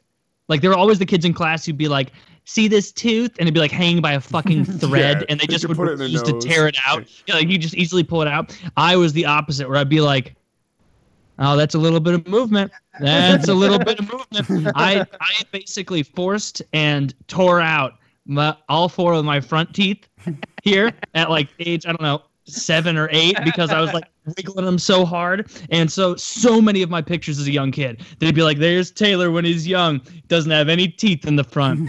There's Taylor a year later, still no teeth in the front. Those probably wait about a year or so. Here's Taylor a year and a half later, you can start to see that peak coming down from the front. Like, it was very, very real soup connoisseur in your younger years. No, just a side mouth chewing, you know?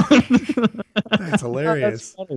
Yeah, we used to find fun, like creative ways to like get them jerked out. String around the tooth, and then let's tie it to something. And we did a bottle rocket once. We did cars.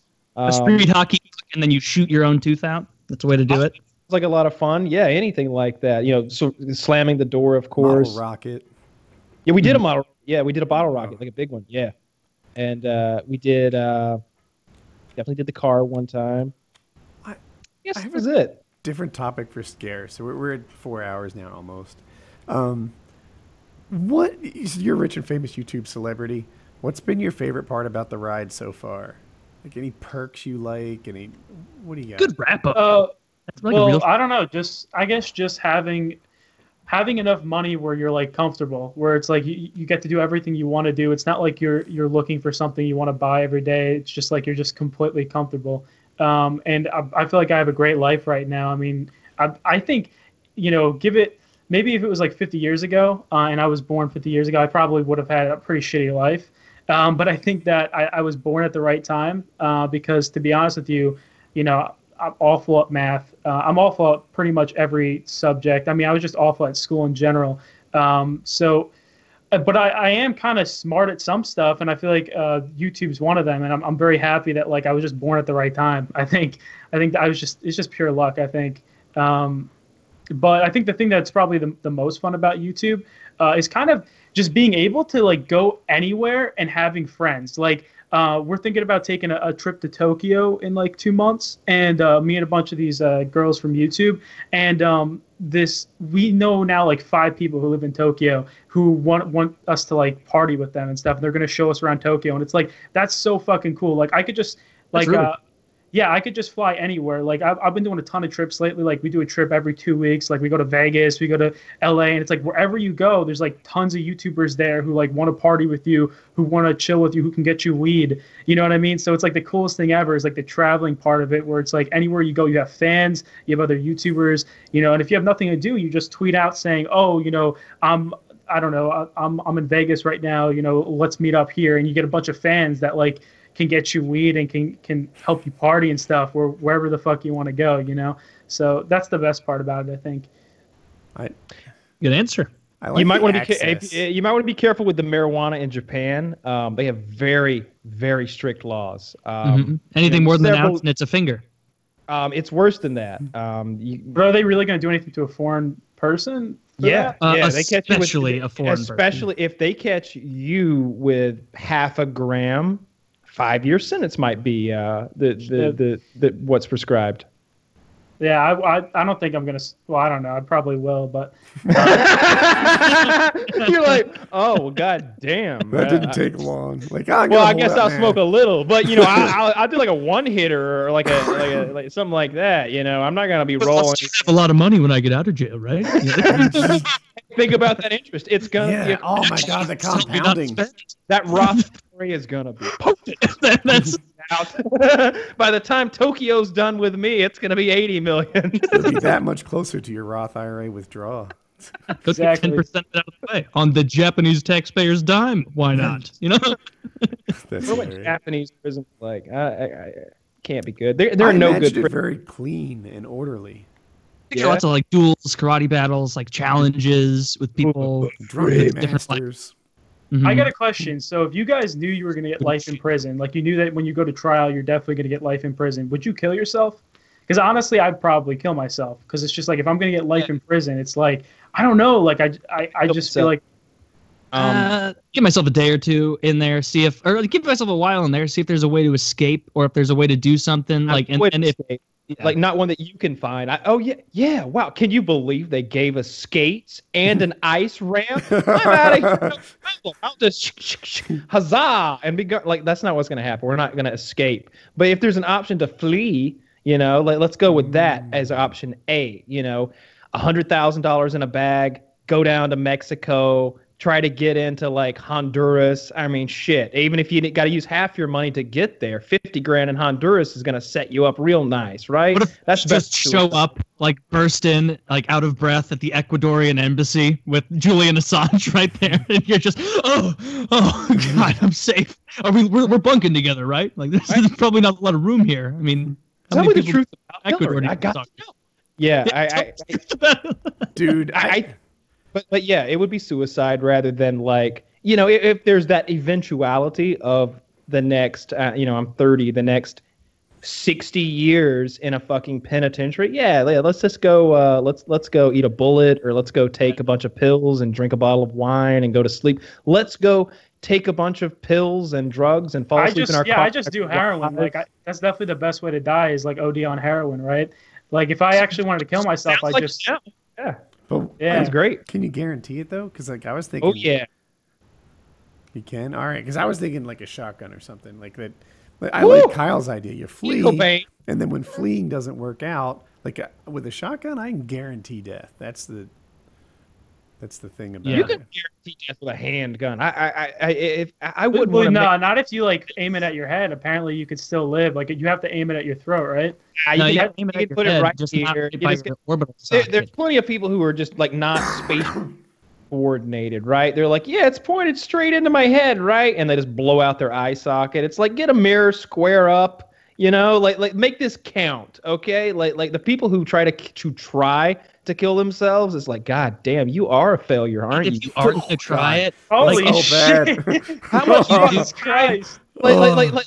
Like, that's exactly how I felt after I tried to kill myself. Figure it out. Like it's so. I apologize. It's okay. I'm not that sensitive, but you were young and you didn't know how to kill yourself properly. Yeah, I was just like, I can't do anything right. That was my takeaway from it. Like, if I had to do it, I would orchestrate something like in a hotel room. Like I'd have to think of some sort of system of pulleys, like a Rube Goldberg machine, to like make it look like a murder. Just to like throw people off into like a goose trail chase, like just for no reason. Like at least they'll never figure out this system of pulleys that he was able to pull it on himself. Yes, see, that's why I need a little bit of thought to think of. It's like, that marble went down the ramp, and he didn't do this. Yeah, don't kill yourself, kids. By the way, don't. But Unless you're going to do life, and then it seems like the best way to do You things. could just stand on a block of ice, right? Let it melt, you die, and then the evidence goes away, and no one's any wiser. No, because the cop would literally walk into that room and go, I know how this. I know this one. Don't tell me.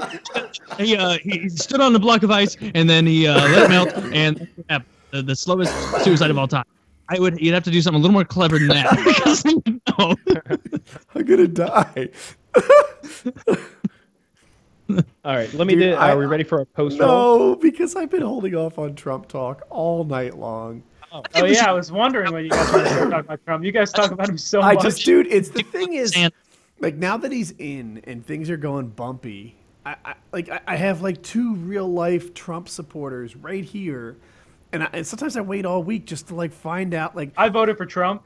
All right, three. So now I told my subscribers I voted for Gary Johnson, but that was just because I wouldn't get a ton of backlash. Because like, if I was to tell people I voted, no, this is the reason why me and my friend voted for Trump. Okay, this guy is the most entertaining politician of all time. Okay, you cannot say that's not true. And the great part about Trump is his supporters. My friend, his neighbor, has literally, instead of the American flag, he has a Trump flag, like a literal flagpole and a Trump flag, like at his house. Like, I want to take a picture of it and send it to you guys because it's the funniest thing ever, and it is so fucking great. Yeah, it says Trump, make America great again, and it's literally, he took down his American flag and put a fucking Trump flag on his flagpole.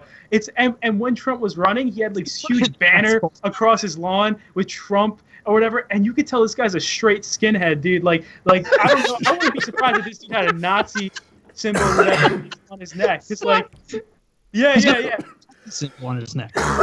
Yeah, because he just looks like a skinhead. I mean, he's bald. He's just straight up completely white. That's such like a Trump supporter caricature. Yeah, exactly. The funniest thing of what you just said was that you told your subscribers that you voted for Gary Johnson. That's the greatest too. Well, it's obvious I voted for Trump because, like, I don't know. I actually I like Trump. I don't like any of a lot of his policies, but I just like that he's trying to cut taxes for businesses and stuff. Because for me, I mean, I vote for my best interests. Obviously, okay, I'm not like someone over here who cares about white guilt. I don't really give a shit. Honestly, I just want my taxes to go down, okay? I'm getting taxed like 55% right now. It's like, this is fucking ridiculous. So that's one of the main reasons why I want Trump to be in office. And it's just like, if Hillary was in office right now, it would be so lame, dude. Like, she's so boring and dull. And you know, the thing about Trump, though, is that his speeches now, with like in the joint Congress or whatever, his speech a couple days ago, yeah, his speeches are awful with the teleprompter. It's just awful. Like, dude, he was staring at it like it's so obvious. Like, he's reading off the. I like his speeches without the teleprompter. When he did everybody does. Those are so great, and it's like now he has to use the teleprompter, and he sounds like such an idiot too because he's like looking at it and he's like talking about it. The best is the mix. The best is the mix when he'll be like, Chicago crime is higher than ever. So that's right. That part, like, I agree with that part. And then he reads some more. He'll be like, we're bringing jobs back. We're gonna bring them back better than ever, folks. Like you've never seen before. Dude, and then he'll go back to the fuck. It seems like he's never read it before. He does not understand the emphasis of certain syllables and the flow of regular speech. Like I can feel myself smuggling up the ad reads occasionally. I'm like, I didn't emphasize the right syllable on that word, did I? And it makes it sound stupid too. Come out. He sounds so stupid because I do it occasionally because I'm reading this for the first time ever. I've never read this before. He's reading a speech that they should have been poring over for hours. If I were delivering, he probably didn't though because he's so full of himself. It'd be coming from the heart, and I would have been talking to fucking actors and performers about which would it be more powerful if we emphasize this syllable, here rather than there. That flows really well, into this next sentence. Yeah, let's move this sentence there and that one there. That's much more powerful, and it shows that solidarity. You'd be like dissecting the speech and memorizing and like poring over it. He's just like, all right, play it. And he's just reading straight off the thing for the first time. It feels like so often. It's funny. But so now, Pence is using his private AOL email address to discuss homeland security issues. That just came out. Sessions AOL. He literally fucking AOL to discuss Homeland Security issues. And like that was Hillary's big thing, the private email server, all that. They're doing it. Sessions just recused himself because he lied under oath about talking to the Russians. Dude, this is like a House of Cards episode. That's what I love about it. Better. That's House of Cards is going to come out with their last season, and it's going to pale in comparison to what we have in the White House. Flynn's already had to resign in shame. Sessions may resign in shame. We'll see how that comes out. I hope so. Am I the only one wanting Jeff Sessions out? I think a lot of people are on that side. Yeah, I remember when he first got suggested, that a lot of people really, really hated this guy. But personally, I was like, I've never heard of him before, so exactly. I feel like I shouldn't be getting all worked up, because you told me to, not you, but Yeah, I didn't buy into all of the racial discrimination stuff that they're drumming up from the 70s or something like that. It's like, look, this guy hasn't stepped out of line since 1970, and even then it seems pretty fucking murky. He's probably a decent fellow. I think it was the 90s, but anyway. Oh man, is it that okay. old? I thought it was. All right, because he's an old fucking guy himself. But what I don't like what he's saying about the recreational marijuana. I don't like how all this, the transgender issue, that's a states' rights issue. And when I hear that, I'm like, as a constitutionalist, I think that, that is a states' rights then issue. marijuana should be too. Yeah, marijuana should be fucking. I hate when Sean Spicer was saying, I hated when Sean Spicer was saying, oh yeah, there's a big difference between medical and recreational marijuana. It's like, okay, for real? It doesn't make any sense. And then he slips opioids into the same conversation as if marijuana is a goddamn opioid. Exactly. Yeah, it was awful. It sounded like you were listening to a politician from the 1950s or something, trying to speak on these issues. Reefer madness, that level of stupid. Yeah, you look at Jeff Sessions' comments when he talks about the violence that comes along with the marijuana, and particularly the more potent marijuana of today. Probably makes you less violent. That kind of ignorant. Yes, right. The more potent marijuana of the day is just tranquilizing the fuck out of people and making them eat extra bags of Doritos. That was my joke. The Dorito consumption, particularly the more potent strains of today, is off the charts. I just imagine a big pie chart where Jeff Sessions, as you can see here in the Minneapolis area alone, Doritos in the Cool Ranch region, we see an 80% rise in Cool Ranch alone. You see right there, that is that potent marijuana we're talking about. It's like, what are we talking about? This violent crime. If you have drug-o-vision and you can just see and be like, oh, that person's drunk, that person's high on marijuana, that person's on meth, and you're walking through a street at night, late, if you see a guy that's this high on marijuana, you're not going to derivate your path one bit. Just I bet that guy is probably pretty sleepy. Yeah, you might be really tired or maybe just ready to go home and eat and watch a movie. If I see with my drug-o-vision meth, or coke or heroin or something, it's all right, I'm going to cross the other side of the street, because even if they're on heroin and they're probably low on energy, maybe they need more heroin, and so they want to mug me and sell my phone to some pawn shop or whatever. On the Trump thing, I see his administration as one that's really not doing a good job, right? He proposed, I've heard, between $54 billion and $84 billion in an increase in military spending, right? And decreased taxes, and there really aren't any other discretionary spending to find $54 to $84 billion. This is what they tell me, because he said he wasn't going to touch the Medicare and Social Security, right? So if he promises not to touch that, you can't just fucking defund PBS and find $84 billion. It's not there. There's not that much. So, and then he's got the tax cut thing. That just leads to a failing country. He's got the drug thing you mentioned. He's got all these embarrassing ties with Russia, the now Pence and the private emails and Homeland Security. I just feel like this thing is so bumpy. And Flynn, I left that out. They're resigning in shame.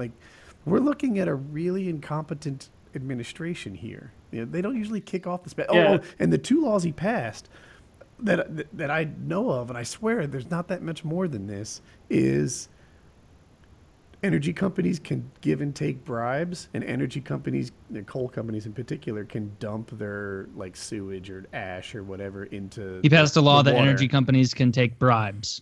Yes. There's something about them. There's something about mortgages. There's been a couple of little things. I think. But you're right. First of all, it's still early, right? They always talk about the first 100 days of a presidency or the first 90 days, and we're 40 something in or so. But I agree with you. Sure, he certainly hasn't moved any mountains or part of the Red Sea yet. He's entertained the fuck out of me, though. I'm glad to see that it seems like he's going to be held accountable, and so is his administration for any wrongdoing they may or may not have done. Anything that was untoward when it comes between them and the Russians. We're going to get to the bottom of it. It's clear. I watched John McCain and Lindsey Graham's little town hall or whatever they called it last night. They're all about that, too. Lindsey Graham's like, oh, you know, if something happened, we're going to find out. Those two guys kind of oppose Trump. I didn't like that Sessions was refusing to recuse himself. Like, he wanted to look over all this Russian stuff until it came out that he was actually one of the bad guys. Like, he wanted to lead this investigation on his own, and until he was part of it, until he was getting investigated. Yeah, until it turned out he had lied under oath to Congress. and you know, with Russians during the campaign. And of course, they fucking roll that tape immediately. And he's like, "Well, I talked to this person. I haven't talked to any Russian officials about any of that." And you know, it almost. And if you're a fly on the wall, you're like, "Why are they bothering Mr. Sessions about Russians here in these hallowed chambers? We need to get these people approved and get this administration rolling." When reality is like, there's a lot of Russian involvement that's a little fishy, and we're gonna get to the bottom of it. And whether that means that Trump gets thrown out, or where that means you know, his whole administration is gone, they're going to get to the bottom of it, and they're going to make it right. As we say this, they haven't assigned an independent prosecutor to look into this, and they may not. Instead, it's just whoever reports to Pence will look at it instead. Whoever reports to Sessions. I'm sorry, I meant Sessions. Yeah, they did. So it's not like we've got like an actual indepent sort of like Kenneth Starr looking into this shit. But you will, though. Like this is our first step. The layers are gonna keep peeling back of this onion, and there'll be a congressional investigation. Able to get that done, though, right? Because the Republicans are up for it. Lindsey Graham is like you mentioned. You know, Lindsey Graham and Trump are like mortal enemies, right? Like exactly. That's what I'm saying. So and they are Republicans. So there are these two very powerful Republicans, John McCain and Lindsey Graham. Your implication is that like the Republicans are not teaming up with Trump, right? They just did a vote to release his tax returns, and like all 284 of them voted to keep those returns private. Like that happened yesterday or today. Well, that seems fine to me, because there's no reason for them to like force him to like give away his tax returns. But this is something where, like, you know, you had Lindsey Graham saying like, yeah, we're going to get to the bottom of any kind of Russian involvement. Well, they're looking for ties to Russia in his tax returns. They want to know if he owes them money, if they have anything on him, etc. I'm sure it's one of the reasons. I think that maybe another reason is he doesn't pay taxes, and they want to expose him for that. Just pay federal taxes. Agreed. Yeah, and but I really don't like that Sessions, and I would say the Trump administration, is still trying to be the people looking into this Russia thing against themselves. That seems pretty crooked to me. That seems how it always goes, though, right? Like that's what every and it's a problem. I mean, yeah, it did work for Clinton, yes, because Loretta Lynch refused to recuse herself of the Clinton investigation, even after she met on the tarmac for 20 minutes. Okay, we're going Eric Holder. Clinton crimes, not the new Clinton crime. No, I was talking about just this past Loretta Lynch, our last attorney general. I was talking about Kenneth Starr when they impeached Bill Clinton. Like, they had an independent person look into this. Or Eric Holder, he obstructed investigations into the Fast and Furious scandal. He was attorney general. He never stepped down. Loretta Lynch didn't step down or recuse herself from Hillary's investigation. We need some better attorney generals. So in that way, I'm glad that he recused himself, because at least he's saying, I'm not fit to do this. So at least he didn't say, like, I'm not recusing myself, because that would be ridiculous. It's like, at the very least today. Yeah, I know. I'm saying I'm glad he talked to the Russians, right? He lied under oath. He he did everything he could to retain power. The question is whether he it's still not it's not clear whether he was saying, I didn't speak to Russians at all, or I didn't speak to any Russians regarding the campaign, was the murky area. And regardless of what that situation was, once you've said, I haven't spoke to the Russians, and then any sort of situation comes out in which you did, you should recuse yourself, so that at the very least people can look at you and say, like, okay, he did step down, and so I'll take him more seriously from here on out. Whereas if he had just not recused himself, it'd be like, okay, well, whatever this uncovers is probably bunk, because I don't trust you to do this honestly. No, I hope that Jeff Sessions has to resign. I don't like Jeff Sessions. I don't like that marijuana bullshit. When it goes against everything that I like about the Trump administration, that this business first, America first attitude, all else be damned kind of thing that says like no. They're making $1 billion a year selling marijuana, and no one has been hurt. As a matter of fact, DUI deaths have gone down. Alcohol problems have gone down. This reason, that reason. You go through all that. Tons of money. What I expect a Donald Trump to do, what you voted for Donald Trump to do, is say, yeah, fuck everything else. $1 billion. That's what matters, is $1 billion, and no one is hurt for gaining it. No, I'm not going to go in there and mess and like spend government money to take $1 billion out of the pockets of the great state of Colorado or Washington or the fucking District of Columbia, where he's fucking presiding over right now, where it's also fucking legal. I didn't like that, and I hate when one thing is a states' rights question, and then all of a sudden when they want control over this thing, oh, that's a federal government kind of thing right there. Like, no, make up your mind. What's fair is fair, and I don't like I don't like being lied to either. He said he wasn't going to go after rec weed. He said he was going to leave it up to the states during his campaign. And to be fair to Trump, Sessions, and that administration, nothing has happened yet. And until it does start happening, you can't really prejudge them. But you can judge him based on what he said the other day, and that was that he insinuated that we're going to start cracking down on this recreational marijuana thing. It's a law of the land, et cetera, et cetera. And it's like, no, it's not what you said before, and that's not what you say when it comes to guys wearing dresses. So I call horse shit. Right, the one thing that kind of annoyed me during his speech to the Joint Congress the other day is he was touting the fact that they are now going to spend the most money they ever have on national security or national defense. And I'm just thinking to myself, like, why? Why do we need to spend so much more money on that? It's like, don't we already spend $600 billion a year on our military? It doesn't make any sense. Like, why don't we give half of that money to NASA and see what they do with it? Like, why do we have to spend so much? Trump is pro NASA. I like that. He spoke many times about giving NASA more money, being the leading nation in space, and things like that. And I like hearing stuff. Because he seems pro bullshit, right? He's pro he everything. Does. He's pro tax cuts. He's pro spending. Not pro Mexico.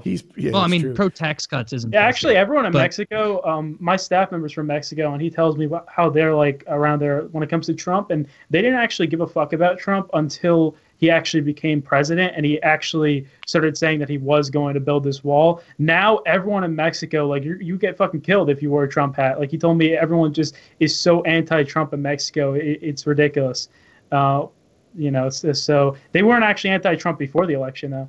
So they are now. Those bad. I guess they just didn't give a shit. Wait till next year; they'll be really anti-Trump. Yeah, wait till we start laying those fucking bricks. Then we're gonna see. Guys, we're in season 1. All the character development, it's all being laid. Exactly, dude. That's what I love about it. It's like a TV show. It's so entertaining. Yeah, someone drops article out every day about more corruption in the Trump administration. It's great. I love it. Dude, lots of characters leave in the first season of every show.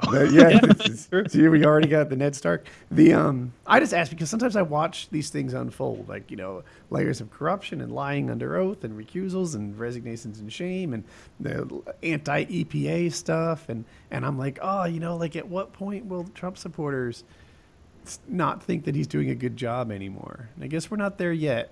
Maybe they. No, they're always going to love him. I think Trump popularity is only rising. I don't think he's done anything recently that's gonna diminish his popularity. Sure, the things within his administration look bad, but they don't stick to him, at least not yet. They just don't. After that speech the other night, I bet he's got a huge bump today in the polls.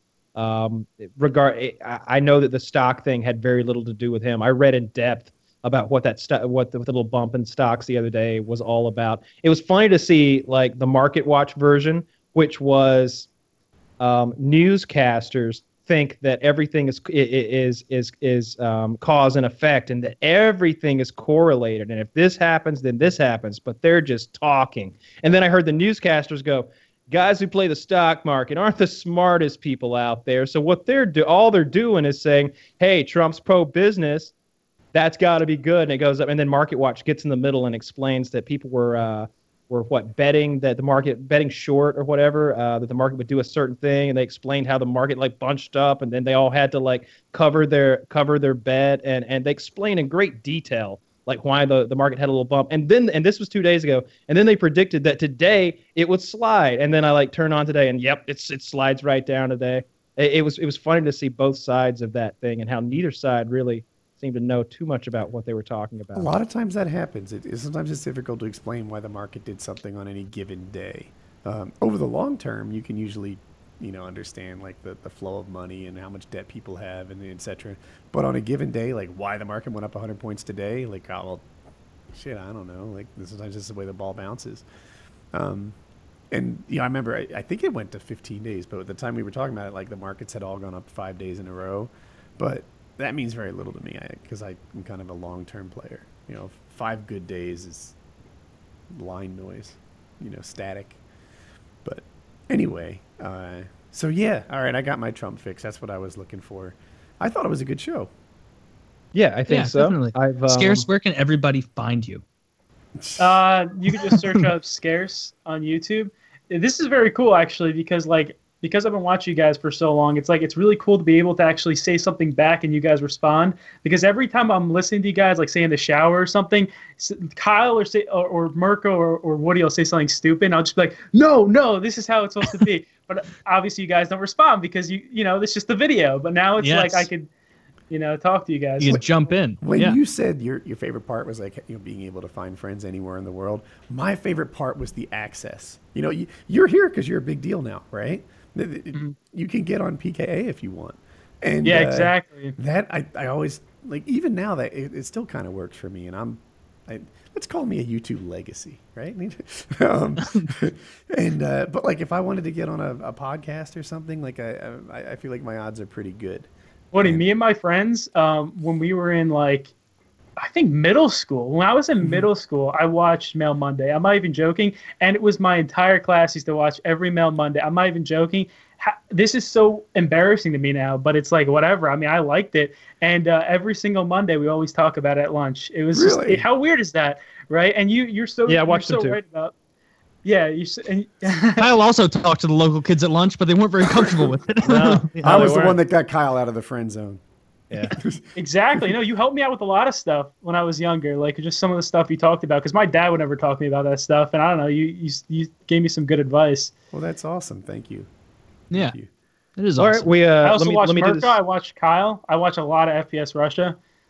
Kyle, that one Q&A you did where you changed your voice to the I was freaking out to you because I always kind of knew, but it was so cool. That was a funny video. Yeah. Let me do this post roll, I guess. From legendary game designer John Van Canegum, creator of Heroes of Might and Magic series, comes Creature Quest, an adventurous RPG that brings a new level of depth and strategy to mobile games. Available on the App Store, Google Play, and Amazon. Download Creature Quest for free today and be part of the best turn-based collectible RPG. Your quest for creatures is paved with adventure. Quest on. Check out them as well as our other sponsors, LegacyBox, Lyft, SeeSo, and Undies, all linked down in the description below, as well as our wonderful guest, Scarce. Scarce. I think we can't miss his channel. No, it's enormous. Yeah, it's kind of a YouTube like. You'll know you found his channel when you see the channel with all the videos that have 5 times as many views as this one. So we'll get that sub boost up.